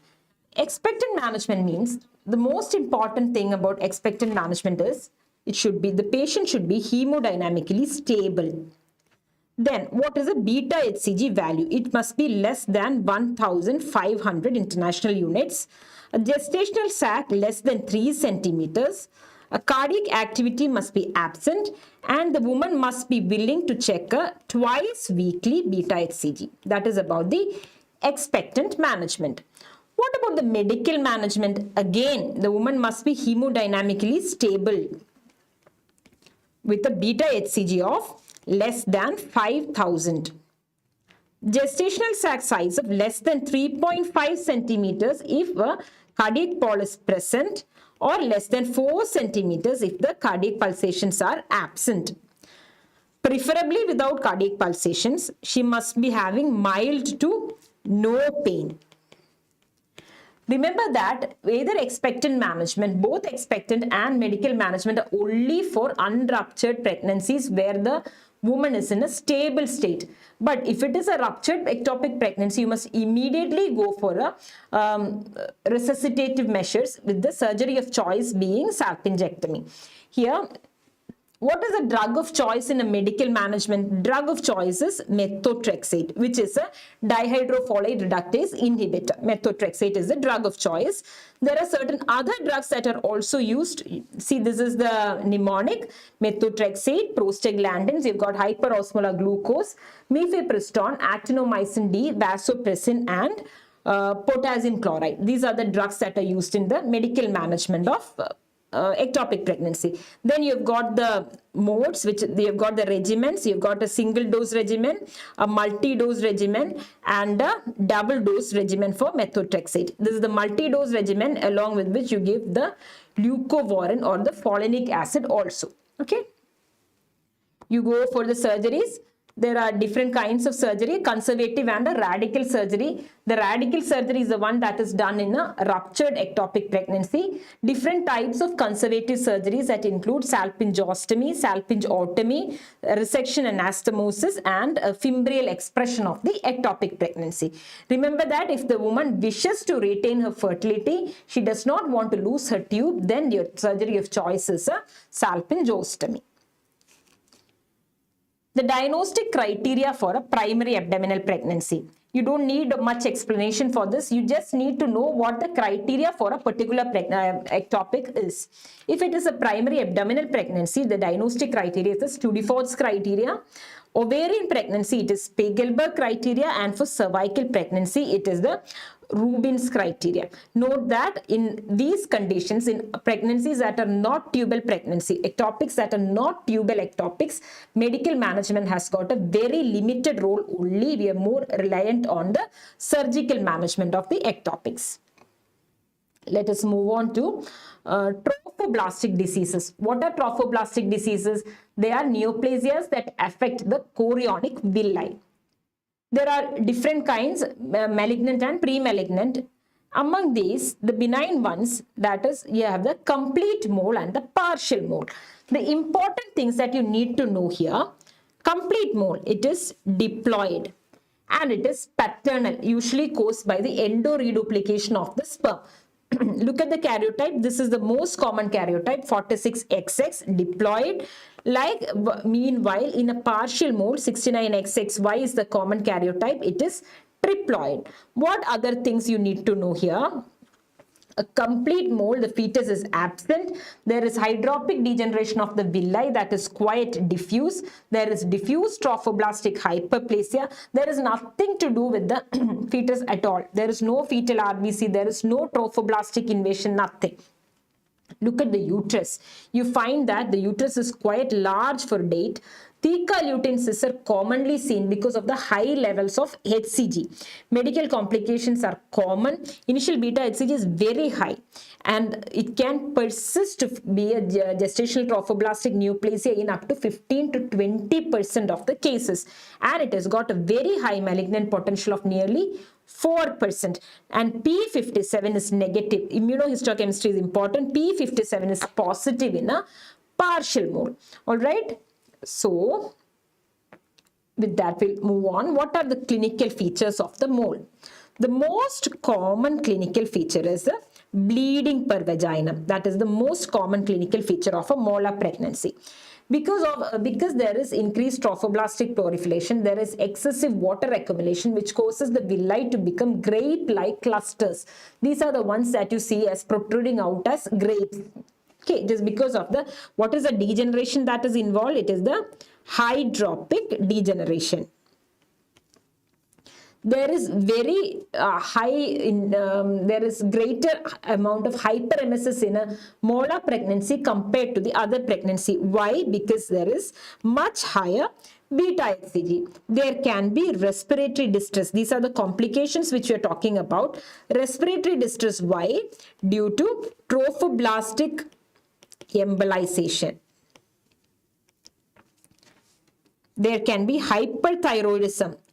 Why? Again, previously we had said the alpha subunit of the beta HCG is similar to the TSH. So there can be hyperthyroidism. And there will be theca luteins usually more than 6 centimeters in size.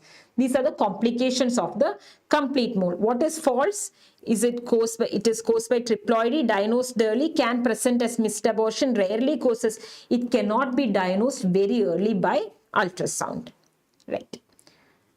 Question 36, you have got a primigravida, first prenatal visit, first trimester, persistent vaginal bleeding, nausea and pelvic pain. She notes a gravid uterus larger than expected. Fetal heart sounds are absent. What is true? Look at the scan. This is the scan that is typical of a complete molar pregnancy. This is called what is known as what is this? This is the snowstorm appearance. Snowstorm appearance. Which of the following is true? You have given the molar pregnancy. What is the answer? Beta HCG levels will be higher than normal. Now, if this ultrasound was done for a partial mole, this is a complete mole. If it is for a partial mole, the ultrasound would say, or the question would say, there were focal cystic spaces in the placenta. Or if it is an early pregnancy, you can get it like the gestational sac shows a transverse to AP diameter of ratio of more than 1.5. But this is not the gold standard. The gold standard for the diagnosis of a molar pregnancy is what? What is the gold standard? It is a histopathological examination. Okay. And the treatment of choice, again, it is suction evacuation. Right. Now, okay, we'll come to the follow-up of a molar pregnancy. How do you follow up the mole? The follow-up after suction evacuation is with the beta HCG and ultrasound. Immediately after suction evacuation, the beta HCG is checked 24 hours after suction evacuation, following which it is checked weekly till you get 3 normal values. This will take around 9 weeks. And after that, it is checked every month. For how long? Till 6 months. Okay, once it becomes normal, it is checked for 6 months. Now, if the drug of choice is methotrexate, and where do you do surgery? What are the indications for hysterectomy? We are talking about the management. What are the indications for hysterectomy?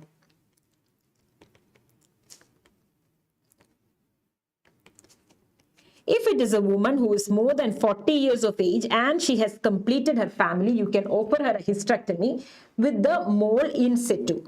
If she is a multiparous woman, if she presents with uncontrolled hemorrhage, or if it is a perforated mole,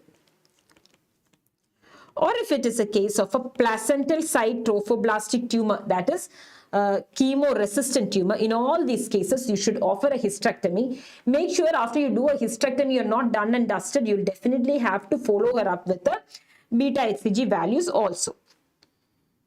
Next question. The criteria for diagnosing gestational trophoblastic neoplasia are all except gestational trophoblastic neoplasia. We have to take them up one by one. What are the risk factors for a gestational trophoblastic neoplasia? First one is the age more than 40 years. Beta HCG that you check initially is more than 1 lakh. The size of the uterus is much more than the gestational age. She's got bilateral theca lutein cysts which are more than 6 centimeters. It is a complete H mole, or there is a slow fall in the beta HCG, or she's showing evidence of metastasis. All these are risk factors for the mole to progress into a gestational trophoblastic neoplasia. What are the criteria that have diagnosed, that you can use to diagnose it as a gestational trophoblastic neoplasia? HCG, it persists how long? After 6 months, or 14 days have passed and HCG is continuing to increase. That is day 1 to day 7 to day 14, the HCG is increasing. Or it is not increasing. 21 days have passed, but the HCG is plateauing. Okay. Day 7, 1, 7, 14, 21, HCG is plateauing. Or you are getting a histological diagnosis of choriocarcinoma. These are the criteria for diagnosis of the gestational trophoblastic neoplasia. Now you've got the high risk and the low risk gestational trophoblastic neoplasias. I'll come to the picture later, the factors later. If it is a low risk, means the risk factors you sum up and it is less than 6. High risk means the score is 7 or more. This is with regards to the treatment. Here you have a 40-year-old woman. She is complaining of irregular bleeding for 7 months after delivery of her 4th baby. Curated is performed. Histology reveals a choriocarcinoma. Serum beta HCG is 2 into 10 raised to 5. What is the most appropriate next step in a management? Now, it is either we know that this is a chemosensitive disease. So is it a single dose regimen or a multi-dose regimen? We discussed before of the low risk and the high risk factors. What is the mode of spread of the choriocarcinoma? This is a hematogenous spread. Remember that choriocarcinoma is the most malignant cancer of the uterus. It spreads via the hematogenous route, and the most commonly it spreads to the lungs. Okay, lung followed by the vagina. The symptoms are just like in this woman. She has got irregular bleeding. She may have dyspnea or hemoptysis or chest pain. Now, if you take a chest X-ray, just like we saw in the ultrasound, the chest X-ray will show a snowstorm appearance, that is an alveolar snowstorm appearance or a cannonball appearance due to the trophoblastic embolization. If there are vaginal mets, when you examine, you can see there is a suburethral nodule in the vagina. These are the symptoms. Now you want to go for a treatment. Before that, we'll just see what the stage of the disease is. FIGO staging is very important in choriocarcinoma. They might ask you, this is the one that is most commonly as stage 3. Stage 1, the disease confined to uterus.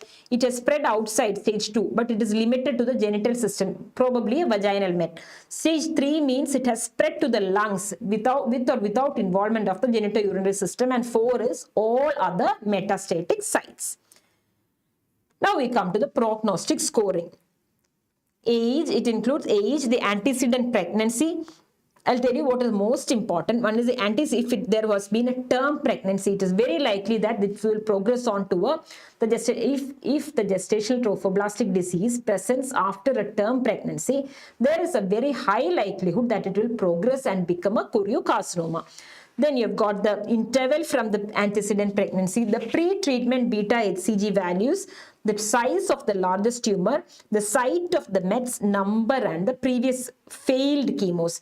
See, previously ABO group and liver mets were here the liver met score has been included. Previously there was the ABO group which is no longer included.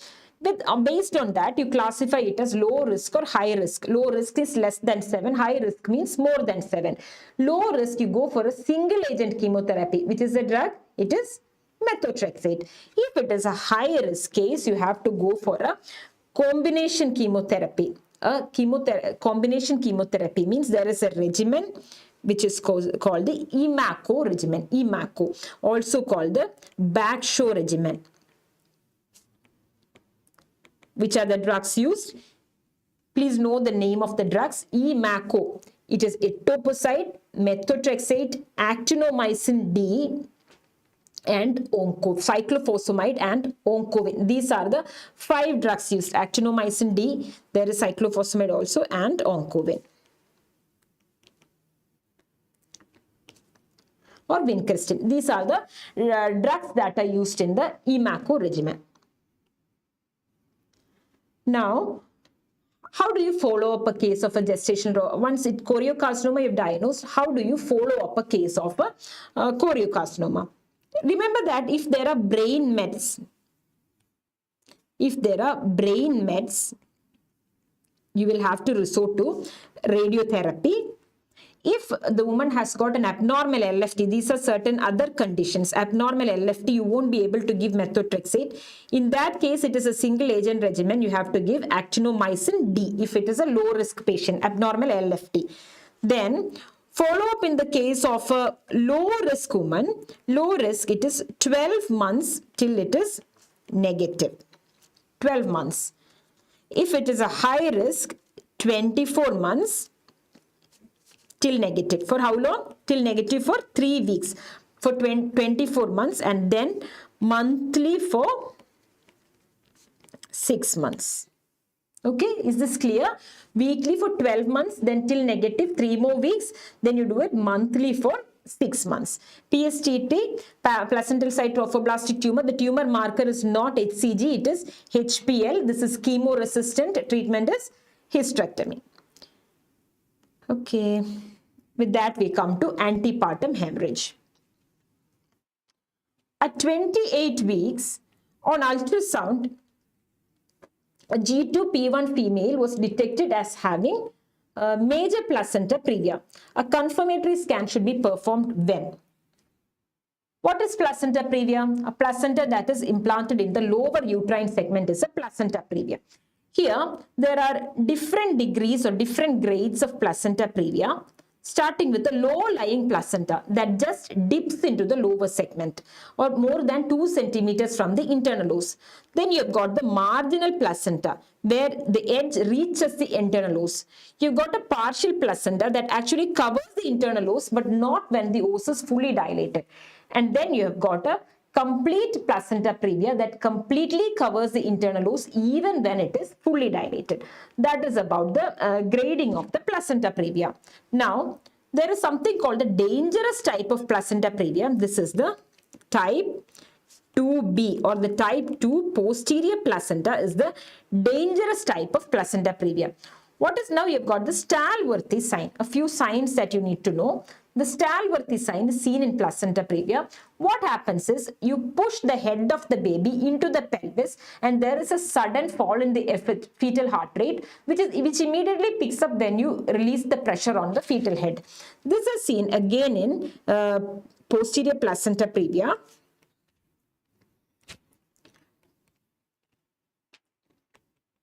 Type 2 posterior placenta previa is where Stalworthy sign is also seen. Now you come to the risk factors for placenta previa. Like in all other conditions, past history is one important risk factor. Then you have got advanced maternal age, any past history of a surgery in a multiple pregnancy, if there is a succenturiate lobe. Okay. Now, a woman presents with placenta previa. You know the clinical features. How does she come? She comes with painless bleeding PV. Painless bleeding PV. On examination, you find that if she is having pallor, this pallor will be corresponding to the amount of blood that she has lost. You do a per abdomen examination, the uterus is not contracting, the uterus is soft, you can make out the fetal heart sounds also. And the uterus corresponds to the period of the gestational age. Sometimes there may be a warning bleed or a sentinel bleed that precedes the excessive bleeding that occurs in placenta previa. Now you come to the complications. What are the complications? The maternal and the fetal complication. The maternal complication mainly antepartum hemorrhage. It can also produce postpartum, one of the risk factors for postpartum hemorrhage. There can be malpresentations, there can be cord prolapse, the placenta may be retained inside, she can go in for preterm labor, pre-labor rupture of membranes. All these are maternal complications. Fetal complications, definitely blood is being lost, asphyxia, birth injuries, low birth weight, intrauterine fetal demise. All these are the fetal problems. Now, what was our question? 1 minute. What the main problem, the most common complication of placenta previa is low birth weight. What was our question? See, 28 weeks she was detected to have major placenta previa. Major means it is covering 3 or 4.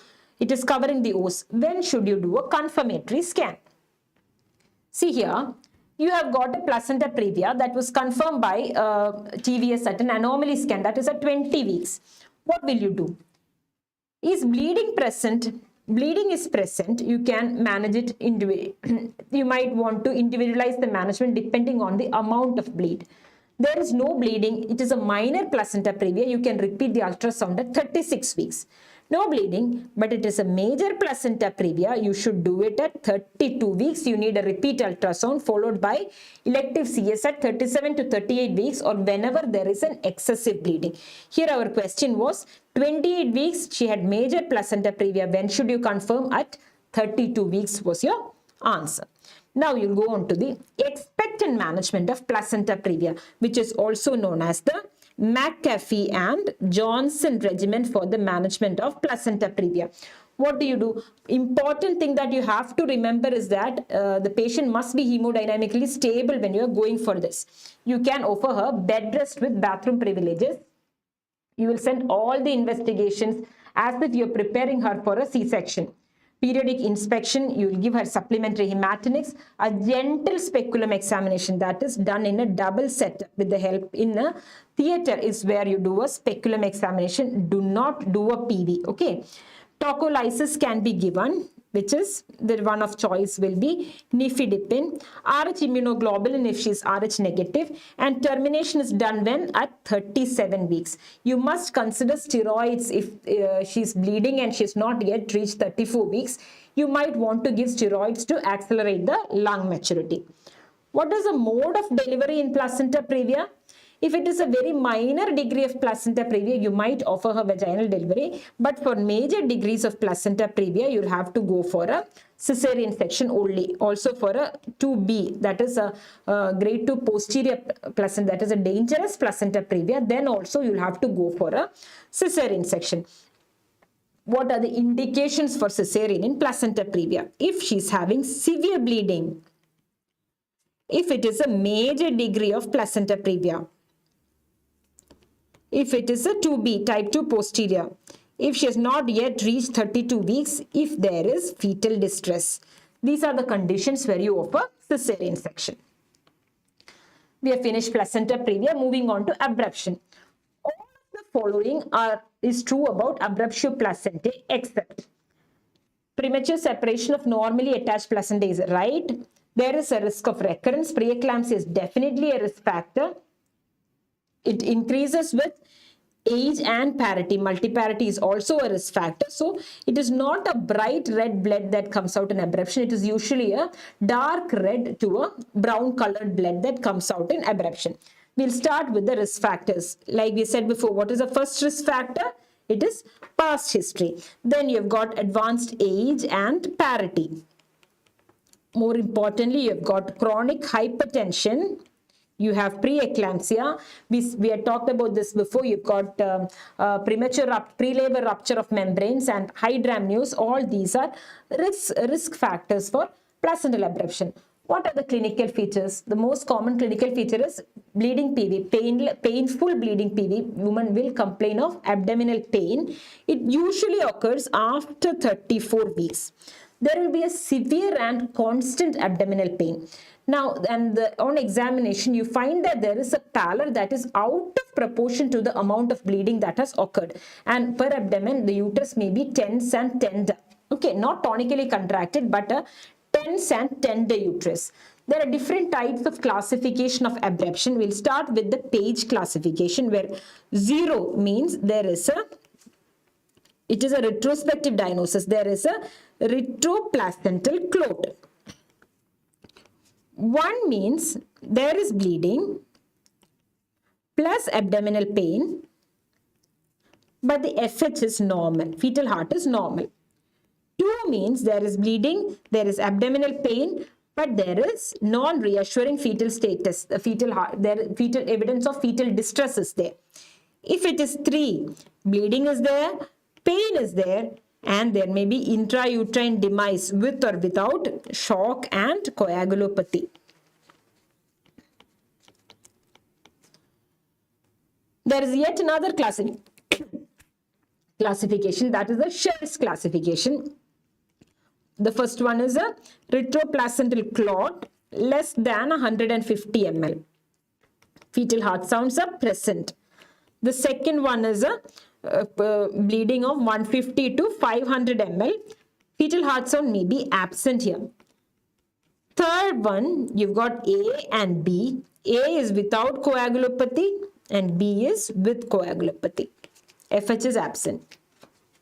What is important here is that you know the names of the classification. Page and Scher's classification, both are for abruptio placentae. Okay, that is the most important thing. You've got 3 types of bleeding: concealed, revealed, and mixed bleeding. Concealed, where it does not come out; revealed, where the bleeding comes out; and the mixed type, which is the more common one.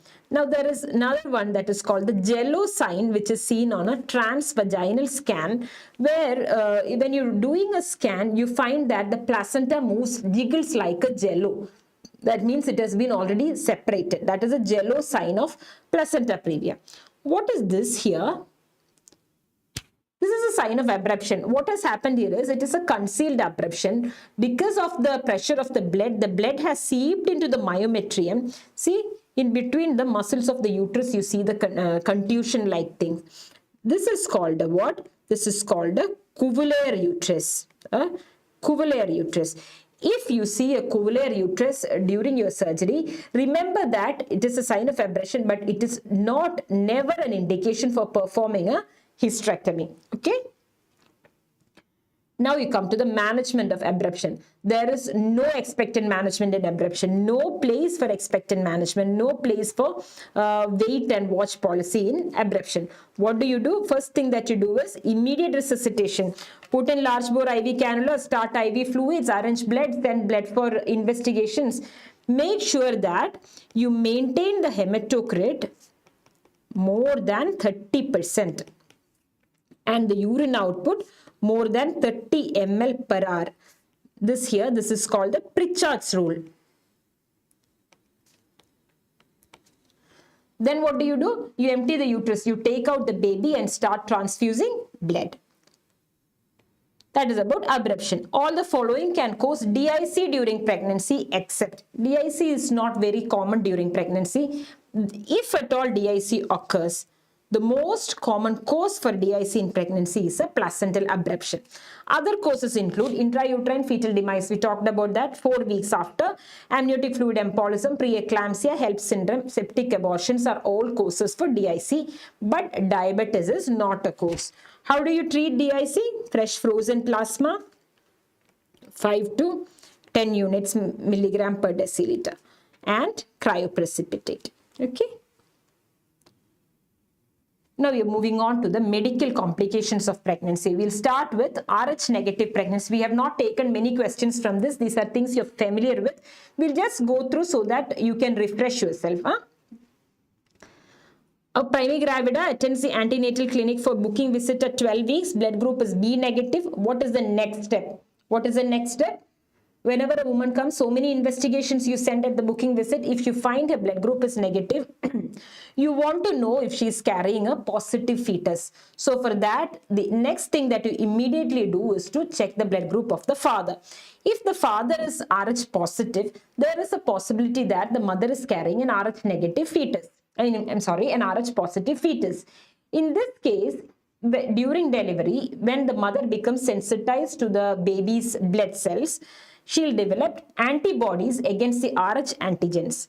In a subsequent pregnancy, these antibodies, which become the secondary immune response, IgG antibodies, will cross the placenta and attack the baby. You know all this, we don't have to explain that any further.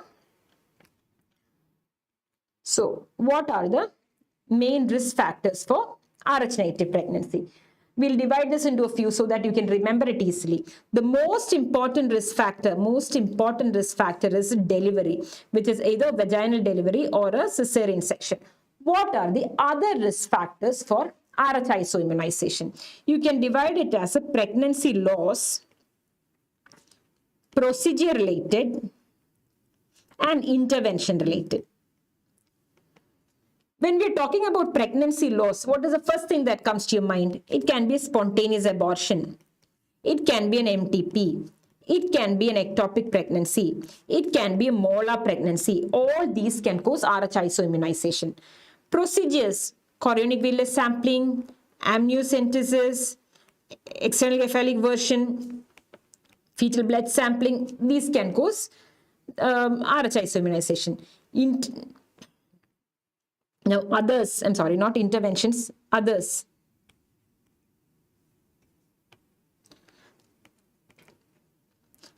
Others means an antepartum hemorrhage, manual removal of the placenta, any trauma, a post-dated pregnancy. These are the other risk factors that can cause Rh isoimmunization. Okay. What happens when Rh isoimmunization occurs? The maternal antibodies go and start destroying the fetal red cells. When the fetal red cells are destroyed, fetal RBCs become destroyed, there is hemolysis, there is fetal anemia, there is definitely hyperbilirubinemia. Because of the anemia, there is extramedullary erythropoiesis causing hepatosplenomegaly and placentomegaly. There is also something called hydrops. We know that this is the hemolytic disease of the fetus and newborn. This one here. Now, hydrops occurs means what? There is collection of fluid in the third space.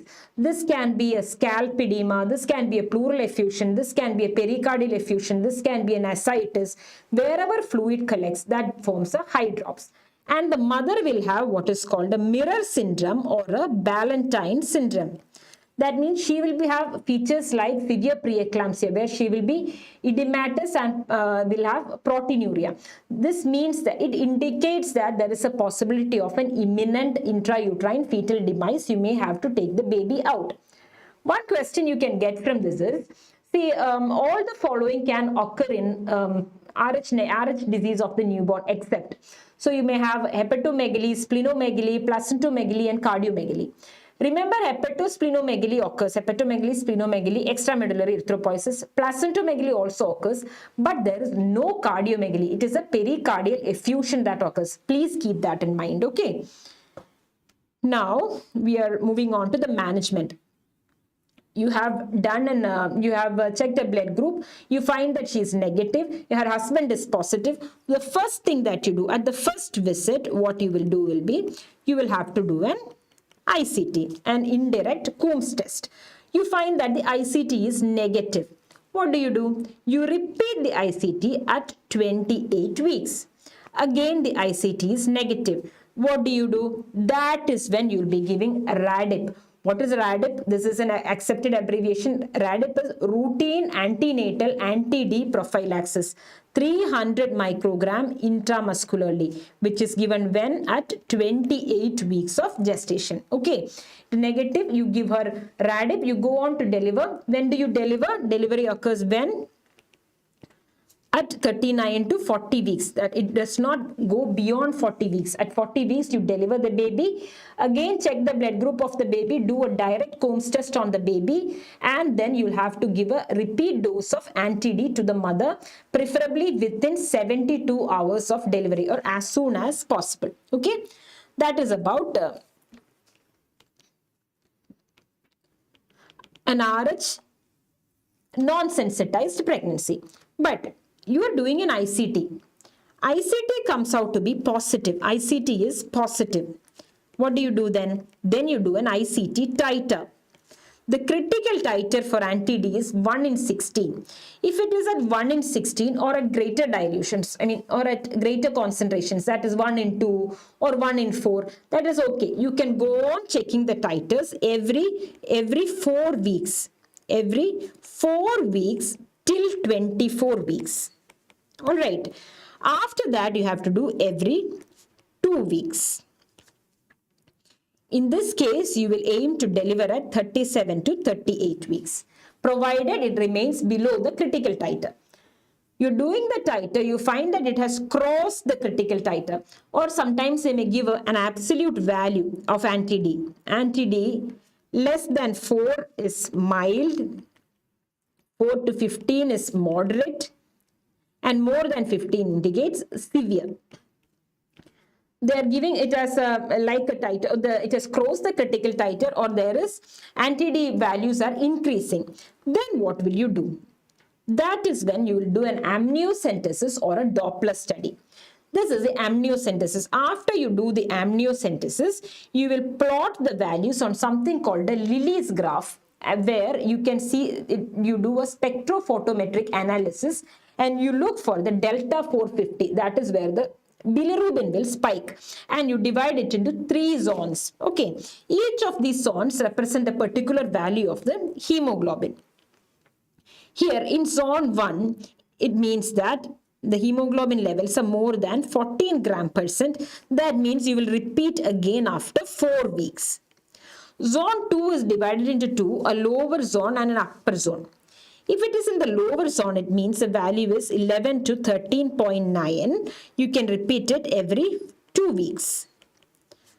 In this upper zone 2, it is 8 to 10.9, and in zone 3, it is less than 8.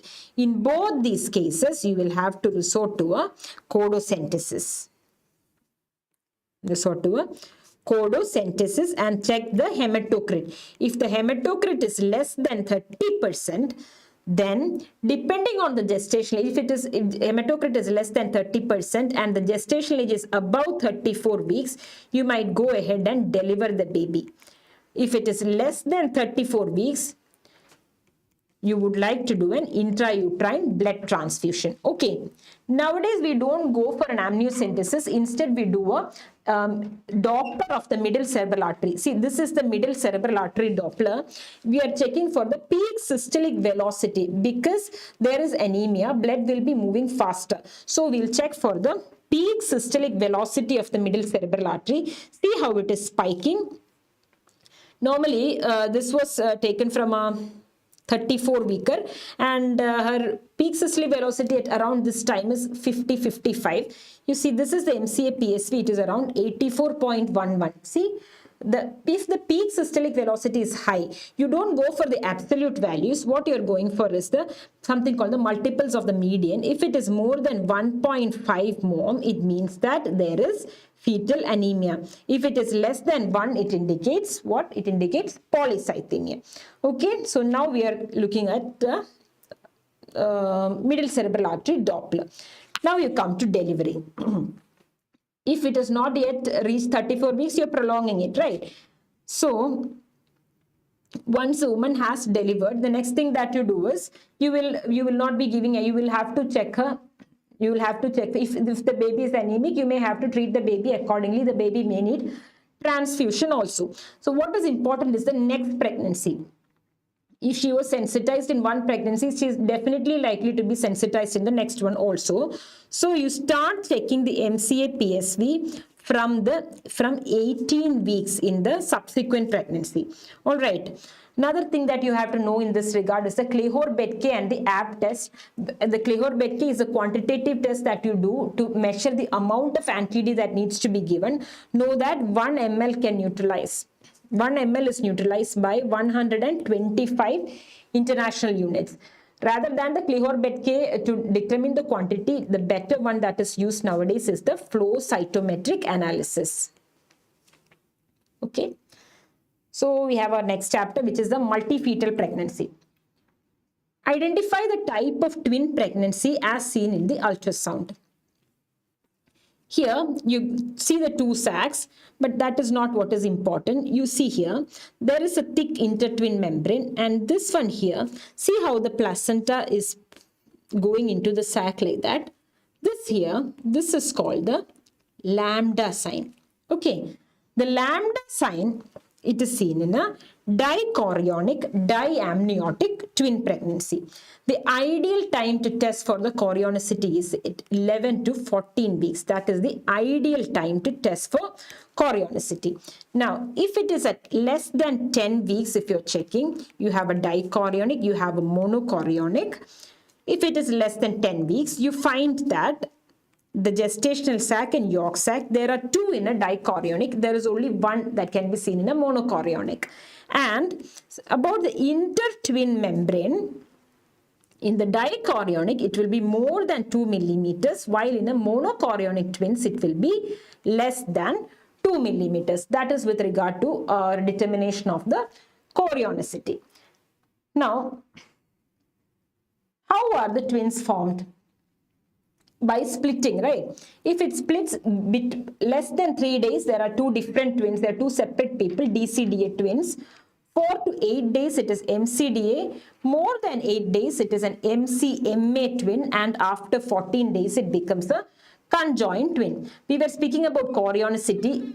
Less than 10 weeks, we had already said that the ideal period to measure it is from 11 to 14 weeks. 11 to 14 weeks. What do you see at 11 to 14 weeks?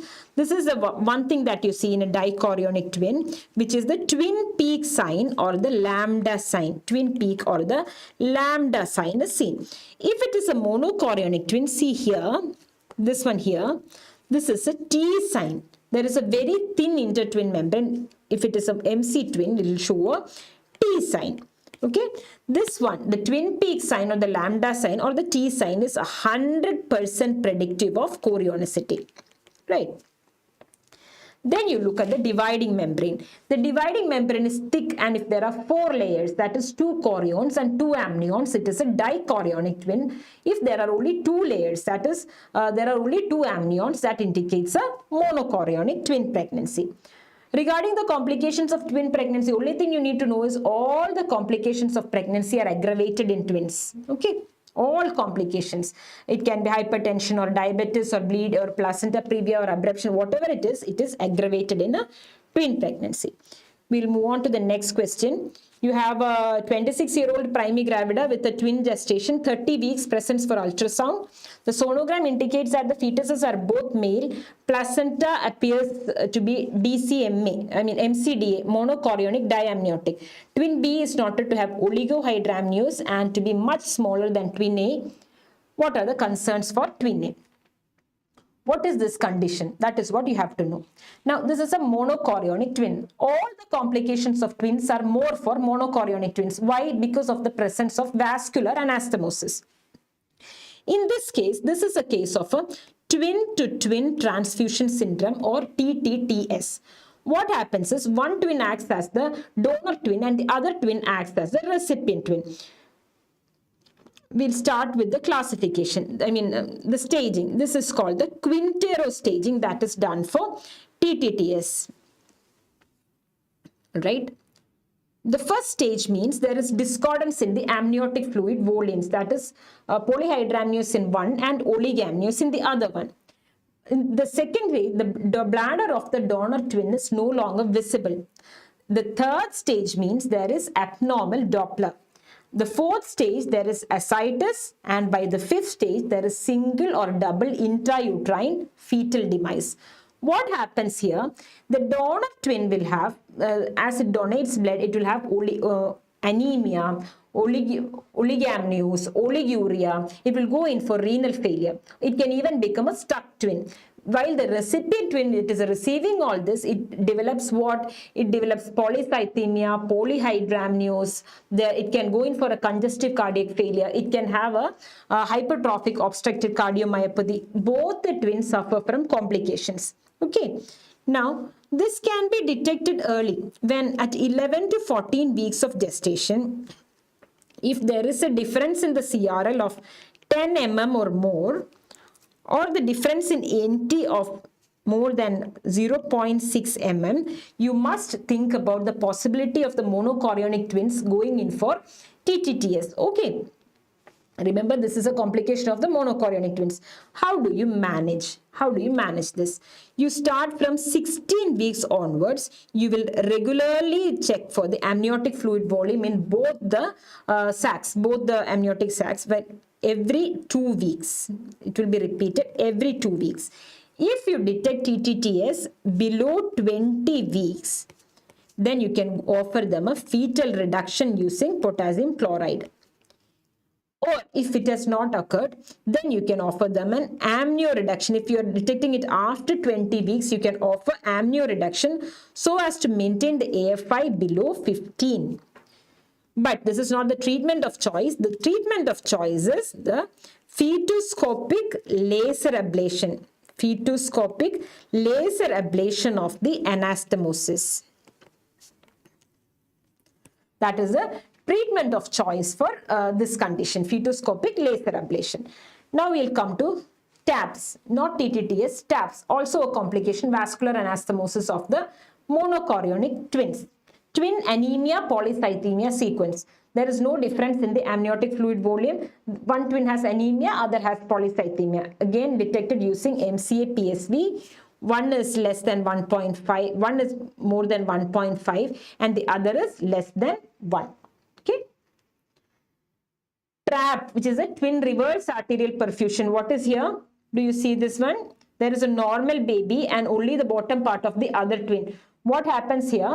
The blood from the donor goes into the umbilical artery, and into the internal iliac vessels of the other one. And what happens in that twin? Only the lower portion of the body develops, also known as what? Also, it is also called as the accardiac twin.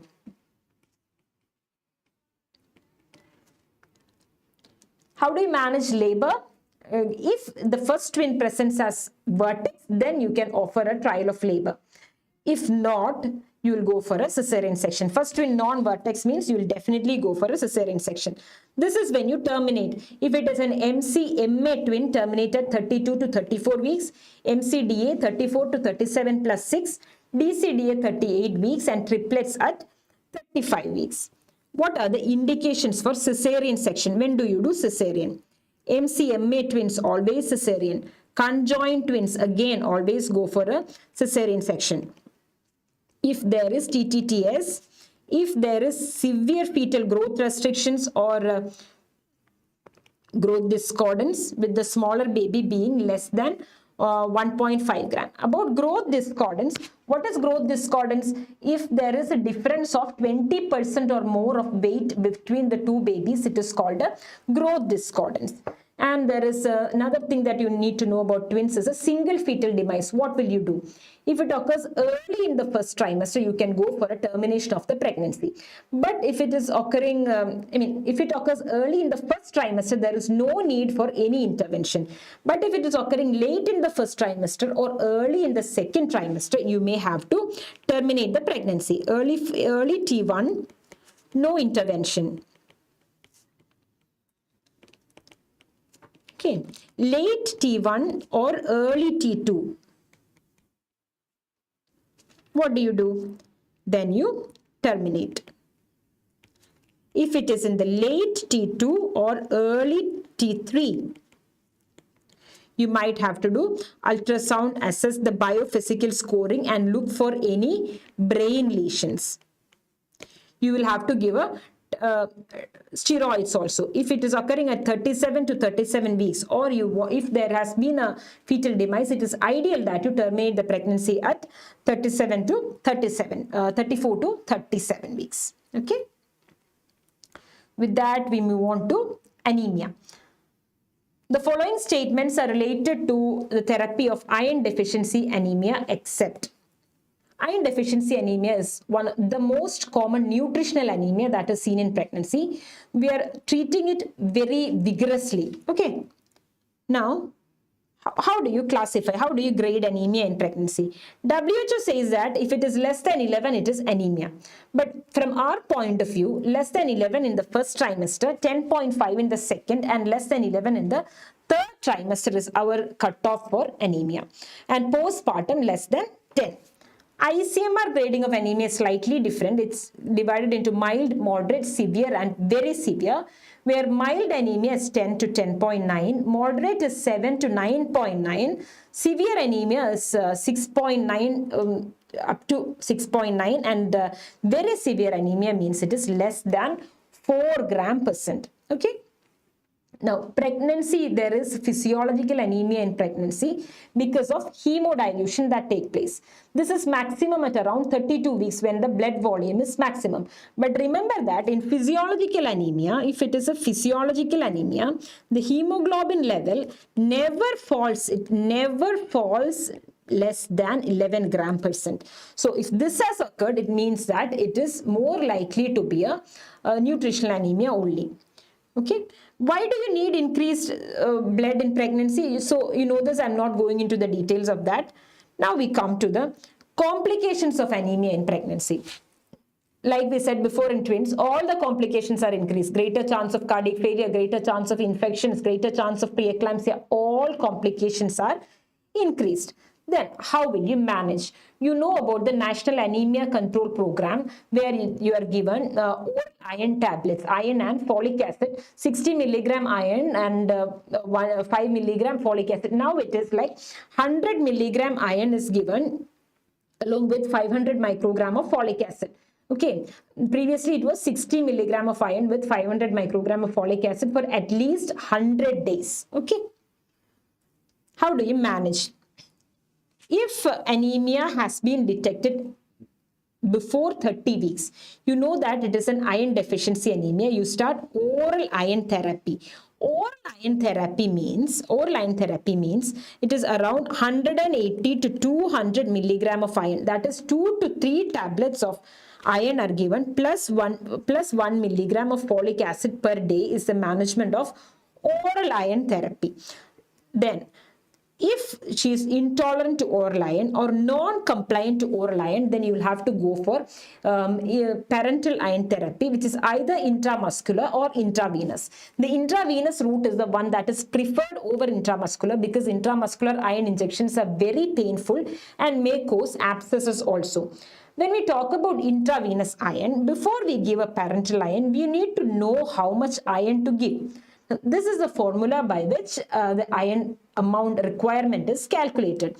Once you calculate the requirement, you decide on what formulation of iron to give. There are different formulations for parenteral iron. You have got ferrous sulfate, you have got FCM, you have sorbitol, you have dextran. There are so many different varieties of parenteral iron available, of which the one that you commonly use is the iron sucrose. Okay.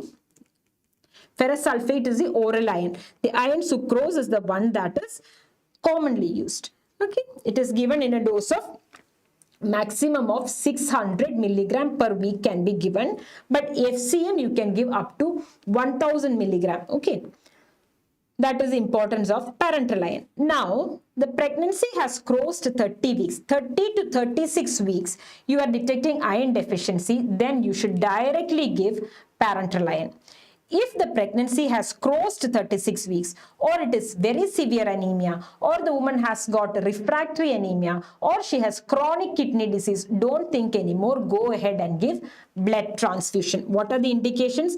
Pregnancy that has crossed 36 weeks, or she has got chronic kidney disease, or she has got malabsorption, or she has got a refractory anemia, or very severe anemia, then you will have to offer her blood transfusion. All right. What was our question? What is related? When is oral iron given? Oral iron can be given if it is detected before 30 weeks of pregnancy. That is why that one is our answer. Okay. When do you deliver a patient with anemia? By 40 weeks. Don't wait for her to go into overload. Now we'll discuss cardiac disease. We'll take a small break.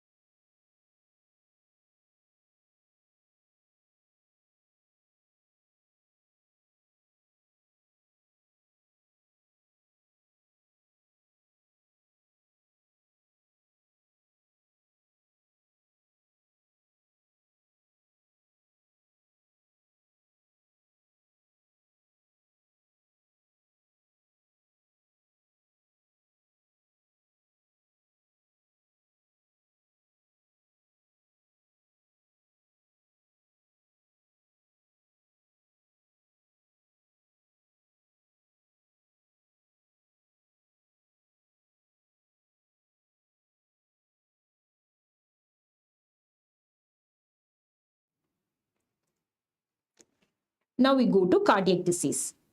You have a G2P1 female with mitral stenosis. She develops dyspnea, chest pain, and palpitations. Her period of amenorrhea is 37 weeks. On examination, her pulse rate is 120, respiratory rate is 30, basal clefts are present in both the lungs. What is the best management option? So, cardiac disease is important in that it is the most common cause for indirect maternal deaths in pregnancy, right? The most common heart disease in developing countries, again you're going for developing and developed countries, in developing countries is a rheumatic heart disease. The most common lesion is, what is the most common lesion? Is mitral stenosis. While in developed countries, the most common heart disease is congenital heart disease. Okay, this is important. Now we'll come to heart disease per se in pregnancy. First thing is, you know that there are so many changes taking place in the cardiovascular system in pregnancy. What are the changes that indicate a heart disease? As far as an examination signs are concerned, cyanosis, clubbing, orthopnea, dyspnea, palpitation, all these are indicative of some kind of underlying organic cause. We had said before that the JVP does not change in pregnancy. If there is a persistent elevation of JVP, or there is a grade 3 ejection systolic murmur, or a diastolic murmur, or there is a persistent elevation of a JVP, or these are the things that point towards an organic heart disease. In this case, remember that there are certain cases where the class 4, you are aware of the NIHA classification 1 to 4. In class 4, pregnancy is contraindicated. Which are these? That is pulmonary hypertension, a Marfan's with a dilated aortic root, a bicuspid aortic valve with a dilated root, severe left-sided obstruction, severe LV dysfunction, if there is a past history of a peripartum cardiomyopathy with a residual impairment of a left ventricular function. All these are indicative of or in all these conditions, pregnancy is contraindicated. All these are likely to produce a very high mortality in pregnancy. Now, there is something, how can you predict a cardiac event? How do you predict a cardiac event? Before that, there are other conditions where pregnancy can be continued. That is NIHA 1, 2 and 3, pregnancy can be continued. So when the person visits you in the first visit, in every woman, whether or not she is a known case of cardiac disease, what will you do? You assess her cardiac status. And antenatal, as far as the antenatal visits are concerned, it is the same routine for a woman, an uncomplicated woman in NIHA 1 and 2. If it is more than 2, you ask them to come once a week. Now we have got certain predictors of the cardiac event. The predictors of cardiac event is NOP. NOP stands for NIHA class 2 or more. O stands for obstructive lesions of the left heart. What are the obstructive lesions of the left heart? That is, they've got a mitral valve area less than 1.2, aortic valve less than 1.5, and LVOT gradient of more than 30 millimeters of mercury. That is the obstructive lesions of the left heart. Then you have got P, that is a past history of a cardiac event. And E, which stands for ejection fraction less than 40%. These are the predictors of a cardiac event. How will you manage? Management. We have already discussed the antenatal visits. As far as the management is concerned, what we are always concerned about is whether this woman is going into a heart failure. Heart failure. How will you detect heart failure in pregnancy? Regarding heart failure, here, you see, what is her pulse rate? This woman, her pulse rate is 120 beats per minute. Respiratory rate is 30 per minute. And she has already got what? She has already got basal Krebs. When the pulse rate goes above 100 and the respiratory rate goes above 20, always you be concerned that this woman is going into a heart failure. In such a condition, make sure that you do not want to go for an immediate cesarean section. Your priority is to treat her heart failure. That is why your answer is do cesarean after treating the heart failure. How do you treat? What is the treatment? You can give a digoxin, you can offer her diuretics and oxygen to treat the cardiac failure. Now we come to the management of cardiac disease in pregnancy per se. We'll start with, there should be a fetal echo done at 20 weeks, especially in women who had a history of congenital heart disease.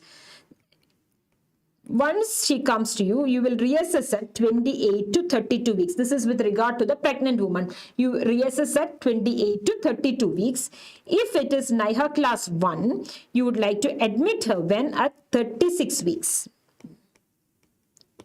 If it is 2, admission is offered at 28 weeks. If it is 3 or 4, first visit itself, you advise medical termination. If she is not willing, admit at the first visit itself. As far as cardiac disease is concerned, the tocolytic of choice is atosiban. How do you manage the intrapartum period? Intrapartum, you offer her a semi-recumbent position. You give oxygen. You control the amount of IV fluids that she is getting at 75 ml per hour. Then you cut short the second stage of labor using a vacuum or a forceps. Vacuum is preferred over forceps in cardiac disease. Epidural anesthesia is safe. Cesarean section is done. Where is cesarean section done? In those conditions where we had discussed before that pregnancy is contraindicated. If that she becomes pregnant, then you can offer her a cesarean section. Now, the third stage management, you'll give oxytocin, slow IV. Methyl ergometrin is contraindicated for the management of postpartum hemorrhage. Prophylactic antibiotics can be given. Another one that you have to remember is, what about the contraception in patients with cardiac disease? Contraception, you can offer them intrauterine contraceptive devices like copper T. Make sure that you're giving an antibiotic coverage so that she doesn't get an infection. Other things is, if she is a compensated, well compensated woman, she does not want further children, you can offer female sterilization. If she is poorly compensated, then you should offer the partner male sterilization should be done. What about anticoagulation? This is a very favorite topic with the examiners. Anticoagulation is given to those women who are on prosthetic valves. Alright, those who are on prosthetic valves. It is either warfarin or heparin. Warfarin is the stronger anticoagulant, but it can cross the placenta, causing fetal warfarin syndrome or the Conradi syndrome or de Salas syndrome, resulting in nasal hypoplasia, chondrodysplasia punctata, etc. So, if a woman on prosthetic valves is getting pregnant, in the first 12 weeks, up to 12 weeks, you give heparin. And beyond 36 weeks also you give heparin. Warfarin is given from 12 to 36 weeks. Because after 36 weeks, if warfarin is given, it being the stronger anticoagulant, it can cause excessive bleeding also. Now we come to diabetes. You're very thorough with diabetes, I'm sure. Diabetes is the most common medical complication of pregnancy. What is our question? We have a 30-year-old G3P2 obese woman, 26 weeks, no significant past medical history, states that diabetes runs in her family. Her other pregnancies were uncomplicated. She has given the results of a 3-hour glucose tolerance test, a fasting of 90, 1 hour 195, 2 hours 155 and 3 hours 145. As a result, she is diagnosed with gestational diabetes. She is counseled to start diet modification and exercise to control her glycemic levels. 3 weeks after diagnosis, these are her values. What is the best management? Fasting is 95, 1 hour postprandial is 185. So what are our goals in diabetes? What are our metabolic goals in pregnancy? Our goals are to maintain the FBS below 95. Okay, these are our goals. And the 1 hour levels below 140, 2 hours below 120 to maintain the HbA1c below 6 if possible. HbA1c is best to predict congenital anomalies in a diabetic woman. But if you are asked a choice, if the anomaly scan or TIFA is given in the choice, please choose that. Okay. So these are our goals. Here, she has not met any of our goals. So she's already on diet. What is the next option? You will start her on insulin. Before that, we'll take up our risk factors. Risk factors means ethnicity is one important risk factor, past history, family history. It is the same for just like a non-pregnant person also, the same risk factors. More importantly, what are the complications? What are the maternal complications? She can develop infection, she can develop metabolic syndrome, pregnancy, gestational hypertension, she can develop preeclampsia, she can go in for a postpartum hemorrhage, she can have a preterm labor, pre-labor rupture of membranes, operative vaginal deliveries, or a cesarean section. All are there. What about congenital malformations? There are no congenital malformations in gestational diabetes, no congenital malformations. But in over diabetes, congenital malformations are there. If you're asked the best investigation, we talked about this, it is TIFA, which is done at 18 to 20 weeks. The most common malformation is in the cardiovascular system, followed by the CNS. The most common anomaly that we see is ventricular septal defect. But this is not the most specific. The most specific anomaly of diabetes is the caudal regression syndrome. The caudal regression syndrome, also known as sacral agenesis. That is the most specific. Now, we'll come to the most common serious finding. This is all in overt diabetes, remember. It is hypertrophic cardiomyopathy, and the most specific cardiac anomaly is the transposition of the great arteries, TGA. Okay. Now let's move on to screening. You've got so many figures of screening that is given there. 75 gram OGTT, you know how GTT is done. Now we are following the DIPSI criteria, where you don't need a fasting level. So you only take a 2-hour post glucose level of 140. If the 2-hour level is less than 120, it is considered normal. 120 to 140 is an impaired glucose tolerance, and more than 140 is considered GDM. If the values is more than 200, it is considered to be overt diabetes. Okay, this is with respect to GTT. Okay. Now, for whom do you do the GTT? We can divide the people into a low risk group, moderate risk group, and a high risk group. Low risk group, like coming from a low ethnic background or something, do not require GTT at all. If they are coming from a moderate risk group, you should do the GTT at 24 to 28 weeks, and for the high risk group, GTT at the first visit itself. How do you manage diabetes? Remember that in management, as far as the baby is concerned, the daily fetal movement count is very important from around 28 weeks onwards. Make sure you counsel the woman regarding the same, okay? Because intrauterine fetal demise is maximum in the last 2 weeks of pregnancy. So it will be ideal to do a weekly biophysical scoring after say 30 or 32 weeks, right? How do you manage the patient? We'll start with, the first thing that you do is, you start her on medical nutrition therapy. This is the first line, that is diet. What do you advise? You advise her to lower her calorie intake. You advise her to have regular exercise. That is the first thing. Then 40% carbohydrates, 20% protein, and 40% fat. 30 minutes of exercise. After doing this, you will advise her to check her blood sugar profile 4 times a day. The fasting, 2 hours post breakfast, 2 hours post lunch, and 2 hours post dinner. We expect that the fasting values will remain below 95 and all the other values will remain below 120. You see her after 2 weeks. After 2 weeks, if you find that her blood sugar values are not controlled, still not controlled on good medical nutrition therapy, Then what do? You don't wait anymore. You start her on insulin. Insulin is the drug of choice for diabetes in pregnancy.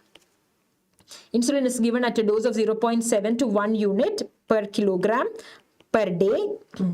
Note that insulin does not cross placenta. Pregnancy being a diabetogenic state, being a state of insulin resistance, the requirements may be high also. Now, suppose if she has to be given an oral hypoglycemic, the oral hypoglycemic agents of choice in pregnancy are metformin and glyburide. Right? When do you deliver? When do you deliver the woman if she has been on medical nutrition therapy alone?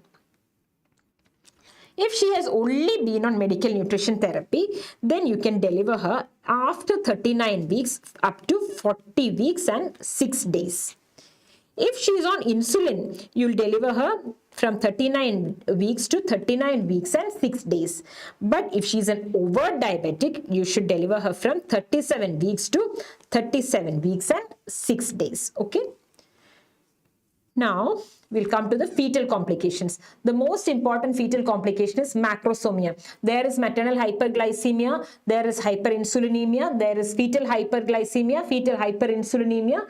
Insulin is the factor that helps a baby to grow and resulting in macrosomia by the Penderson hypothesis. Okay, this is measured by the ultrasound. The abdominal circumference in the ultrasound is used to detect fetal macrosomia.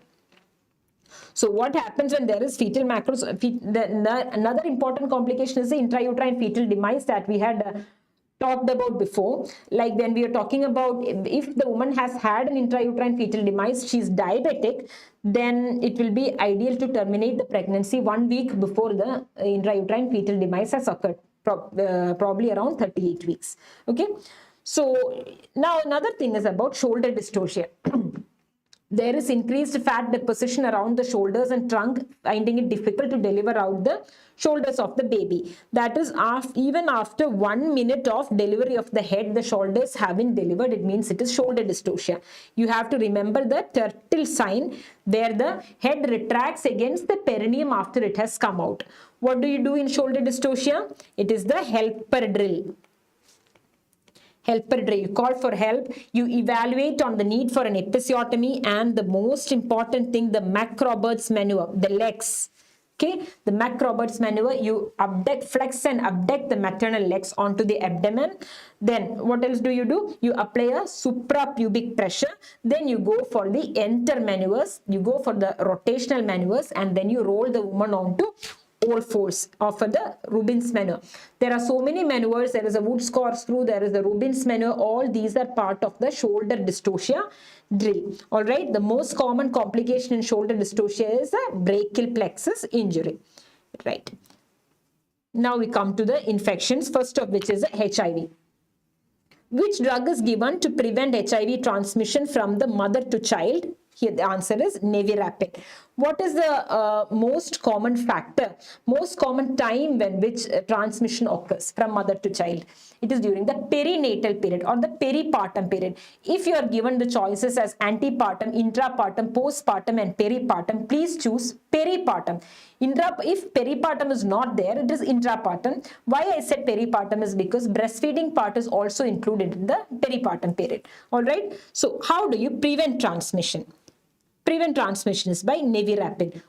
What is the single most important factor that causes transmission? The single most important factor is the maternal viral load. All right. So what are the effects of the HIV infection in pregnancy? The most important thing is there are no teratogenic effects. There can be preterm labor or IUGR, but there are no teratogenic effects. Otherwise, the course of HIV remains unaltered only. Okay. Maximum transmission occurs during when? The perinatal period. The drug that is given is nevirapine. And the mother should be getting highly active antiretroviral therapy. You can also give oral zidovudin. That is another option to both mother and baby for 6 weeks. If the RNA is more than 400, you should give zidovudin IV to the mother. Okay, that is with regard to HIV. Now let's talk about hypertensive disorders. Just like diabetes, hypertensive disorders are also something you know very well. A G2P1 female presents at 37 weeks, increased reflexes, fetal edema, hypertension. All of the following can be seen except. Just a few things about pathophysiology. See, this is how preeclampsia occurs.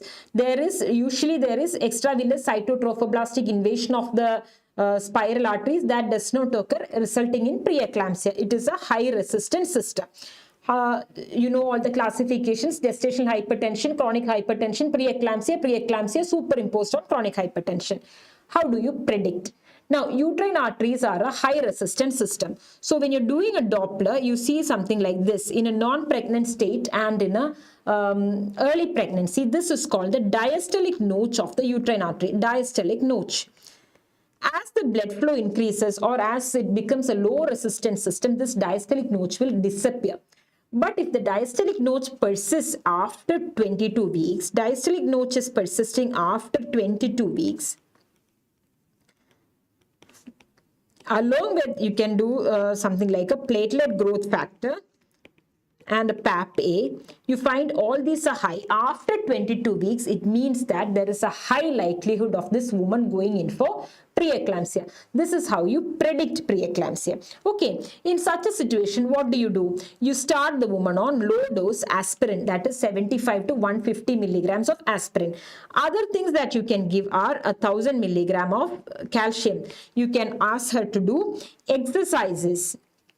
You can give her heparin along with aspirin, but heparin alone is not given. Heparin alone is not given for the prevention of preeclampsia. Okay, that is the importance of prediction. Now, we have got mild and severe preeclampsia are no longer there. It is either preeclampsia with mild without severe features or preeclampsia with severe features.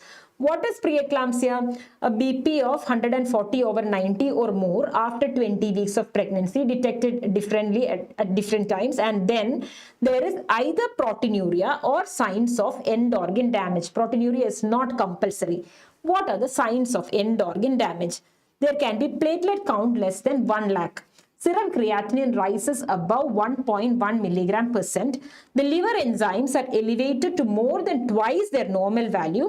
Evidence of pulmonary edema. There is new onset of visual or cerebral symptoms. All these are indicative of end organ damage in preeclampsia. Okay. Now, acute renal failure is very rare in pregnancy. If at all it occurs, the most common reason for acute renal failure in pregnancy is preeclampsia. What is the kind of acute renal failure produced? It is an acute tubular necrosis. From preeclampsia, we move on to eclampsia. What is eclampsia? Occurrence of convulsions in a pregnant woman, in a preeclamptic woman. But even if if BP is normal, if at all any pregnant woman throws convulsions, your first diagnosis has to be eclampsia. So what happens is there is anoxia and there is spasm of the blood vessels due to hypertension. So there is increased cerebral vascular resistance, decrease in the cerebral oxygen, leading on to cerebral anoxia, resulting in seizures. How do you manage? We're starting with the management of severe preeclampsia. If it has not yet reached 34 weeks, not less than 34 weeks, you would like to hospitalize the woman and check her daily weight, maintain a daily input and output chart, and start antihypertensives. Labetalol is the drug of choice in preeclampsia, in gestational hypertension, in chronic hypertensive woman becoming pregnant, in a hypertensive emergency. It is always labetalol. Remember that. Then you can give her, if she has not yet reached 34 weeks, you should give her steroids for lung maturity.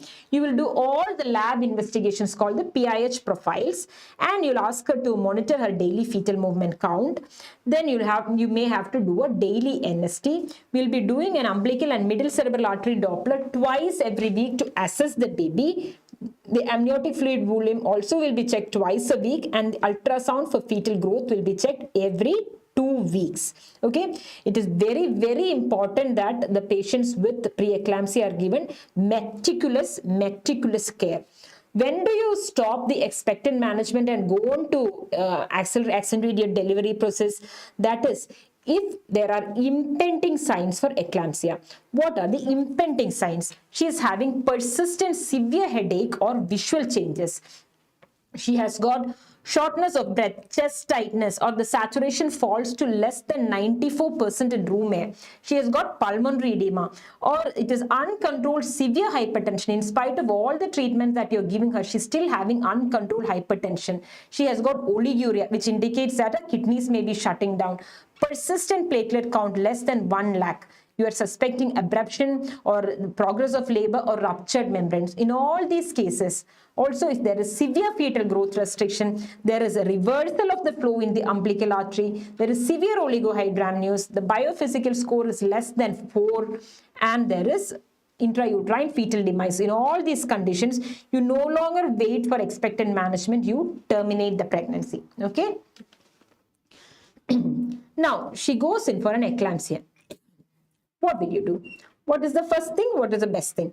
The first thing that you do will be, you will clear her airways, A, B, C, airway, breathing and circulation. First is you'll clear her airways, you'll turn her to the left lateral position, you'll offer her suction, oxygen, you might have to give her something to prevent tongue bite. All these you'll do, along with which you'll have put in cannulas, you'll start the MaxSulf regimen. Magnesium sulfate is the drug of choice for seizure in pregnancy. Any seizure is eclampsia unless otherwise proven. So magnesium sulfate is the drug of choice. What are the regimens? There is the Pritchard regimen.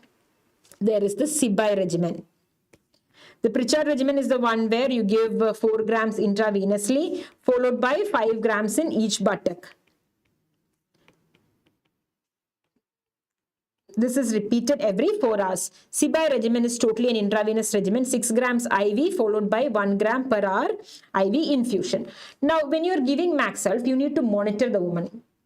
Obviously, you have to check her BP. Along with that, you will check her deep tendon reflexes, which is the first one to be lost in case of a magnesium sulfate toxicity. MaxSulf has got a very narrow therapeutic range of 4 to 7 milliequivalents per liter. What all are the things that you're looking for? So you will be checking her deep tendon reflexes, that is a knee jerk you'll be checking, which is lost when this becomes 10. That is the first one to be lost. If you find that the deep tendon reflexes are lost, stop magnesium infusion. Send magnesium level, send the blood for analysis of the magnesium levels, and you feel that you find that the levels are high, you might have to offer her an antidote. Okay, so deep tendon reflexes. Then respiratory depression occurs when the level is 12. Respiratory arrest occurs when it is 15. Cardiac arrest occurs when the levels are 30. Okay, the drug of choice for antidote is calcium gluconate. Right. Now, what is HELP syndrome? HELP is the most severe hemolysis that occurs in pregnancy, seen in the 3rd trimester. What is HELP? Hemolysis, low platelets, hemolysis, elevated liver enzymes and low platelets. That is HELP, also known as the Weinstein syndrome. So it is seen in the 3rd trimester. Hemolysis is the hallmark of HELP syndrome. Okay. How do you find it? You find that the LDH is 600 or more. The serum bilirubin is 1.3 or more. But there's a fall in the serum haptoglobin that is most specific. This is the most specific one. Okay. It might show a microangiopathic hemolytic anemia. Then you've got the Mississippi and the Tennessee classifications, both of which are for the HELP syndrome. The differential diagnoses are TTP or HUS. There is the most common condition for thrombocytopenia in pregnancy is gestational thrombocytopenia, not HELP. Okay, but in gestational thrombocytopenia, the platelet count never goes below 1 lakh. HELP is not like that. So if a woman has been diagnosed with HELP, if it is more than 34 weeks, what do? You give MaxSulf and you deliver. 24 to 34 weeks, you give MaxSulf, you give corticosteroids, and then you deliver. Less than 24 weeks, hardly ever comes. If it does, then you terminate the pregnancy. Anyway, the treatment of choice is delivery. That you have understood, no? Infections. So starting with, we did HIV. Now we'll start with chickenpox. A woman is exposed to chickenpox at 12 weeks pregnancy. She does not give a history of having had the disease previously. What is the best management option if she does not have antibodies against the varicella zoster virus? Chickenpox is very common in our country. Almost 70% of us are seropositive. We are not susceptible to chickenpox. So the woman comes with, she says that she has been exposed to chickenpox. If the question is, what is your next step? The next step will be to check for IgG and IgM antibodies. If she has IgG antibodies, that means that she is not susceptible to the infection. You can reassure her. But if she does not have antibodies, what will you do? Chickenpox in pregnancy can go on to produce pneumonitis or encephalitis, but in mortality is by pneumonia. These many things you know. Now, there are certain things like congenital varicella syndrome and neonatal varicella syndrome. That is what we are more concerned about. The maximum risk for the baby is around 5 to 7 days after the onset of rash. Here it is okay. She is at 12 weeks of pregnancy. From 28 weeks of pregnancy till 4 weeks before delivery, she is reasonably safe, unlikely to transmit. But at 12 weeks, it is not like that. What will you do here? What is the best management? The best management is to give her the varicella zoster immunoglobulin as soon as possible. You cannot give her the vaccine. Why? It is the live vaccine. It is contraindicated in pregnancy. If at all she has taken the vaccine before pregnancy, she is advised to avoid pregnancy for 1 month. Okay. So, now if the maximum risk of the fetus is from 13 to 20 weeks for congenital varicella syndrome. All right. Congenital varicella syndrome is that the baby may have chorioretinitis, cerebral cortical atrophy, or feet growth restriction, all of those things. So you can give her fetal varicella zoster immunoglobulin as soon as possible. Now, if the baby is born within 7 days of the mother having contracted the infection, then the baby is at risk for a very severe neonatal varicella syndrome. Right? How do you treat? Acyclovir is the drug of choice. You will give her 500 milligram for 7 days. Or if it is very severe, you will have to start on IV acyclovir. Okay. Next question. A 32-year-old G2P1 woman at 34 weeks of gestation presents to the labor and delivery floor with the chief complaint of regular contractions, bloody show, and a gush of fluids. A 2.3 kilogram boy is delivered by spontaneous vaginal delivery without further complication 1 hour after presentation. 24 hours later, the infant has developed irritability, fever, and respiratory distress. He is diagnosed with sepsis secondary to pneumonia. The mother has no complaints other than anxiety regarding the condition of her child. She denies rigors, chills, sweats, nausea, or vomiting. The mother's pulse is 60 per minute, BP is normal, temperature is normal. Physical examination reveals lungs that are clear to auscultation bilaterally, no murmurs, rubs, or gallops are present on cardiac examination. Suprapubic region is not tender to palpation. Vaginal and cervical examination reveal no significant tears or bleeds. What prenatal test would have provided the most useful information in preventing this condition? Okay. This is a group B streptococcal infection. A group B sepsis has occurred here. Okay. Now, intrapartum prophylaxis for group B streptococcus is indicated in certain conditions. If the woman had a previous child with invasive GBS disease, if the GBS bacteriuria has been detected during the present pregnancy, or she has got a positive GBS screening during the present pregnancy, unless LSCS is planned. If you're not planning to rupture the membranes, you don't have to do it. In all these conditions, you should give her GBS status, or if it is an unknown GBS status with delivery occurring before 37 weeks, or membrane rupture of more than 18 hours, or an intrapartum temperature of more than 100.4. If it is not indicated, if the previous pregnancy had a positive screening, that is not indicated. She should have had a previous baby born with invasive GBS disease. What is the drug of choice? It is penicillin. Secondly, it is ampicillin, and if the patient is allergic to penicillin, you can give the cefazolin. Okay, a few other things about infections is, this you have to know this. Maximum risk of transmission in the first trimester. Risk of transmission in the first trimester is rubella. If the infection occurs before 20 weeks, we just discussed this, it is varicella zoster, 13 to 20 weeks. Maximum risk if it occurs 18 to 20 weeks, it is syphilis. After 20 weeks, it is syphilis. Rate of transmission, this is interesting. Rate of transmission increases as the pregnancy advances is toxoplasma.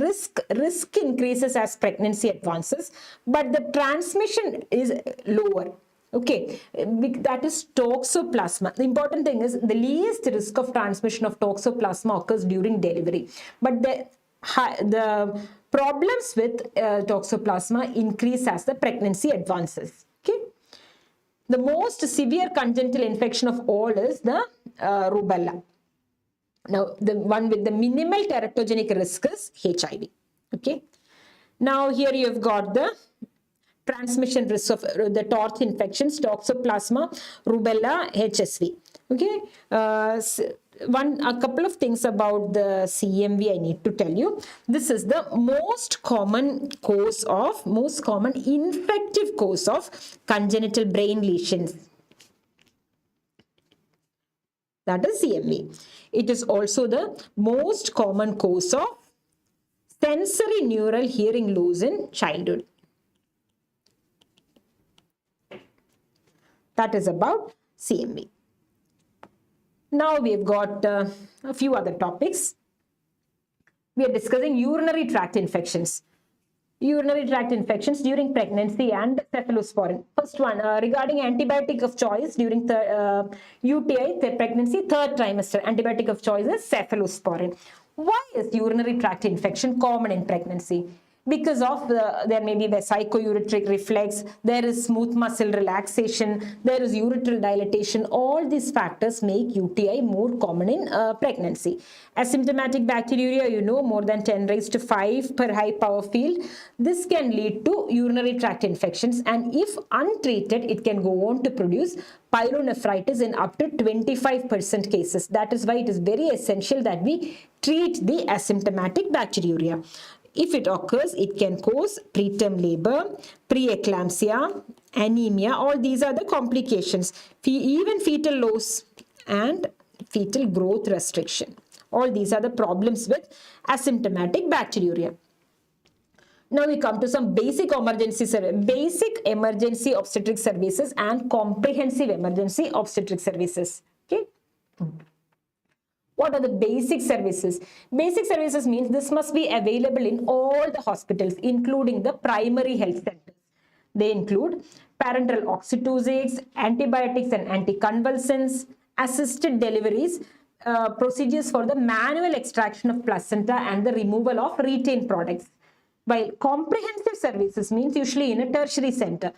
Includes all the basic services plus cesarean sections, blood transfusion and neonatal resuscitation facilities. One thing that you should know here is with respect to maternal near miss, MNM. I'm mentioning these abbreviations again and again because they are all being asked nowadays, and it is also known as SAM, which is called the severe acute maternal morbidity. Sometimes you may be asked to define SAM. What is SAM or MNM? This is a case in which you almost lost the mother, but you got her back by your interventions.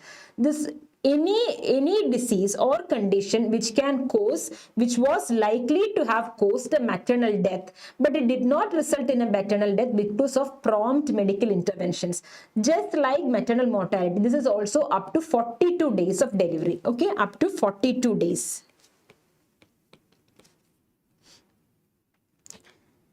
Now we come to the liver diseases. Sugandhi Devi is 30 weeks pregnant with idiopathic cholestasis. She is likely to present with the following features except idiopathic intrahepatic cholestasis. This presents with severe itching to such an extent that the woman may be kept awake at night. It has got a predilection to the palms and the soles, all right, but there are no rashes. So that is about intrahepatic cholestasis of pregnancy. Here, see how the bile acids have increased. Bile acids. Why I have stressed upon bile acids is that this is the first and the most consistent marker. It is the most consistent marker of intrahepatic cholestasis. The bile acid increase up to 15-fold. You check the bile acid, you find that it is around 40. You monitor the woman carefully. You find that it is about 100. You terminate the pregnancy because she is going in for an intrauterine fetal demise. You can do all the other tests also. There is no maternal mortality, but there is a risk of 60 to 70% recurrence in the subsequent pregnancies with intrahepatic cholestasis. How will you treat? Your treatment is, first of all, it is symptom based. You can give her some antihistaminics, okay, to alleviate the pruritus, antihistaminics, or you can give her some emollients. Specifically, she should be given ursodeoxycholic acid, which can help to an extent. Anyway, ultimately, you have to deliver the woman to relieve her of the cholestasis. Now, but this is not the most common cause of liver failure. The most common cause for liver failure in pregnancy is the acute fatty liver of pregnancy. Okay. In acute fatty liver, what happens? There is a huge rise in the LFT. Huge variation. She presents with nausea, vomiting, first onset of nausea, vomiting in the later trimesters, unexplained by other means, may point towards AFLP. She may have ascites, encephalopathy, and coagulopathy. This condition, unless it is promptly treated, she will develop renal failure and will go on to have a maternal and fetal mortality. It is mentioned that it is low, but still compared to all the other causes, this is the one thing that is more likely to produce maternal mortality than all the other liver diseases in pregnancy. Now, if you do a biopsy, liver biopsy, you can see there is acute yellow atrophy of the liver. Acute yellow atrophy of the liver. It is associated with transient diabetes insipidus and pancreatitis.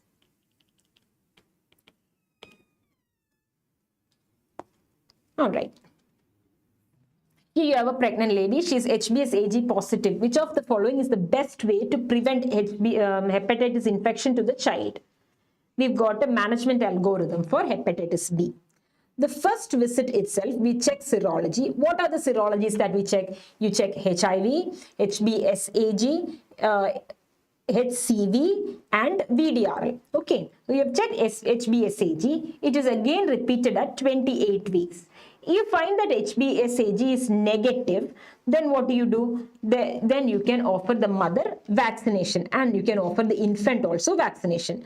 But HBsAg is positive. HBsAg is positive and you find that there are HPV DNA of more than 10 raised to 5 copies per ml. What do? You can treat the mother with lamivudine. What happens to the infant is more important to us. The infant will receive both hepatitis B immunoglobulin and the vaccine when the baby is born. Okay. So here, what is the answer? You will offer full course of hepatitis B vaccine and immunoglobulin to the child. A few things about hepatitis E. It is mainly about hepatitis E. The maximum risk of maternal mortality is with hepatitis E. Maximum risk of hepatic encephalopathy is also with hepatitis E, but the maximum risk of perinatal transmission is with hep B. Now, we said that all the women should be screened with hepatitis HBsAg in the first visit itself. Another important thing, breastfeeding is not contraindicated in a case of hepatitis. Now we've got another thing about fibroids. A pregnant woman with fibroid uterus develops acute pain in the abdomen with low-grade fever, mild leukocytosis at 28 weeks. What is your diagnosis? You know all about this. It is a red degeneration of fibroid, also known as carneous degeneration. Carneous degeneration seen during mid-pregnancy or towards the 3rd trimester. Now, importance of this presents with the mild fever, mild leukocytosis and pain abdomen. The importance is that this is an aseptic condition. You don't have to treat it with antibiotics. You just give her paracetamol or something to relieve her of her symptoms. The myoma becomes acutely painful, enlarged and tender. The patient can present with acute abdominal pain or vomiting, malaise or slight fever. All right. If you do a laboratory investigation, you will find there is moderate leukocytosis and raised ESR. What are the pathological changes that you see in the fibroid? The fibroid will become soft and necrotic and homogeneous, especially in the center. Now, it is stained salmon pink. This one you have to remember. That is why it is called the red degeneration. It is stained salmon pink or red. Why? Because there is diffusion of the blood pigments from the thrombosed vessels. There is a fishy odor. Fishy odor because of a secondary infection with the coliform organisms. If you do a histology, you will find there is thrombosis in some of the vessels. It is diagnosed by ultrasound. What are the differential diagnoses? Remember, these are the differential diagnoses of acute abdomen in pregnancy. Appendicitis, a twisted ovarian cyst, that it can be accidental hemorrhage. What is accidental hemorrhage? It is placental abruption, okay? So here, the best management is, best option is red degeneration. There is only conservative management and the patient is advised to rest. Symptoms will mostly subside in around 3 to 10 days. Now here we have got a child who is born with multiple congenital defects, cleft palate, neural tube defect, ASD, microcephaly. Which of the following drugs causes this defect? It is isoretinoin. We have got some drugs and their teratogenic effects. We'll start with alcohol. Alcohol causes fetal alcohol syndrome, which is dose related. There is growth restriction, shortened palpebral fissure, low tears, smooth philtrum. These are, I'm marking this out. These are the ones that have been asked in the question. Okay. There is a smooth philtrum, thinned upper lip and mid facial hypoplasia. This even if you're getting a photo, you'll be able to make out the smooth philtrum. It will appear flat like that and there will be thin upper lip. Then microcephaly, mental retardation and behavioral disorders. Warfarin is fetal warfarin syndrome. We discussed this before. Phenytoin causes hydantoin syndrome with hypertelorism, broad nasal bridge, low set ears, hypoplastic nails and digits. We have got the fetal valproate syndrome with sodium valproate. All right, you have to remember the hyperconvex nails. Diethylstilbestrol causes neural tube defect. More importantly, it can cause clear cell adenocarcinoma. This is not the most common one. It causes vaginal and cervical adenosis. Then we've got isoretinoin causing cleft palate, neural tube defects, microcephaly, deafness, blindness. You're not going to remember all these things. Don't bother trying to mug up everything, okay? Read it a couple of times. Try to remember a few. See what sticks to your mind, that will do. Don't worry more about it, okay? Now you've got ACE inhibitors causing renal tubular dysgenesis, anuria and oligoamnios. You also have got the anti-neoplastic agents causing IUGR, craniosynostosis, micronathia and severe limb abnormalities. Tetracyclines are important because they cause discoloration of the deciduous teeth. Cocaine causing microcephaly, limb reduction defects and genitourinary malformations. All right. So with that, we have come to the end of obstetrics. Now we'll move on to gynecology. We'll take a small break.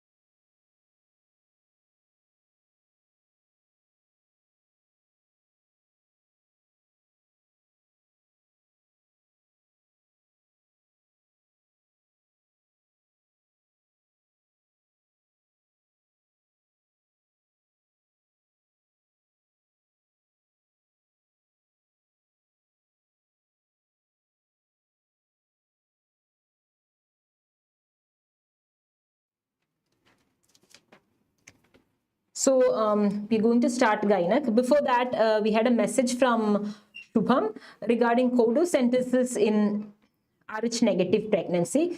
So when we are talking about that, we had said that if it is in the upper level of zone 2 or in zone 3, we'll be checking the hematocrit.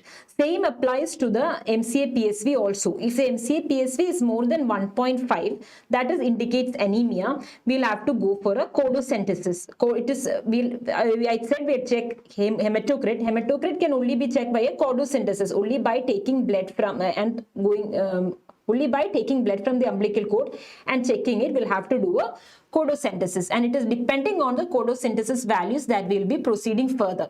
If the titers are high and we are following up using MCA PSV levels itself, and as long as the MCA PSV levels remain below 1.5, then you can continue monitoring the MCA PSV itself. Otherwise, when it is above 1.5, that is when we'll go ahead and do a codosynthesis and plan our progress accordingly. Okay, I hope you have understood this. Now we'll go on to gynecology. Starting with the anatomy. You have a woman, she is presenting with a fluctuant non-tender swelling at the introitus. How do you manage? Whenever you get a question like a fluctuant non-tender swelling, remember that it is a, what is it? It is a cyst. Okay, that is the first thing you need to know here. What is the management? Here, this one here, it is a Bartholin's gland cyst. What is a Bartholin's gland? Bartholin's gland, also known as the greater vestibular glands. See, where is it situated? That is another question. It is situated here, where it is situated at the junction of the anterior 2/3 and the posterior 1/3 of the labia minora, in a groove here between the hymen and the labia minora. That is where the Bartholin's gland is situated. Now, see, it is there on either side. All right. Now, it might develop into a cyst. The Bartholin's glands are homologous to that you have to know. The Bartholin's gland is homologous to the Cowper's glands or the bulbourethral glands in the males. Okay. Now, and they are located in the superficial perineal pouch.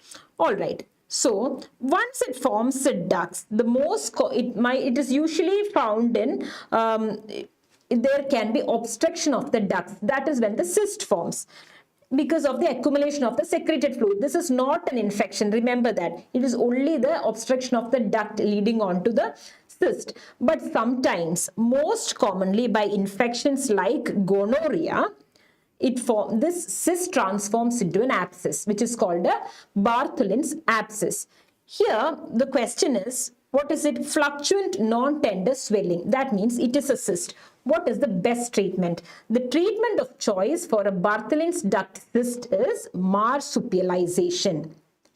But what if the question had said that it is a tender swelling? It is a tender swelling, you would have had a different answer. If it was a tender swelling, that would mean an abscess had formed, a Bartholin's abscess. If it was a Bartholin's abscess, then your treatment of choice would have been incision and drainage of the abscess and giving antibiotics. All right, look at just go through the symptoms once. There is a non-painful swelling. Non-painful swelling is the one that is seen. If the cyst becomes larger, there may be irritation with vague pelvic pain or vaginal discharge. But unless it becomes severely tender, you do not attempt anything. You can marsupialize or take out the cyst. If it becomes tense and tender, you will have to do an incision and drainage. Okay. Let us go to the next question. All of the following pairs are correctly matched except. This is with regards to the nerve supply of the genitalia. Ovaries are supplied by T10 to T11. Fallopian tube T10. Uterus, it is T10 to L1. This is important. Why? This is how the pain during early labor, that is the pain of the uterine contractions.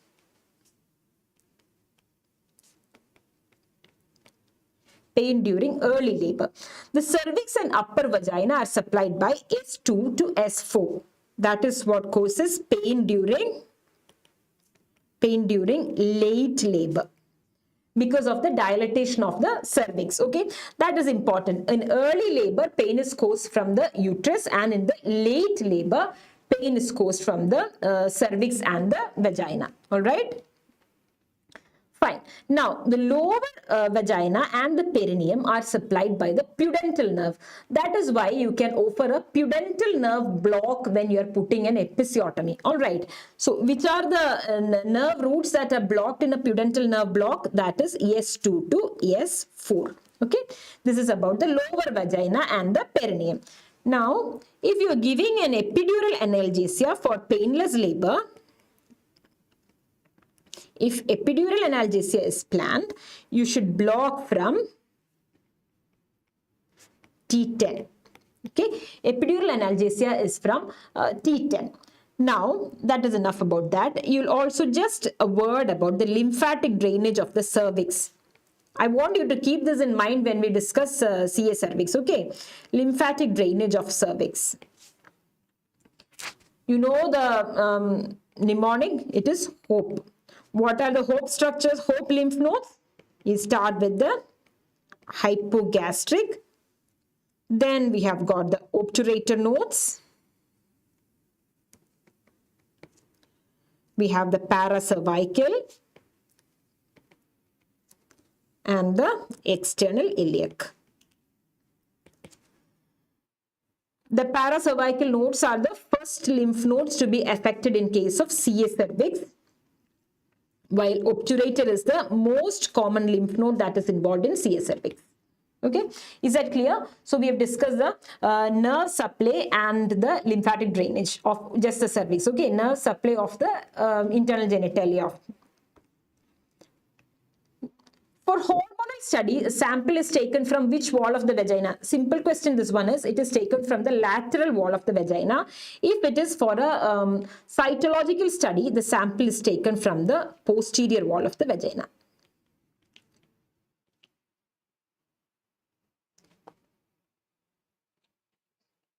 You are asked to identify the structure X shown in the figure. What is this? You've got three similar structures here. This is one, this is another one, and this is the third one. This one here, this is the round ligament.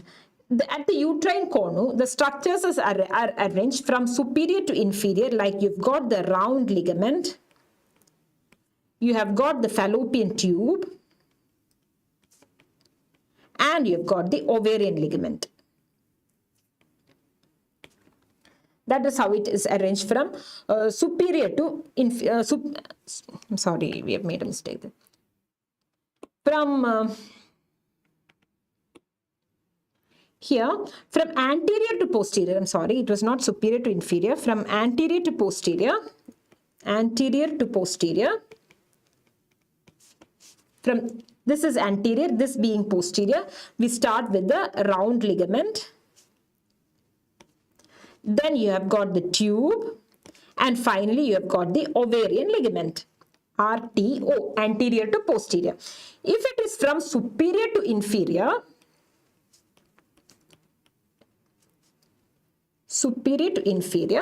you have got the tube, then you have got the round ligament followed by the ovarian ligament. It is very important that we remember this, because the most common reason for a failure of our sterilization is when we are putting the fallope ring on the wrong structures, like on the round ligament. Okay, that is how close these structures are with each other.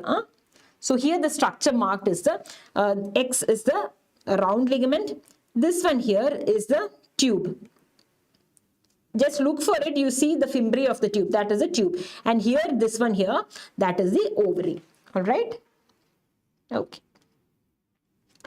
Next question. Most common site of ureteric injury during hysterectomy is? This is how the ureter and the uterine vessels are arranged here. The most common site for ureteric injury at hysterectomy is here. See. During radical or cesarean hysterectomy is there, what is it? where it is crossed by the uterine artery. Here where it is crossed by the uterine artery. The second most common site is at the pelvic brim.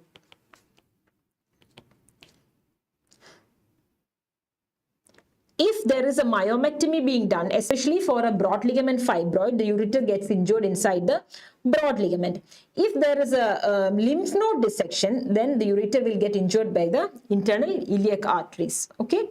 If there is an adnexectomy that is done, ureter is injured where? Near the ovarian arteries. Okay.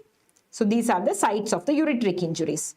Now we come to the supports of the uterus. All of the following support the uterus except. What are the supports of the uterus?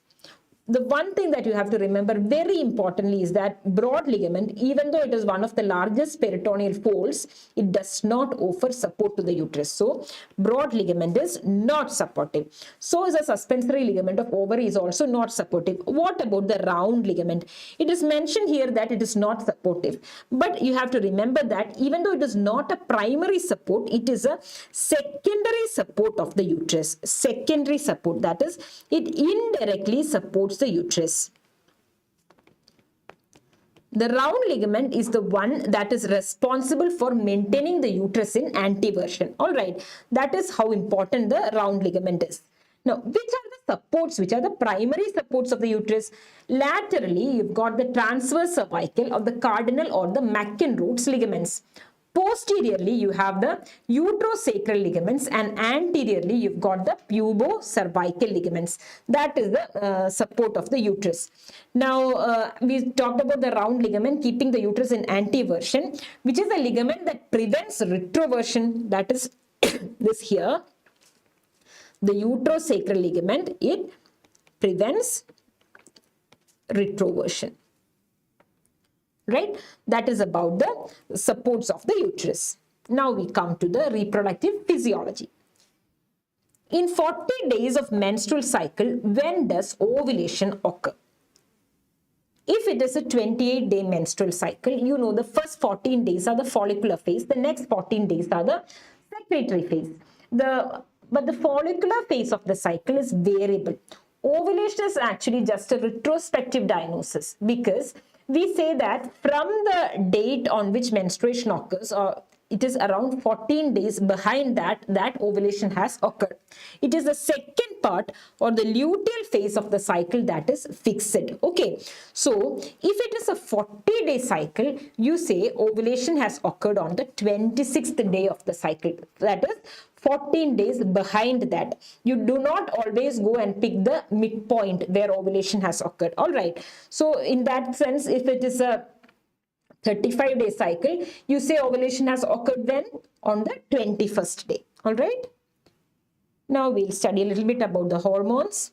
Serum levels of different hormones estimated on the day of ovulation will depict what? When we are talking about oogenesis, we had talked about an LH surge, right? It is the LH surge that completes meiosis 1. When does LH surge occur? LH surge occurs around 24 to 36 hours before ovulation.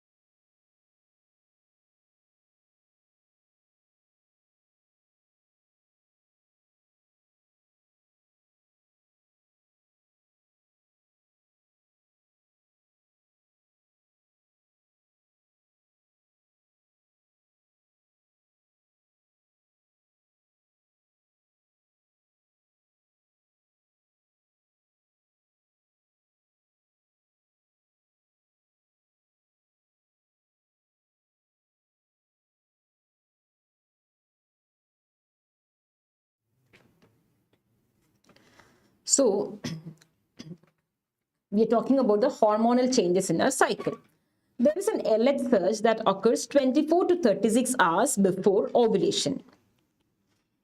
Even though the LH surge is occurring 24 to 36 hours before ovulation, the LH peak will be occurring only around 10 to 12 hours before the ovulation. What is the question? What are the levels of different hormones on the day of ovulation? When is the day? This is a 28-day cycle, and this here is the day of ovulation. See, look at the levels of the different hormones. All the hormones are starting to rise. See, here we're starting with estradiol.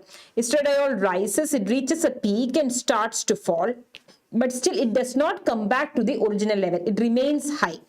The luteinizing hormone also likewise, it rises, even it is not the maximum level, but still it remains high. Know that the levels of all the hormones are high on the day of ovulation. All right. So this is about the second half of the menstrual cycle. The corpus luteum starts regressing. There is a fall in the progesterone levels.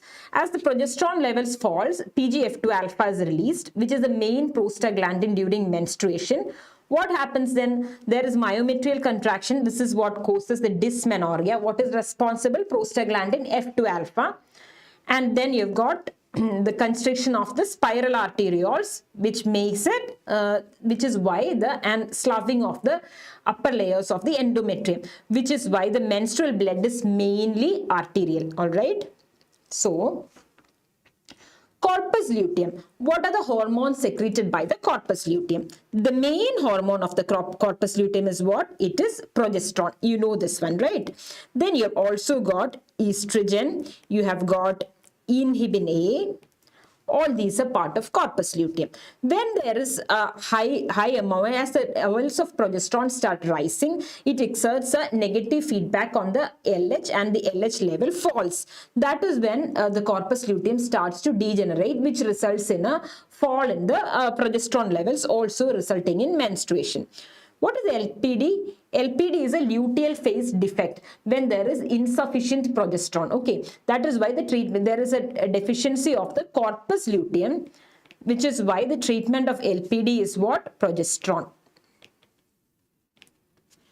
Now we come to the cornification index. These are just certain terms that you might have to know. What is cornification index? It is the ratio of the cornified cells to the cornified or the mature squamous cells per 100 cells. Cornified cells are the mature squamous cells. Mature squamous cells per 100 cells. That is, this indicates, a cornification index indicates, that is what is important. What does it indicate? It indicates a level of estrogen, because the epithelial cells become cornified under the influence of estrogen. Okay. Now, something about mastalgia. We are discussing the treatment of mastalgia. Mastalgia can either be cyclical or non-cyclical. If it is non-cyclical, the first thing you have to do is to rule out cancer. If the investigations prove cancer, you proceed accordingly. If not, consider Tige syndrome, where you can give NSAIDs or anesthetic with steroid injections. In a cyclical mastalgia, what do you give? That the first drug of choice that you usually give in cyclical mastalgia is evening primrose oil. If on evening primrose oil you do not get an improvement, you will have to go for danazol or bromocriptine. Danazol does not respond to danazol or bromocriptine and ends up having severe mastalgia. You have to give GnRH analogs, testosterone or tamoxifen. More than the doses, you just remember the names of these drugs, where you can get a question like all the following are used for the treatment of mastalgia except. Then you will have to be able to identify which the drugs are. Okay. Moving on to Gynec proper, we're starting with puberty. An infant is found to have clitoral enlargement, some degree of labial fusion. What is the first step at arriving at a diagnosis? The first step. So what is this? This baby is having ambiguous genitalia.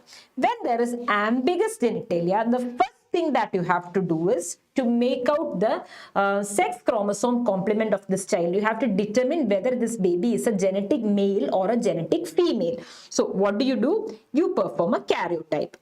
But the most common condition causing ambiguous genitalia, the most common cause of ambiguous genitalia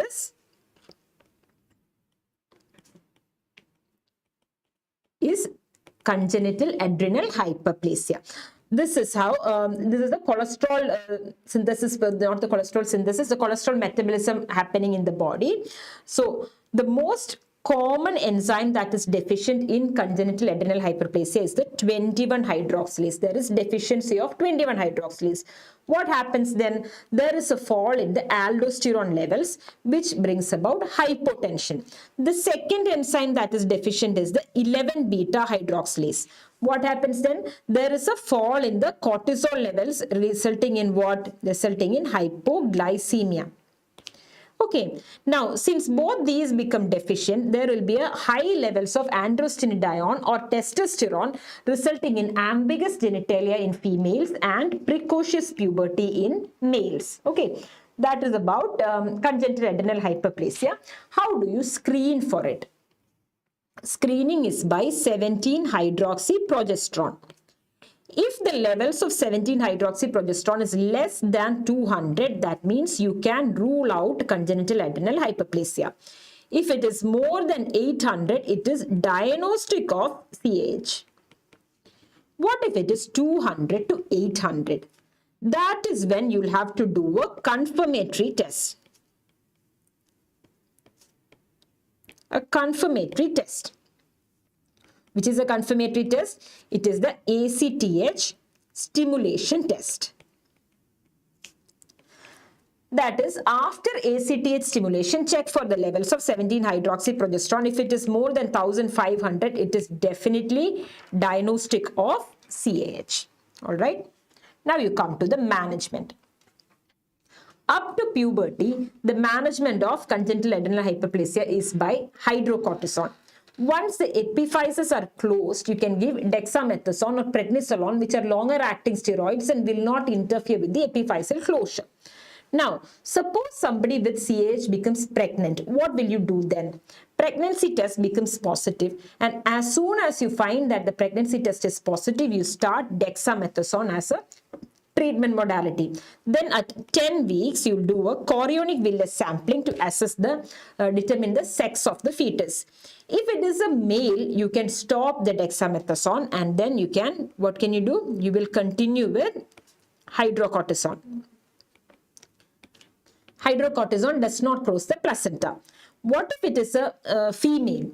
Then you have to check her phenotype, CYP21 genotype. That is, this is the responsible genotype.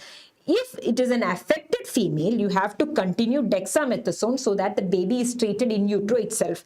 If it is an unaffected female, again you can stop dexamethasone and continue with hydrocortisone. Okay, that is about congenital adrenal hyperplasia. Now you have a 15-year-old female presents with primary amenorrhea. Breasts are Tanner 4, but she has no axillary or pubic hair. The most likely diagnosis is. Now in the Tanner system, the breasts are staged from breasts and the pubic hair are staged from 1 to 5. 1 and 2 means the breast growth have not occurred. 4 and 5 means it is an adult type of breast or the pubic hair also. Here, breasts are Tanner 4 means adult breast. She has no axillary or pubic hair. When with a girl with normal breast presents with primary amenorrhea, the first thing that you have to do is check her external genitalia. You look for the vagina. You find that there is a small vagina or a blind ending vagina. The next thing that you do is, what will you do? It is an ultrasound. Okay. So you examine her, then you do an ultrasound. Ultrasound may or may not show a uterus. Ultrasound shows that the uterus is absent. What is the next thing you do? If the ultrasound shows an absent uterus, primary amenorrhea, then you do a karyotyping. Karyotyping will determine whether the genotype is XX or XY. If it is XX, then it points towards a Mullerian anomaly, which is the Mayer-Rokitansky-Kuster-Hauser syndrome or MRKH. Genotype is XX. The serum testosterone levels are normal. Here, in this case, see, she does not have pubic hair. When the serum testosterone levels are normal, she'll have normal female pubic and axillary hair. Meanwhile, if it is an XY genotype, that means that it is an androgen insensitivity syndrome. Even though the testosterone levels are those of a normal male, the pubic and axillary hair will not be formed. There is decreased pubic and axillary hair. Okay, so look at this question. Breasts are normal, no axillary or pubic hair. What does this mean? The most likely diagnosis in this case is testicular feminization syndrome. That was the old name. It is the androgen insensitivity syndrome. Now, there is, in this case, you will be able to find the gonads.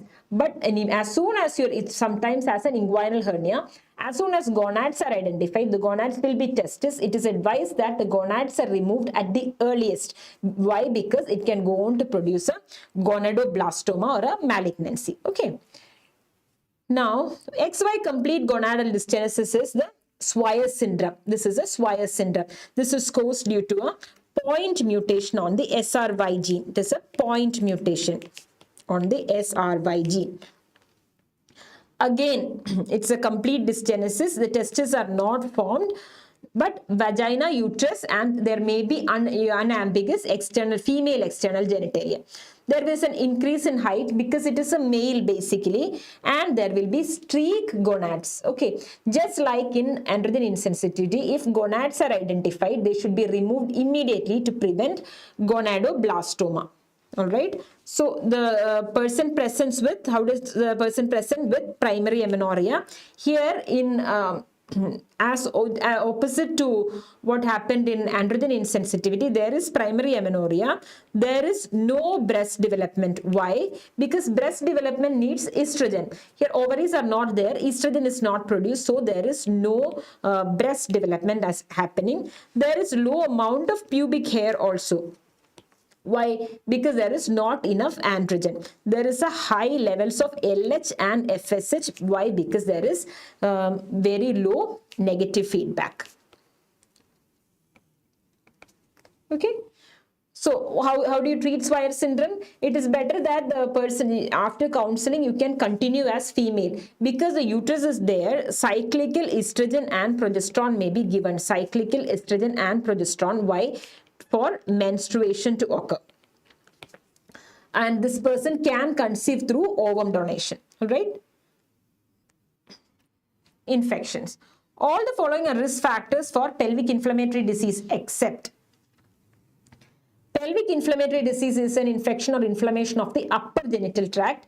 It is usually polymicrobial. The most common organism involved is the Chlamydia trachomatis. This is the most common one that is involved. Now we'll discuss some most commons. What is the most common cause? It is the chlamydia. Most common cause of acute or symptomatic PID is gonococcus. What about postmenopausal? That is E. coli. In virgins, the most common cause of PID is different. It is a TB, genital TB. In a woman who is using an intrauterine contraceptive device like copper T, that is actinomyces. See how we mentioned that this is a polymicrobial infection, and the route of spread is by an ascending infection. You must be able to name all these. Causes chlamydia, symptomatic gonorrhea, postmenopausal E. coli, virgins it is TB, and IUCD actinomyces. See, this is not seen in young females. PID is very rare in young females because the squamous epithelium is resistant to gonococcus. So it is very, very rare in young females. Now we'll talk about the risk factors. The risk factors for pelvic, it is a sexually transmitted disease. Menstruating teenagers and women having multiple sexual partners, they are not using contraceptive pills, a past history of an acute PID. Like we said before, intrauterine contraceptive device users, and with areas in high prevalence of a sexually transmitted disease. Contraceptive practices like barrier methods, especially condom, have got a preventive effect on this. Okay. Now, pregnancy, menopause, and vaccines like hepatitis B and HPV protect against PID. What is this? This is a laparoscopic picture of the surface of the liver showing some kind of adhesions. This is called the violent string adhesions occurring between the surface of the liver and the parietal peritoneum, which is seen where? Which is seen in PID. Another one is the Fitzhugh-Curtis syndrome, which is a sequelae of PID, which is a inflammation of the liver capsule resulting in perihepatitis. Now, these are the minimum criteria for diagnosis of PID. That is, there should be lower abdominal tenderness, adnexal tenderness, and cervical motion tenderness. So, what we are offering is a syndromic treatment. Syndromic treatment. As soon as we got minimum criteria for diagnosis, we start the woman on empirical antibiotics. Investigation of choice is NAD, nucleic acid amplification test, but the gold standard is laparoscopy. How do you treat? We said it is an empirical treatment. OPD, we treat with injection ceftriaxone 250 milligram IM single dose along with doxycycline 100 milligram twice daily for 14 days. Why? What is the purpose in giving this treatment? This treatment covers what? Gonococcus, chlamydia, and anaerobes. That is why this treatment is being given. Another one that you need to know is the prognostic scoring. The name of the prognostic scoring system in PID, that is the Bohr-Maisel score. Bohr-Maisel score. Okay. Let's take the next question. You have a 40-year-old woman presenting to the gynecologist with complaints of profuse vaginal discharge. There was no discharge from the cervix on the speculum examination. Diagnosis of bacterial vaginosis was made based upon all of the following findings on microscopy except. This is the Amsel criteria for diagnosis of bacterial vaginosis.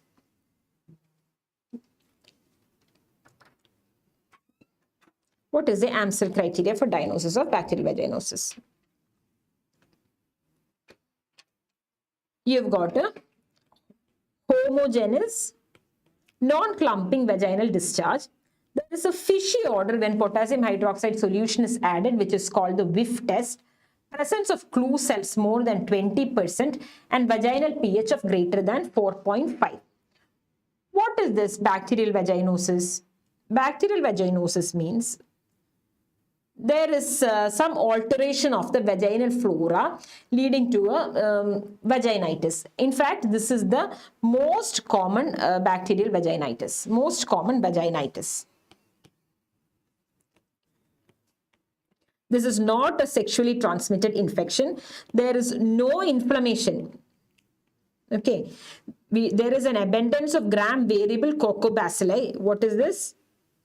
Gram variable coccobacilli. There is absence of lactobacilli. See, there is alteration of the what? There is alteration of the vaginal flora. So the lactobacilli decrease, the coccobacilli, Gardnerella increase. There is presence of clue cells, but there is no polymorphs. Why? Because there is no inflammation, there is no itching also.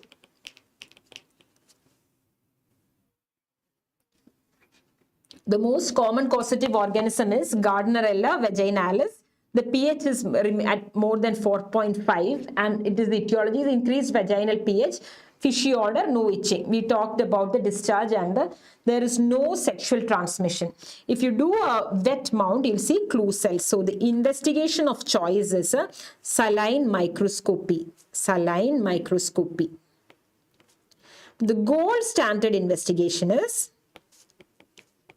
gram stain. After you do a gram stain, you do something called a Nugent scoring, where if it is 7 or more, it indicates bacterial vaginosis. Now you look at this. These are the clue cells. What is this?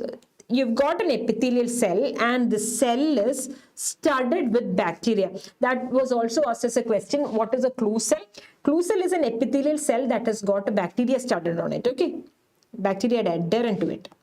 We discussed Amsel criteria. You need 3 out of the 4 criteria to make a diagnosis of bacterial vaginosis. How do you treat it?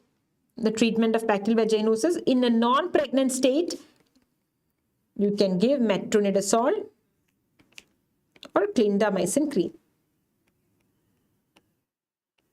If she's pregnant, you can give metronidazole orally. But the most common vaginitis in pregnancy, or the most common yeast infection in pregnancy, is a vulvovaginal candidiasis. Okay, it is most commonly caused by Candida albicans. So that is enough. What is the most likely cause for beaded appearance of fallopian tubes with clubbed ends of embryo on HSD? This is genital TB. Look at the picture. You see how there are beaded appearing fallopian tubes. There are so many ultrasound findings for genital TB. We'll start first with the route of spread. What is the route of spread of TB? It is hematogenous. The most common site for genital TB is the fallopian tube.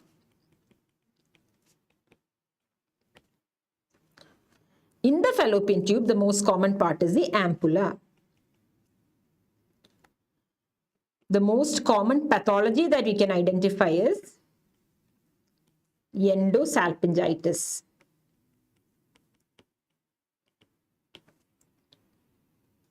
And the most common symptom is infertility. Now here you can see the beaded appearance. What other things that you can see? One is a beaded appearance. You can also find something called a golf stick appearance or a tobacco pouch appearance. If you get any of these words, think of TB. Tobacco pouch appearance. Or you can also have a rigid lead pipe appearance. All these are indicative of TB. Most common menstrual complaint in TB is oligo or amenorrhea. If you're doing a PV, the most common finding will be a normal pelvic examination finding, normal. It is followed by tenderness. Diagnosis is by, you know this one, endometrial biopsy only, around 1 to 2 days before or 12 hours before the onset of menstruation. How do you treat? Treat it as a category 1 TB. You've got INH, ethambutol, rifampicin and pyrazinamide for 2 months, followed by INH and rifampicin for 4 months. That is a total of 6 months. What is the complication? There is increased chance of ectopic pregnancy following treatment. We had talked about ectopic before. We said tubal disease is the most common reason. Okay. You have a 19-year-old girl with painless ulcer in the labia majora with everted margins. What is the ulcer? So we'll study genital ulcers here. Before that, here the answer is treponema pallidum. That is painless ulcer, everted margins, treponema pallidum. Chlamydia and gonorrhea, basically these both cause PID. With chlamydia having a clear mucoid discharge and gonorrhea having a more purulent discharge. Okay. Now, as far as ulcers are concerned, there are 3 options that you need to consider. The 3 options will be herpes, chancroid, and syphilis. Chancroid is caused by H. ducreyi. Now, syphilis is the one that is painless, non-tender, even rubbery. We'll look how we've explained it. If there is only one ulcer, it is probably syphilis. Okay. Multiple ulcers include herpes and chancroid. Herpetic ulcer you're not going to miss. They'll definitely tell you very regularly shaped, punched out looking, very painful ulcers, herpes. The raised edges are seen again in syphilis. Erythematous are herpes and chancroid. Chancroid is something that mines under. That is the undermining edges. What about the base of the ulcer? The base is smooth, non-purulent and non-erythematous in syphilis, while it is erythematous and non-vascular in herpes, while it is purulent and bleeds on touch in a chancroid. What about pain? Pain is significantly absent in syphilis. It is present in herpes and chancroid. Now we'll talk about induration. There is the firm, if it is firm, it is syphilis, undermined, it is chancroid. Lymph node enlargement, bilateral non-tender nodes indicate syphilis, tender nodes indicate herpes, while unilateral and tender nodes indicate chancroid. Okay. These are the ulcers. What can cause the ulcers? Basically, just go through this list, but only things that you have to know in particular are syphilis, chancroid, and the herpes, which we have discussed before. You must remember that malignancy can also cause ulcers. Now, syndromes, that is the vaginal discharges. Vaginal discharge, it can be caused by trichomonas, candidiasis, by BV, gonorrhea, lots of factors. If it is a urethral discharge, it is likely to be gonorrhea or chlamydia. Genital ulcers we talked about. Lower abdominal pain, the common causes are gonorrhea, chlamydia or mixed anaerobes. Okay. Then you've got the other sexually transmitted conditions, gonorrhea, trachoma. So just, you're not going to mug up all these tables, especially not now that your exam is almost here. Next, we'll go on to prolapse and stress urinary incontinence. The reference part in the POPQ classification is, it is hymen. What is a POPQ? It is the pelvic organ prolapse quantification system. This is how it is graded. You've got the hymen here. Based on the hymen, the most dependent part is measured and it is given as a grid. Okay, this is the this part, if AA and BA represent the anterior prolapse. Here, this one, AP and BP represent the posterior compartment prolapse. Here, suppose this is a hysterectomized individual.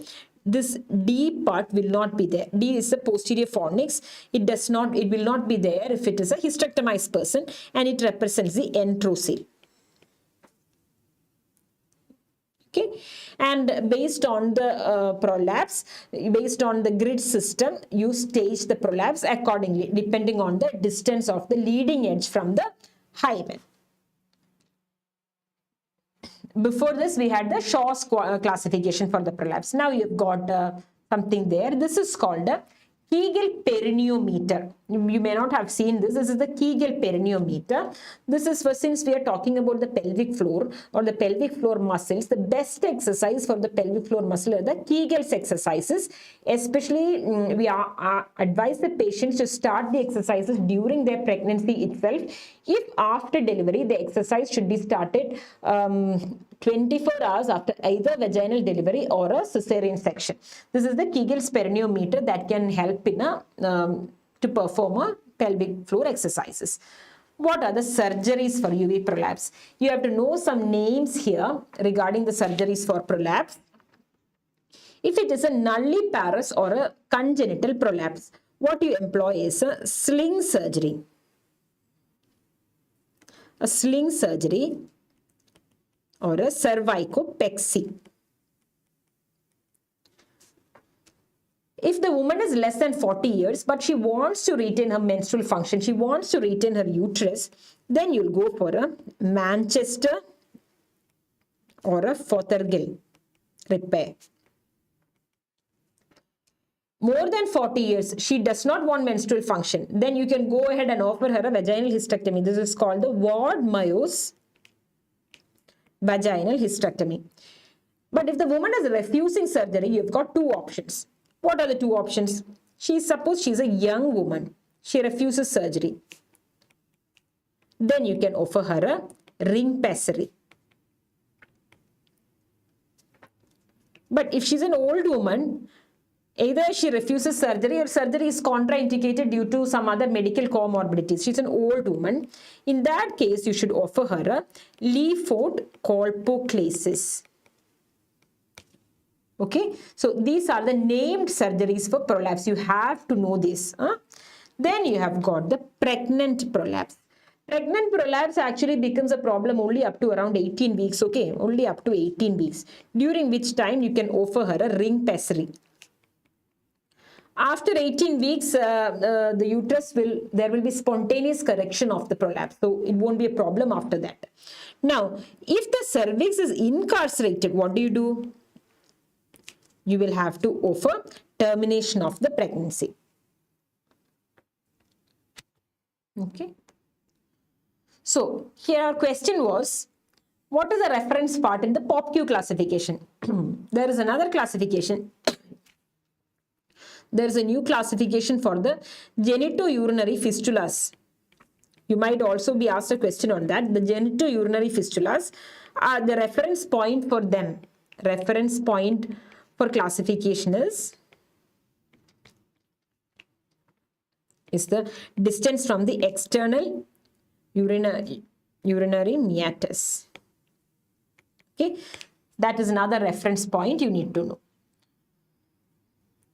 Now we come to the fistulas. All the following are done in case of a vesico-vaginal fistula, except the vesico-vaginal fistula is the most common urinary fistula. What is done? What all are done? How do you diagnose a fistula? First of all, what are the types of urinary fistulas? It can be a ureterovaginal fistula, it can be a vesico-vaginal fistula, it can be ureterovaginal fistula. So, if the woman gives a history of a normal voiding and there is continuous dribbling of urine from the vagina, what is it? That is a ureterovaginal fistula. There is continuous dribbling of the urine. There is continuous dribbling of the urine from the vagina, but no normal voiding. What is that? It is a vesico-vaginal fistula. There is no continuous leakage, but when the patient urinates, urine comes out from the urethra and the vagina. In that case, it is a ureterovaginal fistula. Okay, is that clear? You need to know the complaints and match them with their whatever it is, what the fistula is. Okay. Now, the observation and the interpretation. This is about the 3-swab test, the methylene blue 3-swab test.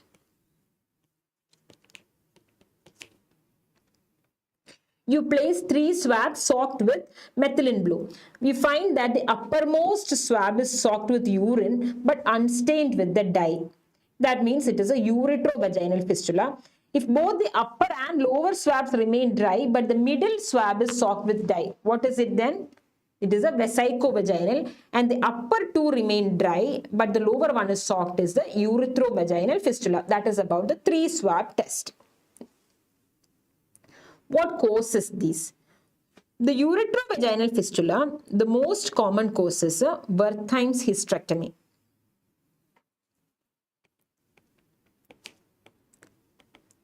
Wertheim's hysterectomy. And the investigation of choice here is, we mentioned the dye test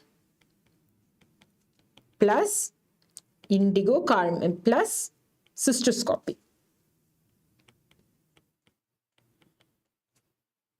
Okay. Then, how do you treat it? The surgery is by something called a Bory flap technique. Now, the most common causes, now we'll go on to the management of the vesico-vaginal fistula. What is the treatment? The timing of the surgery. Sometimes the small fistulas will heal spontaneously during the first few weeks. However, if it is an established fistula, it is better to wait for about 3 months for the inflammation to subside. If one attempt fails to heal, the second attempt is done after 3 months. In fistulas that follow surgery, and if it is recognized within 24 hours, repair immediately. But if not, then you have to wait for 3 to 6 months. After radiation, you can take a maximum of 2 years time, but you have to wait for at least 1 year. And these are the techniques of repair. You have got the layer technique, the Ladskog procedure, and the Chazza-Moyer technique, all of which are used to repair fistulas. Post-operatively, continuous bladder drainage is advised for 14 days. You are given antibiotic coverage. You are not advised vaginal examination, speculum or intercourse for 3 months, and pregnancy is advised to be avoided for 2 years. In pregnancy, after repair of a fistula, it is better that you go for an elective cesarean section. Next question. The recommended non-surgical treatment of stress incontinence is. The non-surgical treatment of stress incontinence. It is a pelvic floor exercises. We have talked about the Kegel's exercises, right? These are the Kegel's exercises. This is a first line treatment. Stress urinary incontinence is the most common urinary incontinence. Kegel's is the first line treatment. Most commonly, this occurs due to urethral hypermotility. Now, there is a test that is done. You might also be asked the test. The test is called the Bonnie's test or the Marchetti test or the Q-tip test. All of these are tests for the urinary incontinence. Now, you've got the procedures. The first one is the Birch-Kolpu suspension, which is a gold standard procedure for urinary incontinence. Others include the Marshall-Marchetti Kranz repair. Anyway, the definitive management of incontinence is always surgery. Even though if you're asked the non-surgical treatment, you'll have to choose pelvic floor or Kegel's exercises. The definitive treatment is surgery. Now, the best surgical option, what is the best surgery? You have to choose TOT, followed by TVT, followed by Birch.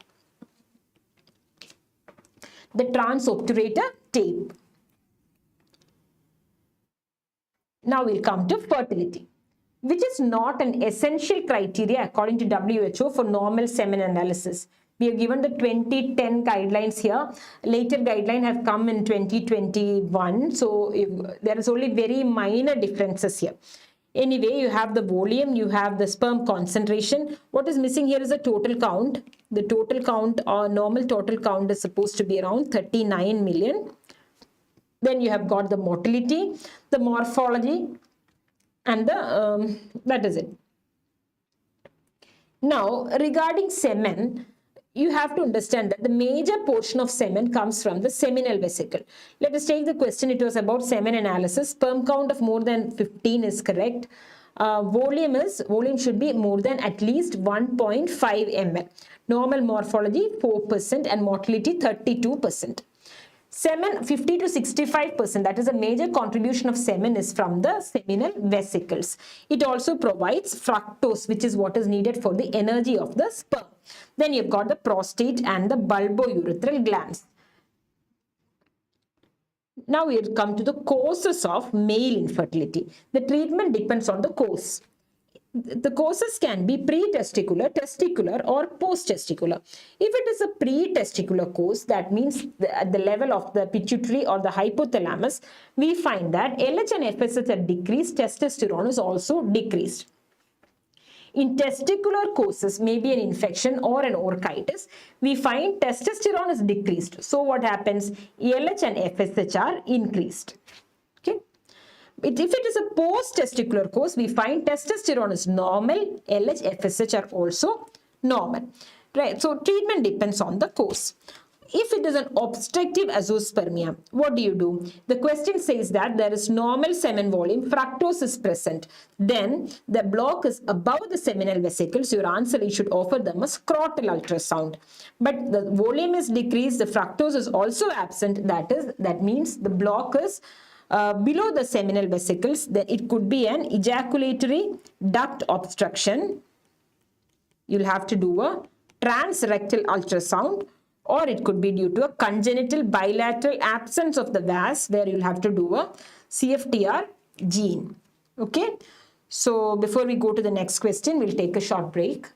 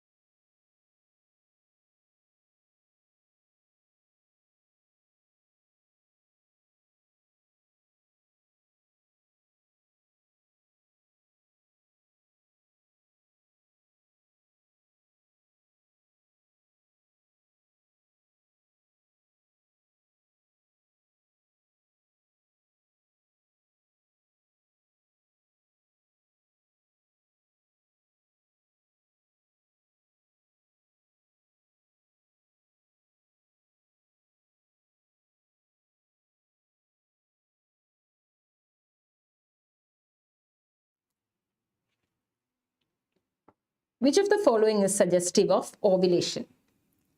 Oligomenorrhea, regular cycles with dysmenorrhea, day 21 estrogen levels, drop in the temperature, day 8 progesterone levels. Now, how do you diagnose ovulation? What is important in ovulation? Anovulation is the most common cause for female infertility. How will you diagnose ovulation? We'll start with the basal body temperature, the cervical mucus. These are all the subjective methods. The basal body temperature rises by 0.2 to 0.5 degrees Celsius or by 0.5 to 1 degree Fahrenheit in the effect of the thermogenic effect of progesterone. Cervical mucus, after ovulation, it will lose its ferning pattern or it will lose its stretchability and become easily breakable, called the TAC. That is also under the influence of progesterone. That is the subjective methods. Or you've got the objective methods by which you can measure the serum progesterone, the serum LH, or you can do a endometrial biopsy where you'll be able to see the secretory endometrium. But this is not the one that is most commonly done. The method that is most commonly employed to detect ovulation is a serial ultrasound, also called the ovulation study, the serial ultrasound. You start doing the ultrasound at around day 11 to day 12 of the cycle, and it will continue till day 16 or day 18. Okay, that is the ovulation study. And after ovulation has occurred, you will be measuring the Graafian follicle size, right? So once ovulation has occurred, you will be able to make out a collapsed follicle along with fluid in the pouch of Douglas. Okay, that is with regard to ovulation. So what is suggestive of ovulation? What is suggestive is a regular cycles with dysmenorrhea is suggestive of ovulation. Now we'll talk about ovarian reserve. Ovarian reserve is the second most common cause of female infertility. How do you measure the ovarian reserve? Ovarian reserve is actually the quantitative and qualitative assessment of the oocytes in the ovary. How will you measure this? You can measure clinically. Age is one of the factors, but the chronological age need not always be a measure of the ovarian reserve. What else is there? No one test is ideal. The best test is a combination of AMH and the antral follicular count. If you're asked to pick one, you have to pick AMH. Okay, where another one is the day 3 follicle stimulating hormone levels. Now, as far as the antral follicle count is concerned, you do a sum of the total number of follicles. Around 5 to 15 follicles means it is a good ovarian reserve. Okay. Now we come to ovulation induction. If ovulation has not occurred, you will have to induce ovulation. You've got several drugs for this. The one that was previously used was clomiphene citrate, which is a selective estrogen receptor modulator. But now the one that is used, or the drug of choice for ovulation induction, is letrozole. This is an aromatase inhibitor. This is the drug of choice now. Second line drug is the human menopausal gonadotropins. Okay. Now you have got a scan picture there. What is this?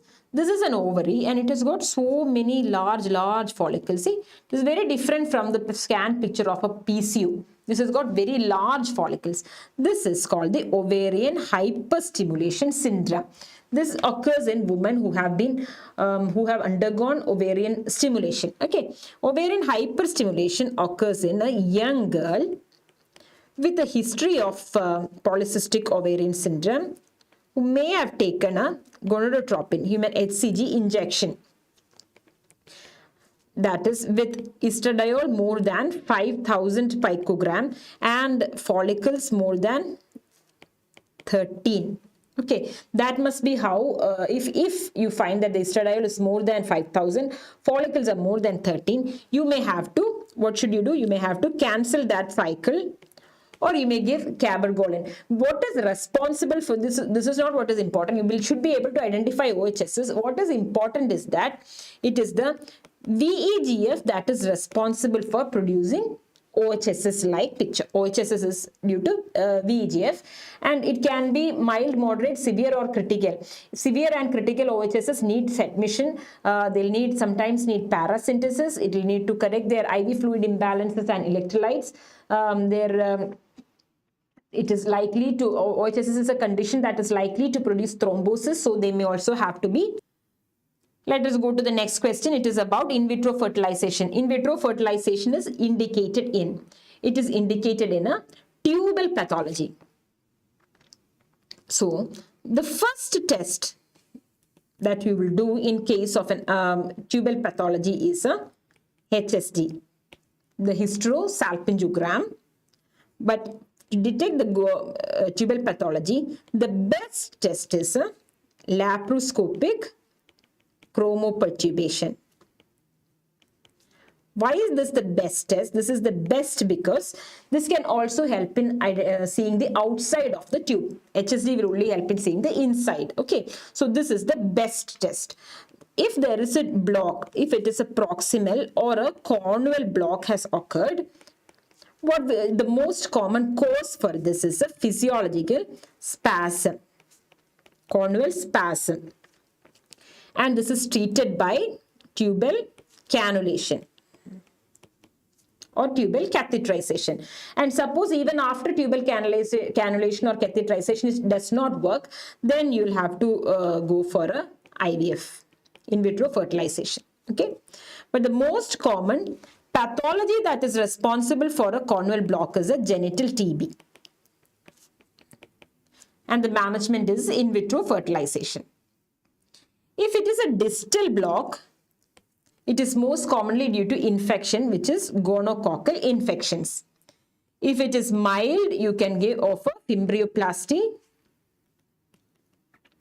But if it is a severe block, you'll have to go for in vitro fertilization. A mid-segment block can also occur. Mid-segment block will be usually due to a tubal sterilization, in which case you'll have to go for a recanalization procedure.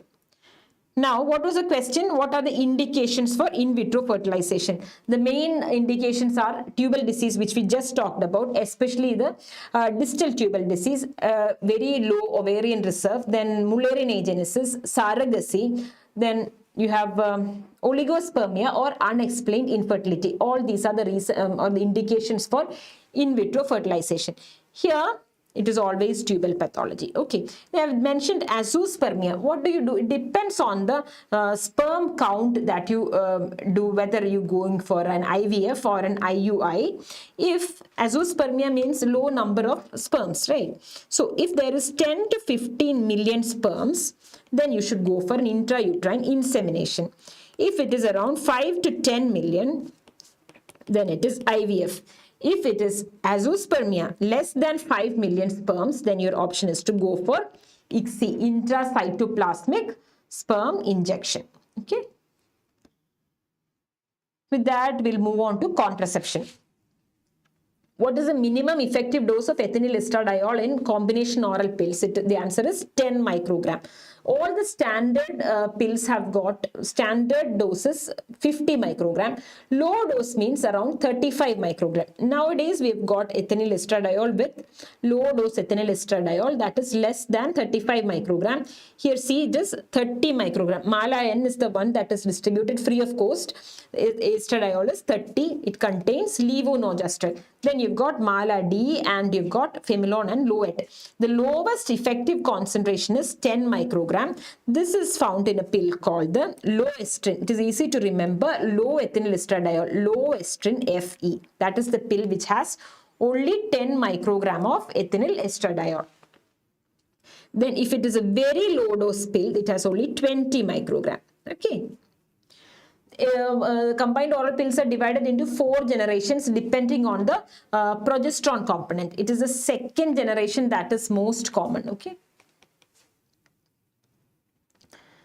Now, the benefits of the combined oral pills, you know this, it gives cycle regularity, it decreases the blood loss and hence decreases anemia, and it reduces the incidence of ovarian cysts and other bleeding disorders. Now, there are certain tumors that are associated with combined pills, certain tumors against which it gives protection. Ovarian tumors, uterine tumors and benign breast disease are protected by OCPs. We have got the non-contraceptive benefits of the oral contraceptive pill. You can remember it as benefits of OC pill.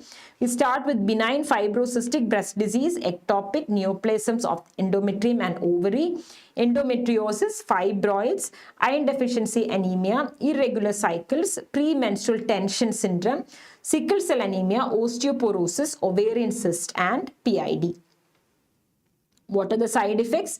The most common one is a breakthrough bleeding or spotting. You must consider mastalgia, and then there is an increased incidence of a candidial vaginitis. See how OCP increases infection of candida, chlamydia, and urinary tract infection, while it decreases other infection like trichomonas and bacterial vaginosis.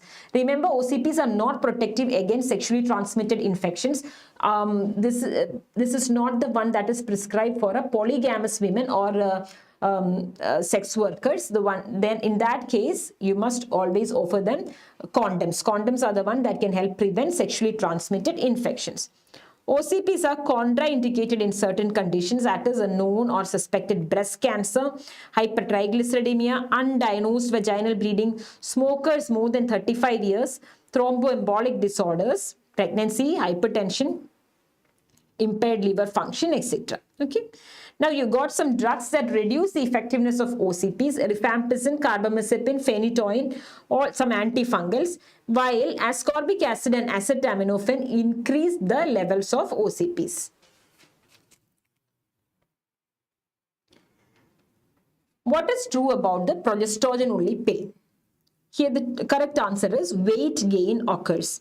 It should not be given to women over 35 years. Can it be given? It can. What is not given? Estrogen containing pills are not given. Estrogen containing pills are not given. Does it protect from breast cancer? No, it does not. It protects from uterine and ovarian cancer.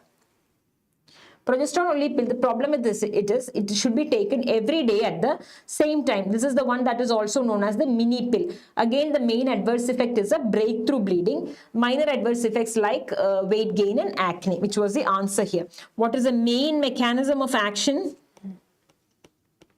That is, it thickens the cervical mucus. Right. Now we move on to the LNG intrauterine contraceptive devices.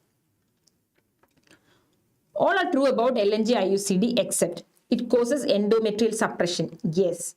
Can it be used as an emergency contraception? No. It cannot be given, or it can be given. It is devoid of estrogenic side effects. That is also correct. You got two answers. It can be used as an emergency contraception is wrong. It cannot be given to lactating women is also wrong. Okay. Now, this is the LNG IUCD that we commonly use. What is this? This is called the Mirena intrauterine system. It is inserted into the uterus just like the copper T. It contains 52 milligrams of levonorgestrel, of which 20 microgram is released per day. What does it do? It is highly effective. It decreases blood loss, it reduces dysmenorrhea, and it reduces pelvic infection rates. All right. So, what does it do? It causes decidualization of the endometrium. Now, here you have something else. This is called the implanon. Implanon is placed into the upper arm of the non-dominant arm. Okay. Implanon. This has got a single rod that is around 4 centimeters long. It contains 68 milligram of ketodesogestrel or etonogestrel. Okay, the hormone is released at 67 micrograms per day. The duration of action is for 3 years. The mechanism of action is that it inhibits ovulation.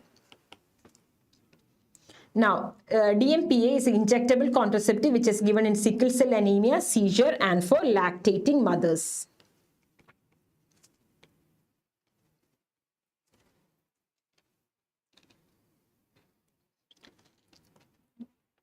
A lady with intrauterine contraceptive device becomes pregnant with tail of IUCD being seen. What is the next course of action? What will you do if she becomes pregnant?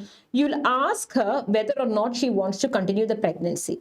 And if she does want to continue the pregnancy, you can remove, if the tail is seen, you can take out the IUCD. What if she doesn't want to continue? Again, you have to take out the IUCD and offer her an MTP. Okay. Now, what does the copper IUCD do? What is the mechanism of action? It prevents implantation. The most common complication associated with the copper intrauterine device is bleeding. The ideal candidate for an intrauterine device is a woman who has got at least one child, is in a monogamous relationship, and has got no history of pelvic inflammatory disease. Now, this one here is important. What will you do if there is a lost or misplaced intrauterine device?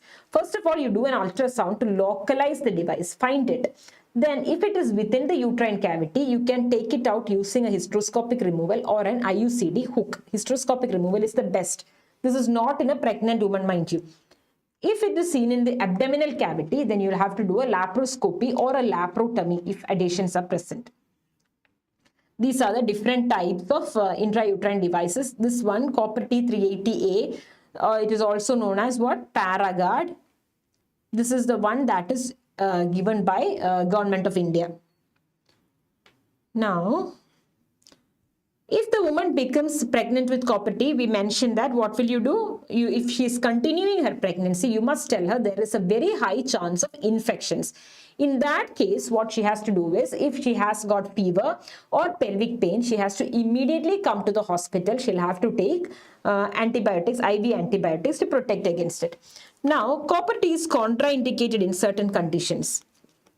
Okay, you can remember it this way. Wash the cup. It is contraindicated in Wilson's disease, in trophoblastic disease, in cases of copper allergy,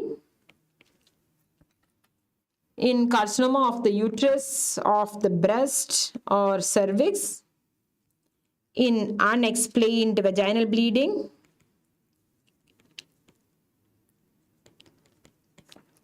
in uterine fibroids, and if the uterus is distorted. Okay. Now we come to emergency contraception. Emergency contraception is also known as a backup contraception or the morning after pill.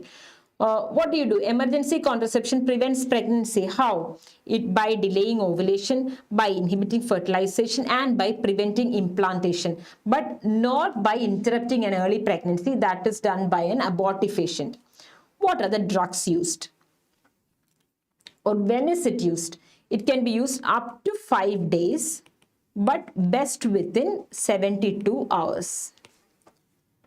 One is the OCPs, combined oral contraceptive pills can be used. Levonorgestrel alone, this is the one that is recommended by WHO, and the dose is 1.5 milligrams stat dose. Then you've got the copper intrauterine device, which is the most effective of the contraceptive devices. You've got ulipristal, which is the most effective hormonal method, but the one that is most commonly used is the levonorgestrel itself. Then you've also got the USP regimen, that is also there.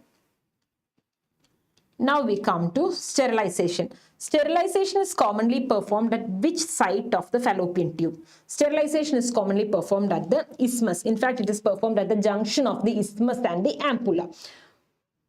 What about reversal? The best chance of sterilization reversal is if it is an isthmic. Okay. If it is done that way, or if it is a laparoscopic sterilization, the best chances with the clips. The lowest chance of reversal of sterilization is if it has been done using a cautery. Now, what are the methods by which sterilization can be done? It can either be done by mini lap or by a laparoscopy. Mini lap means you can offer a Pomeroy's technique or Martinez technique or Uchida method or fimbriectomy. Laparoscopically, you can apply fallope rings or give clips like a Filshie clip or a Halka clip. Now we come to uterine fibroids. Identify the fibroid based on the FIGO classification. That these are the types of fibroids. Okay. You have a pedunculated intracavitary, and coming 0 to 8 fibroids are classified that way. What is this? In this case, what do we find? This is actually a subserosal fibroid. It is coming there. But the thing with it is, even though it is a subserosal fibroid, you find that more than half of it is within the myometrium. All right. So this is a type 5 subserosal fibroid.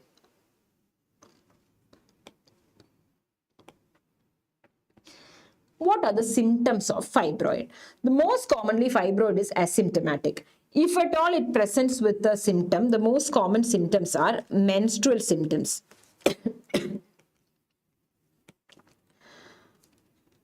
Mostly it is progressive dysmenorrhea. The fibroid that causes the maximum symptom is a submucosal fibroid. Remember that most fibroid, all the fibroids, when they are formed, they are all interstitial or intramural fibroids. Sometimes the symptomatic fibroids are mostly submucosal fibroids. Infertility is also another symptom of fibroid. This is also by a submural cornual fibroid can produce infertility. Our next question is, calcareous degeneration occurs most commonly in which type of fibroids? That is in a subserous fibroid. Now we'll talk about the types of degenerations. There can be atrophy, there can be red degeneration, which we discussed before, hyaline degeneration, which is the most common of these, fatty myxomatous degeneration, cystic degeneration, then you got the least common, which is the sarcomatous degeneration. This is the least common. Okay. Or the most common fibroid to become malignant is also the submucous fibroid. Now we'll just compare the leiomyoma, that is a fibroid, with the leiomyosarcoma. See how there are frequent mitosis, and look at the Ki67. It is high in the leiomyosarcoma. The size also increases rapidly. These are the complications associated with fibroid. You don't need to by heart this. I think you know what the complications are there: torsion, hemorrhage, infection, like that. Think of the pseudo-Meigs syndrome, which is produced by a pedunculated subserous fibroid. Also, polycythemia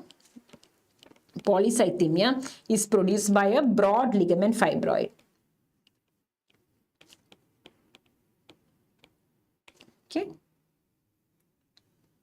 What is the differential diagnosis of a fibroid? That is adenomyosis. Now, the fibroid that is most responsible for producing urinary symptoms is a cervical fibroid. Okay. Now here, can you identify this instrument?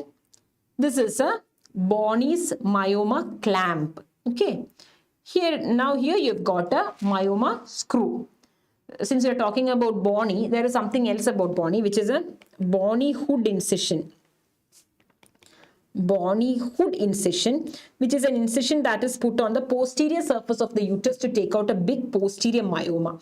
What is the myoma clamp used for? A myoma clamp is used for reducing bleeding in cases of myomectomy, while a myoma screw is inserted into the fibroid to help us to exert traction on the fibroid. Let's come to the management of the fibroid. First one is obviously expectant management. If you're absolutely certain of our diagnosis, the woman is asymptomatic, there is no evidence of ureteral compression, and the size of the fibroid is around 12 to 14 weeks, then you can offer her expectant management. Otherwise, what do you do? If it is symptomatic, you can offer her medical management, which is a temporary measure. But the best method is a surgical management. This can be by a myomectomy, hysterectomy, or an embolotherapy. Myomectomy can be abdominal, it can be a myolysis using a laser, or a laparoscopic or hysteroscopic myomectomy. Hysteroscopic myomectomy is for what kind of fibroids? For submucous fibroids. Now, myomectomy is a surgery where there is a huge amount of blood loss. How can you reduce the blood loss in myomectomy? One we just saw by using a myomectomy clamp. What else is there? You have to do the surgery in the post-menstrual phase, in the post-menstrual period. Then you can give a pre-operative treatment with GnRH analogs. Or you can offer vasopressin. That is how you reduce bleeding in myomectomy. Now we come to the medical management. Like we already said, this is just a temporary measure. Like you might be able to change the route of a surgery. You're planning for an open myomectomy, you may be able to do it laparoscopically, or you may be able to shrink the size of the fibroid. So what do? You start with combined oral contraceptive pills.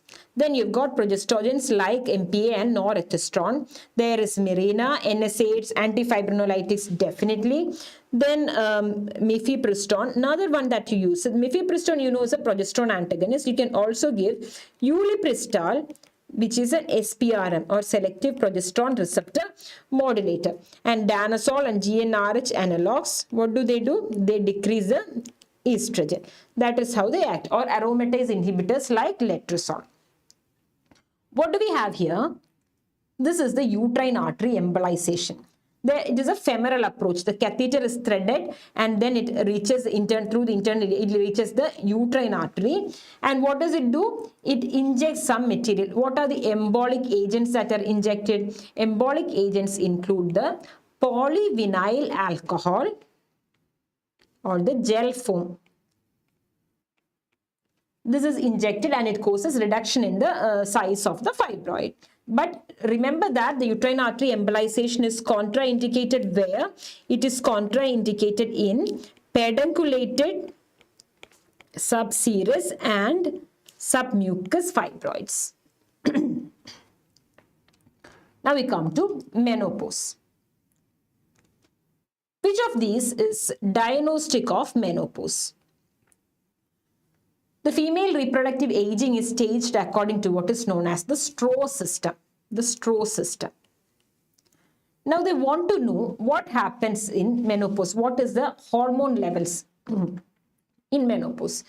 There is a rise in FSH. See, it starts rising here from the late reproductive period and goes on during the menstrual transition and to menopause. Serum FSH becomes what? It becomes more than 40.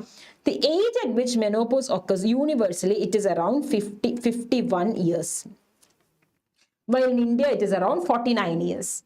Okay. So, there is a rise in FSH. There is a rise in LH and there is a fall in the estradiol. Remember that estrogen does not become nil because there is peripheral conversion occurring. Estrogen continues to be produced, although at a much lower rate. The main estrogen of menopause is estrone. You say that a woman has attained menopause when she has got amenorrhea for 12 months or more. Now, there are so many symptoms of menopause. All these symptoms are due to estrogen deficiency. In that case, you might sometimes have to give something that is known as a menopausal hormone therapy, which was previously called the hormone replacement therapy. If she just has vaginal symptoms like loss of libido or vaginal dryness, you can offer vaginal lubricants or estrogen lubricants. If she has got an intact uterus and the last menstrual period was less than 1 year back, you might want to give her a combination of estrogen and progesterone. Again, if she has got an intact uterus, it is that even if it has been more than 1 year, it is advisable that you give her estrogen and progesterone. Another one that you can use is a tibolone. If she is post-hysterectomy, you give her estrogen alone without progesterone, because why we are not giving estrogen in women with an intact uterus? This is because estrogen can cause endometrial hyperplasia. So if it's post-hysterectomy, you can give her estrogen alone. Again, there is tibolone here. What is tibolone? Tibolone is a steer. That is, it is a selective tissue estrogen activity regulator. Okay. Now, we've got some non-hormonal treatment, that is clonidine, venlafaxine and gabapentin. We're taking a short break.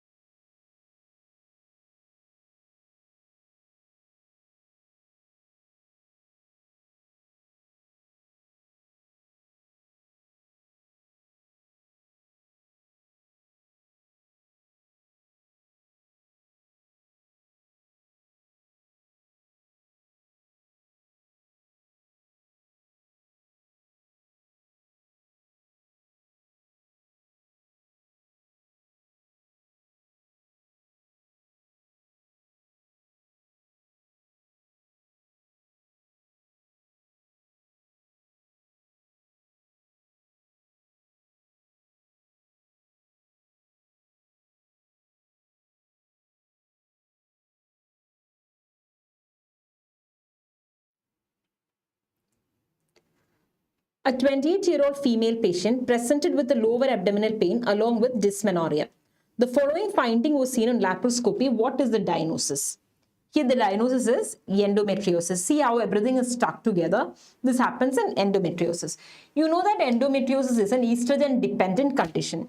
So any condition that increases estrogen is a risk factor for endometriosis. This will include nulliparity, early menarche, late menopause. Then we've got family history. All these are risk factors for endometriosis. It presents with the classic triad of dysmenorrhea, dyspareunia, and infertility. The most common symptom of endometriosis is what? It is pain. Actually, it is a secondary dysmenorrhea more than a chronic pelvic pain. The secondary dysmenorrhea is the one that is most common, followed by chronic pelvic pain, followed by dyspareunia. Okay, here we've got an ultrasound picture. You know what this is? This is the one that shows a ground glass appearance. The ground glass appearance of the most common site of endometriosis. Which is the most common site? It is the ovary. Ovary is the most common site, and the ground glass appearance of the chocolate cyst or the endometrioma of the ovary. That is this picture. Okay, now if you take a biopsy from the wall, you may be able to see what is called a pseudoxanthoma cells. It is always less than 12 centimeters and it will present with adhesions. Now, what is this? This is endometriosis of the peritoneum showing a powder burn or a gunshot peritoneum. Okay. The investigation of choice for endometriosis is laparoscopy. Now we come to the management. First management is pain relief, NSAIDs or OCPs for pain relief.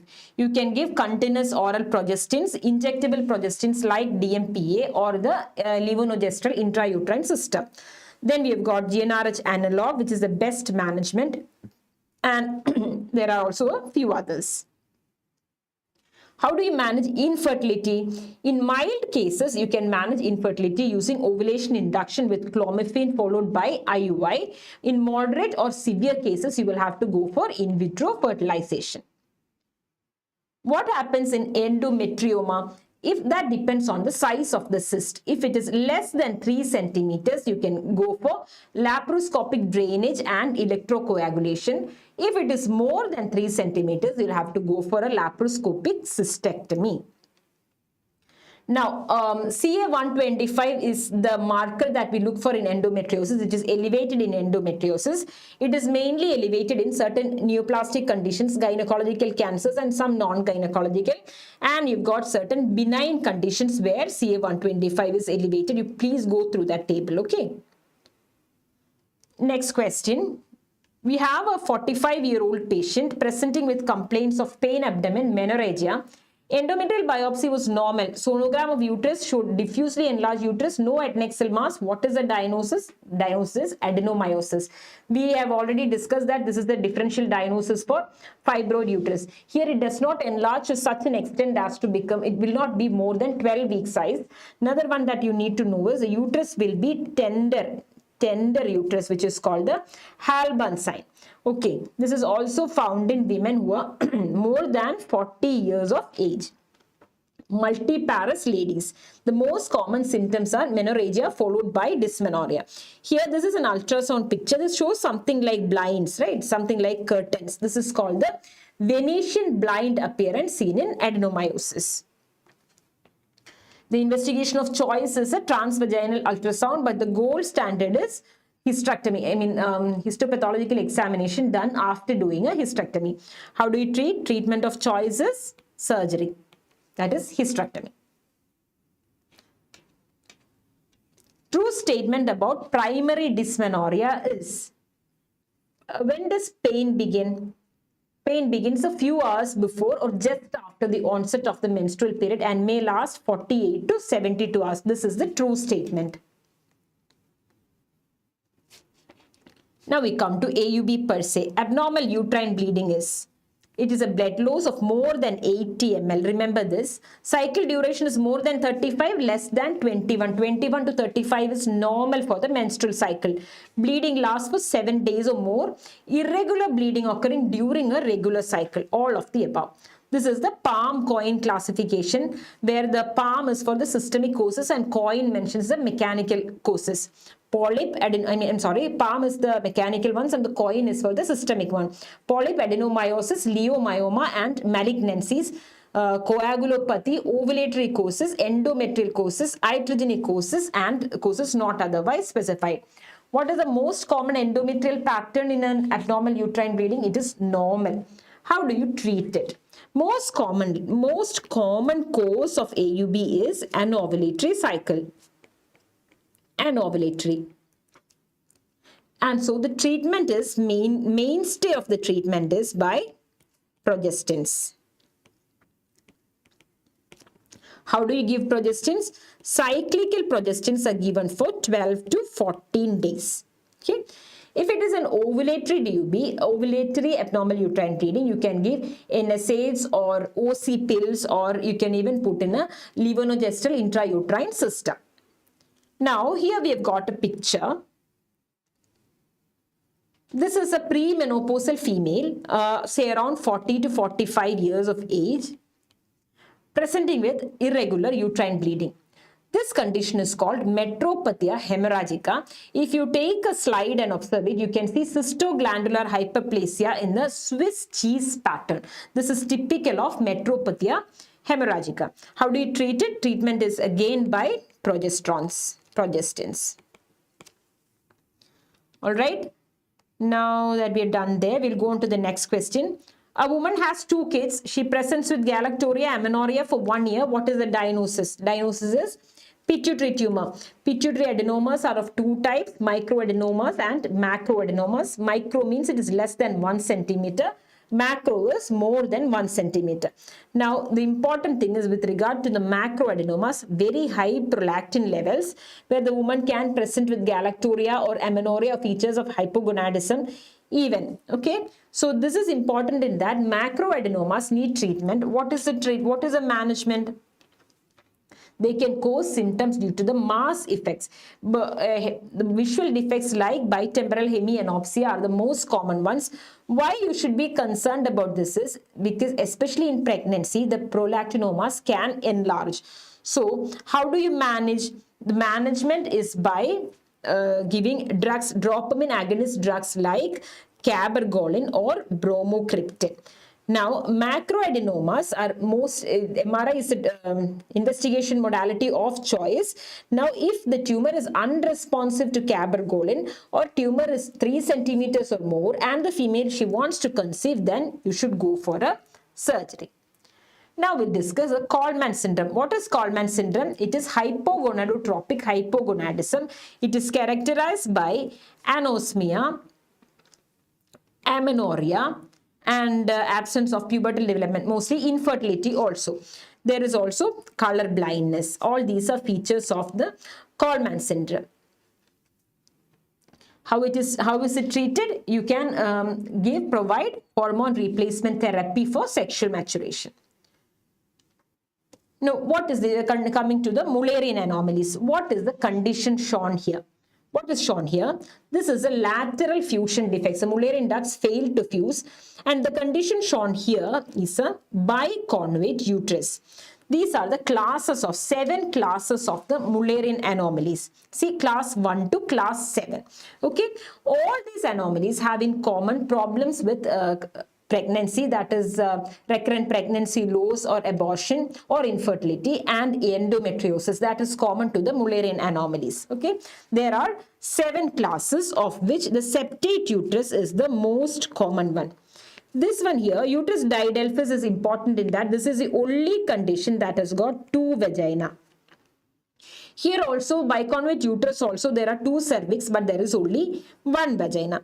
The investigation of choice is MRI more than 3D ultrasound. The gold standard is laparoscopy with hysteroscopy. If this is not there in the choice, you can select laparoscopy alone. So, if there is complete absence of both the Mullerian ducts, it is a Mullerian agenesis. If there is absence of Mullerian duct on one side, it is uniconvate. Complete failure of fusion results in didelphys. Partial failure of fusion is biconvate. If they fuse but the septa remains, it is a septate uterus. All right. How do you treat it?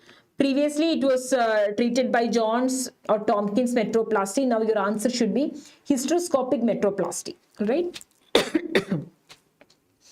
Now we come to MRKH. MRKH we had discussed before. Primary amenorrhea, normal breast development. Karyotyping shows XX and ultrasound shows no uterus. Now we'll come to PCOD. Probably the one that you have most commonly seen in clinics. PCOD, you can make a diagnosis of PCOD only 2 years after menarche. That is when you'll make a diagnosis of PCOD. What is it? How do you diagnose PCOD? You need the Rotterdam criteria for diagnosis. That is any 2 of 3. Oligo or anovulation. Biochemical or clinical signs of hyperandrogenism with the high levels of testosterone or acne, hirsutism and acanthosis. Polycystic ovaries, that is 12 or more follicles of 2 to 9 millimeters in each ovaries, or the ovarian volume is more than 10 cc. Okay, what happens in PCOS? The main problem with PCOS is the rise in the LH. But the hallmark of PCOS, if you're asked, is the hyperinsulinemia.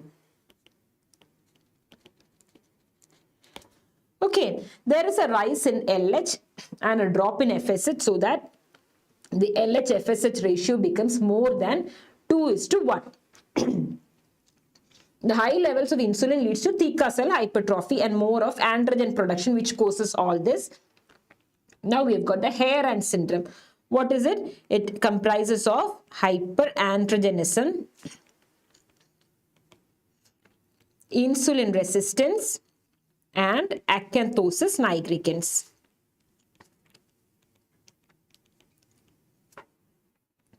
We have also got the metabolic X syndrome, which is an abdominal obesity, which is characterized by a waist of more than 88 centimeters, triglycerides more than 150, HDL cholesterol less than 50, BP is more than or equal to 135/85, FBS is more than 110 to 126, and PPBS more than 140 to 199.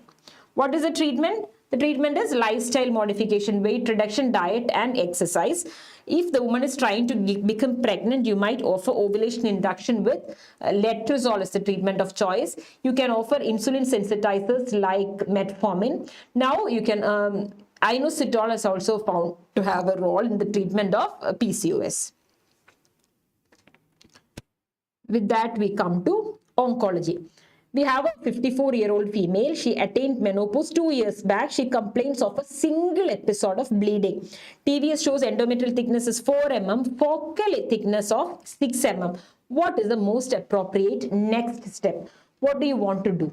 Whenever a female comes with a post-menopausal bleeding, the first thing that you have to do is to do a transvaginal scan so that you can measure the endometrial thickness. If the cutoff is given as 4 mm, okay, it is 4 millimeters. If it is less than 4 mm, you can review after 3 months. But if the endometrial thickness is homogeneously increased to 5 millimeters or more than 4 mm, you go for an endometrial biopsy. The cutoff is now 4 millimeters. If it is more than 4, it is better that you offer an endometrial biopsy, or you take a pipple aspiration, or you do a curettage. The gold standard is a fractional curettage. If there is a focal area of thickening, the focal area of thickening always suggests an endometrial polyp. In that case, what do? You do a hysteroscopy. When you're doing a hysteroscopy, you can take a biopsy of the polyp. Hysteroscopy and biopsy, which is the answer here. Now, coming to postmenopausal bleeding, the most common cause for postmenopausal bleeding is endometrial atrophy. Okay. Now, others, endometrial hyperplasia. If there is an endometrial hyperplasia, it is divided into 4: simple, complex, with and without atypia. This is the rate of progression into cancer. If there is an endometrial hyperplasia without atypia, and if it is a young female, you can offer her progesterone. Progesterone will be offered for how many days? For 21 days. For how long? 3 months. If it is an older female, you can always offer her hysterectomy. If she refuses hysterectomy, again you will give her progesterone for how many days? 14 days a month for 3 months. If there is atypia, means endometrial hyperplasia is like, if it is a premenopausal woman, it is more than 12 millimeters. And in a postmenopausal woman, it is more than 4 millimeters. If there is atypia, you always, first choice should be hysterectomy. You advise hysterectomy. She refuses, you can offer megestrol. And for older female, definitely hysterectomy with bilateral salpingo-oophorectomy. You will repeat the biopsy after 3 months. Okay. While if it is without atypia, you will repeat after 6 months. Now, instead of megestrol or all progesterone, the first line treatment, if you have got it in the choices, remember, the first line treatment as a progesterone is the Mirena intrauterine device. If it is there, you have to choose that answer. You've got a 65-year-old woman presents with postmenopausal bleeding. Biopsy is showing grade 2 endometrioid carcinoma at the fundus of the uterus. She has uncontrolled diabetes and hypertension. What is the most appropriate next step?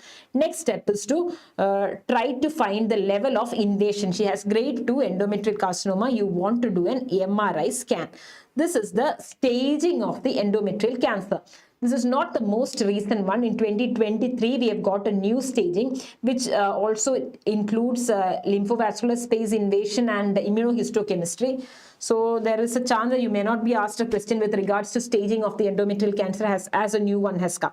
Anyway, here, see, it is more common in older women of 55 to 70 years of age. This is more common in a developed country. There will be a history of hypertension, obesity, diabetes. All these will be there for women with endometrial cancer.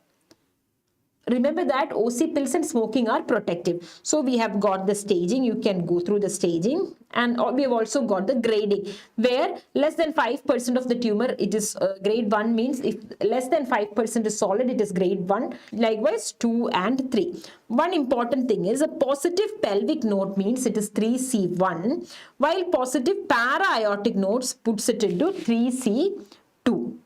Okay. What is the most important prognostic factor? It is the stage of the disease. This is followed by lymph node metastasis. Then, there is endometrial cancer in the HNPCC syndrome. The gene that is responsible is MLH1. How do you stage? You have to check the histological variety, where endometrioid cancer is the one that has got a better prognosis, while clear cell or papillary cancers have got poor prognosis. If it is a clear cell or papillary cancer, you give THBSO with pelvic and para-aortic lymph node dissection. As far as the endometrioid cancer is concerned, you do an MRI. Find out the myometrial invasion. Okay, check the grade. Grade, if it is 1 or 2, less than 2 centimeter, you will do THBSO. And according to the algorithm, you will proceed. This one here is myometrial invasion of more than 50%, means it is stage 1B. And here, okay, that is how you proceed. Now, if it is stage 2 cancer, you will have to go for a Wertheim's hysterectomy with the pelvic and para-aortic lymph node dissection. 3 and 4, there is only debulking surgery. Right, which is a chemotherapy that is used in endometrial cancer. It is cisplatin, paclitaxel, and doxorubicin. What is the indication for lymph node dissection? Depending on the tumor histology and the grade. If it is a grade 3 cancers, if there is more than half the myometrial invasion, etc. And what are the indications for the adjuvant radiotherapy also? What is the corpus cancer syndrome? Diabetes, hypertension, and obesity. will greatly increase the chances of CA endometrium. This triad is called the corpus cancer syndrome. You have a 45-year-old lady complains of contact bleeding. She has a positive pap smear. What is the next line of management? Post-coital bleeding is very specific for CA cervix. Okay, what will you do? If she has a next line is a colposcopy directed biopsy. So a person comes with a post-coital bleeding. What is the next thing you do? You'll be doing a speculum examination. When you do a speculum examination, if it is a CA cervix, you may be able to find a fungating mass that is hardness, friability, fixity, and bleeds on touch. All these are specific to the carcinoma of cervix. Okay, if a growth is visible, you'll take a biopsy. If nothing is visible, you'll do a colposcopy. These are the main screening methods: pap smear, conventional or liquid based. You know that. Now the one that is coming into prominence is the HPV DNA testing. It is also proving more useful. So pap smear test starts at 21 years. If there is an abnormal pap smear, this is how you will proceed. If the lesion is not visible, you'll definitely be going to do a colposcopy, or you can also do a punch biopsy. Now, when it is being graded into CIN 1, 2 and 3, remember that the rate of progression to cancer is less than 1% for CIN 1, while it is more than 12% for CIN 3. So in case of CIN 2 and 3, the treatment of choice is a LEAP. Okay. Now, when do you give your HPV vaccine? There are different types of HPV vaccine. There is a quadrivalent vaccine and a nonavalent vaccine, Cervarix or Gardasil. You can start giving the vaccine at 9 years of age. From 9 years till 15 years of age, there are only 2 doses, that is 0 and after 2 months. But if it is beyond 15 years, up to 26 years, there are 3 doses, 0, 2 and 6 months. Okay, that is about the HPV vaccine. Now you're doing a colposcopy, or if you find that the limits of the lesion are not visible, what is it that you will do? You will have to go ahead and do a corn biopsy or a cornization. Now we come to treatment of the carcinoma cervix per se. What is the treatment of stage 3B carcinoma cervix? How do you manage this? It is an intracavitary brachytherapy followed by EBRT, external beam RT.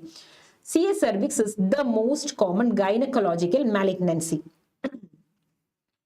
Transformation zone is where it is seen most often. Risk factors, multiple sexual partners, or mainly it is, only thing that you have to know here is HPV infection is the reason for CA cervix. Here you have got the classification, the FIGO staging of CA cervix. Here, see, the 1A, this is a micro-invasive cancer. This is where it is in a micro-invasive cancer that you can offer what? Cornization. While trachelectomy can be offered up to stage 1B1. Up to here, trachelectomy can be offered. That is, fertility sparing is possible till 1B1. Okay, and beyond this stage, beyond 1B3, you might need a neoadjuvant chemotherapy. See, what is the most common symptom? Most common symptom is irregular bleeding PV. Remember that most common symptom is irregular bleeding PV. Most specific symptom is a postcoital bleed.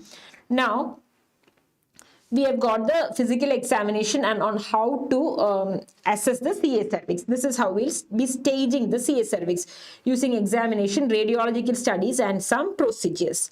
All right. And that is with regard to the treatment. What is more important is, see, you have got the group of lymph nodes. We had discussed this once before. You must also remember that there are certain complications. You can take it as private fund. That is how the complications are. We will start with pyometra. Then you have got different types of fistulae. There is uremia, which is very important because uremia is the cause of death in a patient with CA cervix. Then we have got nephrosis and ultimately death. Okay. So this is what is important. How long is fertility sparing possible? Up to stage B1. What is fertility sparing surgery? That is the trachelectomy, where only the vaginal cuff is taken, up to the vaginal cuff. Now, how long is surgery possible? Surgery is possible for 1A1, 1A2, B1, B2. Remember, not B3, B1 and B2, and for 2A1. This is surgery is possible. Now, it is if radiosensitive, radiosensitive, and the chemotherapeutic agent of choice is cisplatin. Cisplatin can be offered from 2B to 4A. If you are asked what is the treatment of choice for CA cervix, you will have to go for chemoradiation. Now, how do you manage post-op? Post-op, there are intermediate risk factors and high risk factors. If there are intermediate risk factors, you'll have to give adjuvant radiotherapy. If there are high risk factors, you'll have to offer adjuvant chemoradiation. Right. Now we come to ovary. Dash and dot appearance on ultrasound is seen in, I am sure you know this answer, it is in the dermoid cyst. What is this dash and dot? These are all the hairs that are seen in the dermoid cyst. What else is seen in the dermoid cyst? You can see something called a Rokitansky protuberance.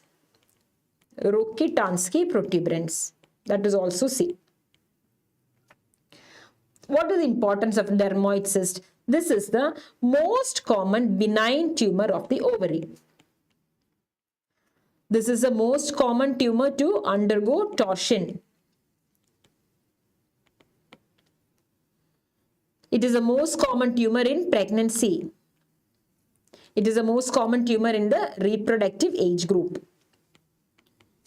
Okay, that is about the dermoid cyst. Now, you've got a 35-year-old, ultrasound shows a 3 into 4 centimeter clear ovarian cyst on the right side. What do?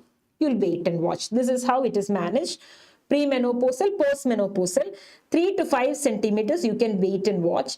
Beyond 5 centimeter, we'll have to repeat the ultrasound and see accordingly. If there are solid areas, definitely you should offer surgery.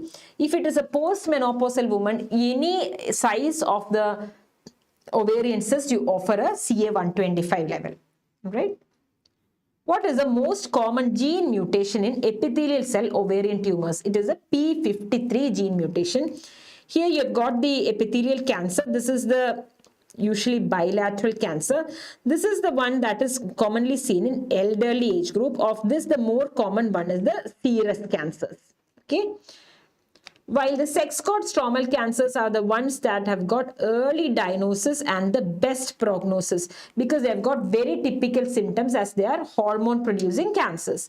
The ovarian germ cell tumors are the ones seen in young women. There are quite a lot of most commons that are seen in ovary. Please remember that most common ones associated with endometrial cancer is endometrioid. Most common one with endometriosis is a clear cell carcinoma. The most common and the most rapidly growing. What is it? It is the yolk sac tumor. Most common germ cell tumor. That is most rapidly growing also. The most common malignancy is the immature teratoma. Best prognosis is for dysgerminoma. What is the treatment? Surgery followed by chemo for all stages of ovarian cancer. We have got some names here. All are correctly matched except that is mucinous tumor and samoma bodies. I have given here the bodies and their associated tumors. Please go through them so that, like I said before, you're familiar with it. I'm sure you know most of them. This have been asked so many times. Now we need to know something about the tumor markers. In a primordial germ cell tumor, dysgerminoma, it is AFP, HCG are not elevated, LDH and placental alkaline phosphatase. While in embryonal carcinoma, it is AFP and HCG. Know which the tumor markers are for a particular tumor. Then, what are the ovarian cancers that cause a particular syndrome? These have also been asked. Pseudomyxoma peritoni is with a mucinous cystadenoma. Meek syndrome is ovarian fibroma. What causes pseudo-Meek syndrome? Pseudo-Meek syndrome is caused by a uterine fibroid. All right. So what are the feminizing tumors and the virilizing tumors? This is very important, especially the virilizing tumors. Granulosa cell tumor also secretes inhibin. Now, like I said, we've got quite a lot of most common malignant tumor is a serous, and most common benign is the dermoid cyst. Okay, so we have got, you may have to read this again and again so that it sticks in your head.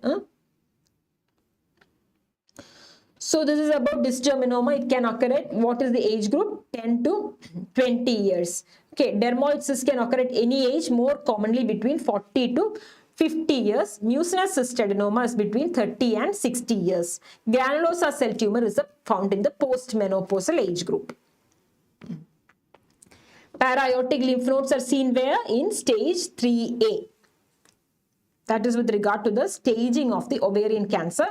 Pelvic lymph nodes are seen in 2B, para-aortic 3A, and inguinal lymph nodes in stage 4B. Now, regarding the management, 1A and B, grade 1 and 2, they are called the low malignant potential tumors. You can offer them surgical staging, and if they want to preserve fertility, then you can also offer them unilateral salpingo-oophorectomy. Okay, beyond that, there is no role for preservation of fertility. So beyond 1B, that is stage 1A and B, grade 3, and 1C and 2, you can offer her surgical staging followed by 3 to 6 cycles of chemotherapy. And all the advanced cancers, what do? You can do a cytoreduction or debulking surgery and followed by 6 cycles of chemo. Then you've got the Krukenberg tumor, which is a metastatic tumor. Most commonly, the metastasis is from the stomach. You must also remember the signet ring cells that are seen in Krukenberg tumor. All of the following statements hold true for melanoma of vulva except. What is the most common site of the melanoma of vulva? That is the only one that is wrong. It is the second most common cancer. It arises from a junctional nevus and has a poor prognosis. See, now we are just discussing a very few things regarding the CA vagina. Okay, this is a very rare cancer usually seen in the elderly age group. It is more common in the upper third of the vagina, upper third of the posterior wall. Now we have talked about the DS exposure that can cause vaginal adenocarcinoma, but the more common one is a vaginal adenosis. Now regarding pyometra, what is the most common cause? It is CA endometrium. Second most common cause is senile endometritis. Surgery. Hysteroscopy can diagnose all except adenomyosis. What diagnoses adenomyosis? It is diagnosed by laparoscopy. What is the investigation of choice is MRI, but how do you diagnose it? Only by a histopathological examination.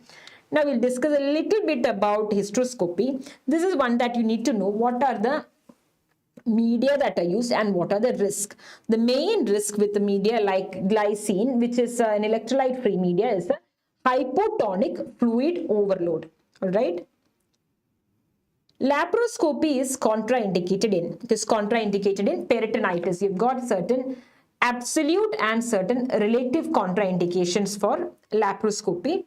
We have also given a list of some of the surgeries that are normally done. You please go through the surgeries. Okay. So with that, we have come to the end of our discussion. We have not gone through each and every topic, but I believe we have covered enough to get you across the line. So stay focused, stay calm, eat a healthy diet, drink lots of water and get some sleep. Okay, all the best. Thank you.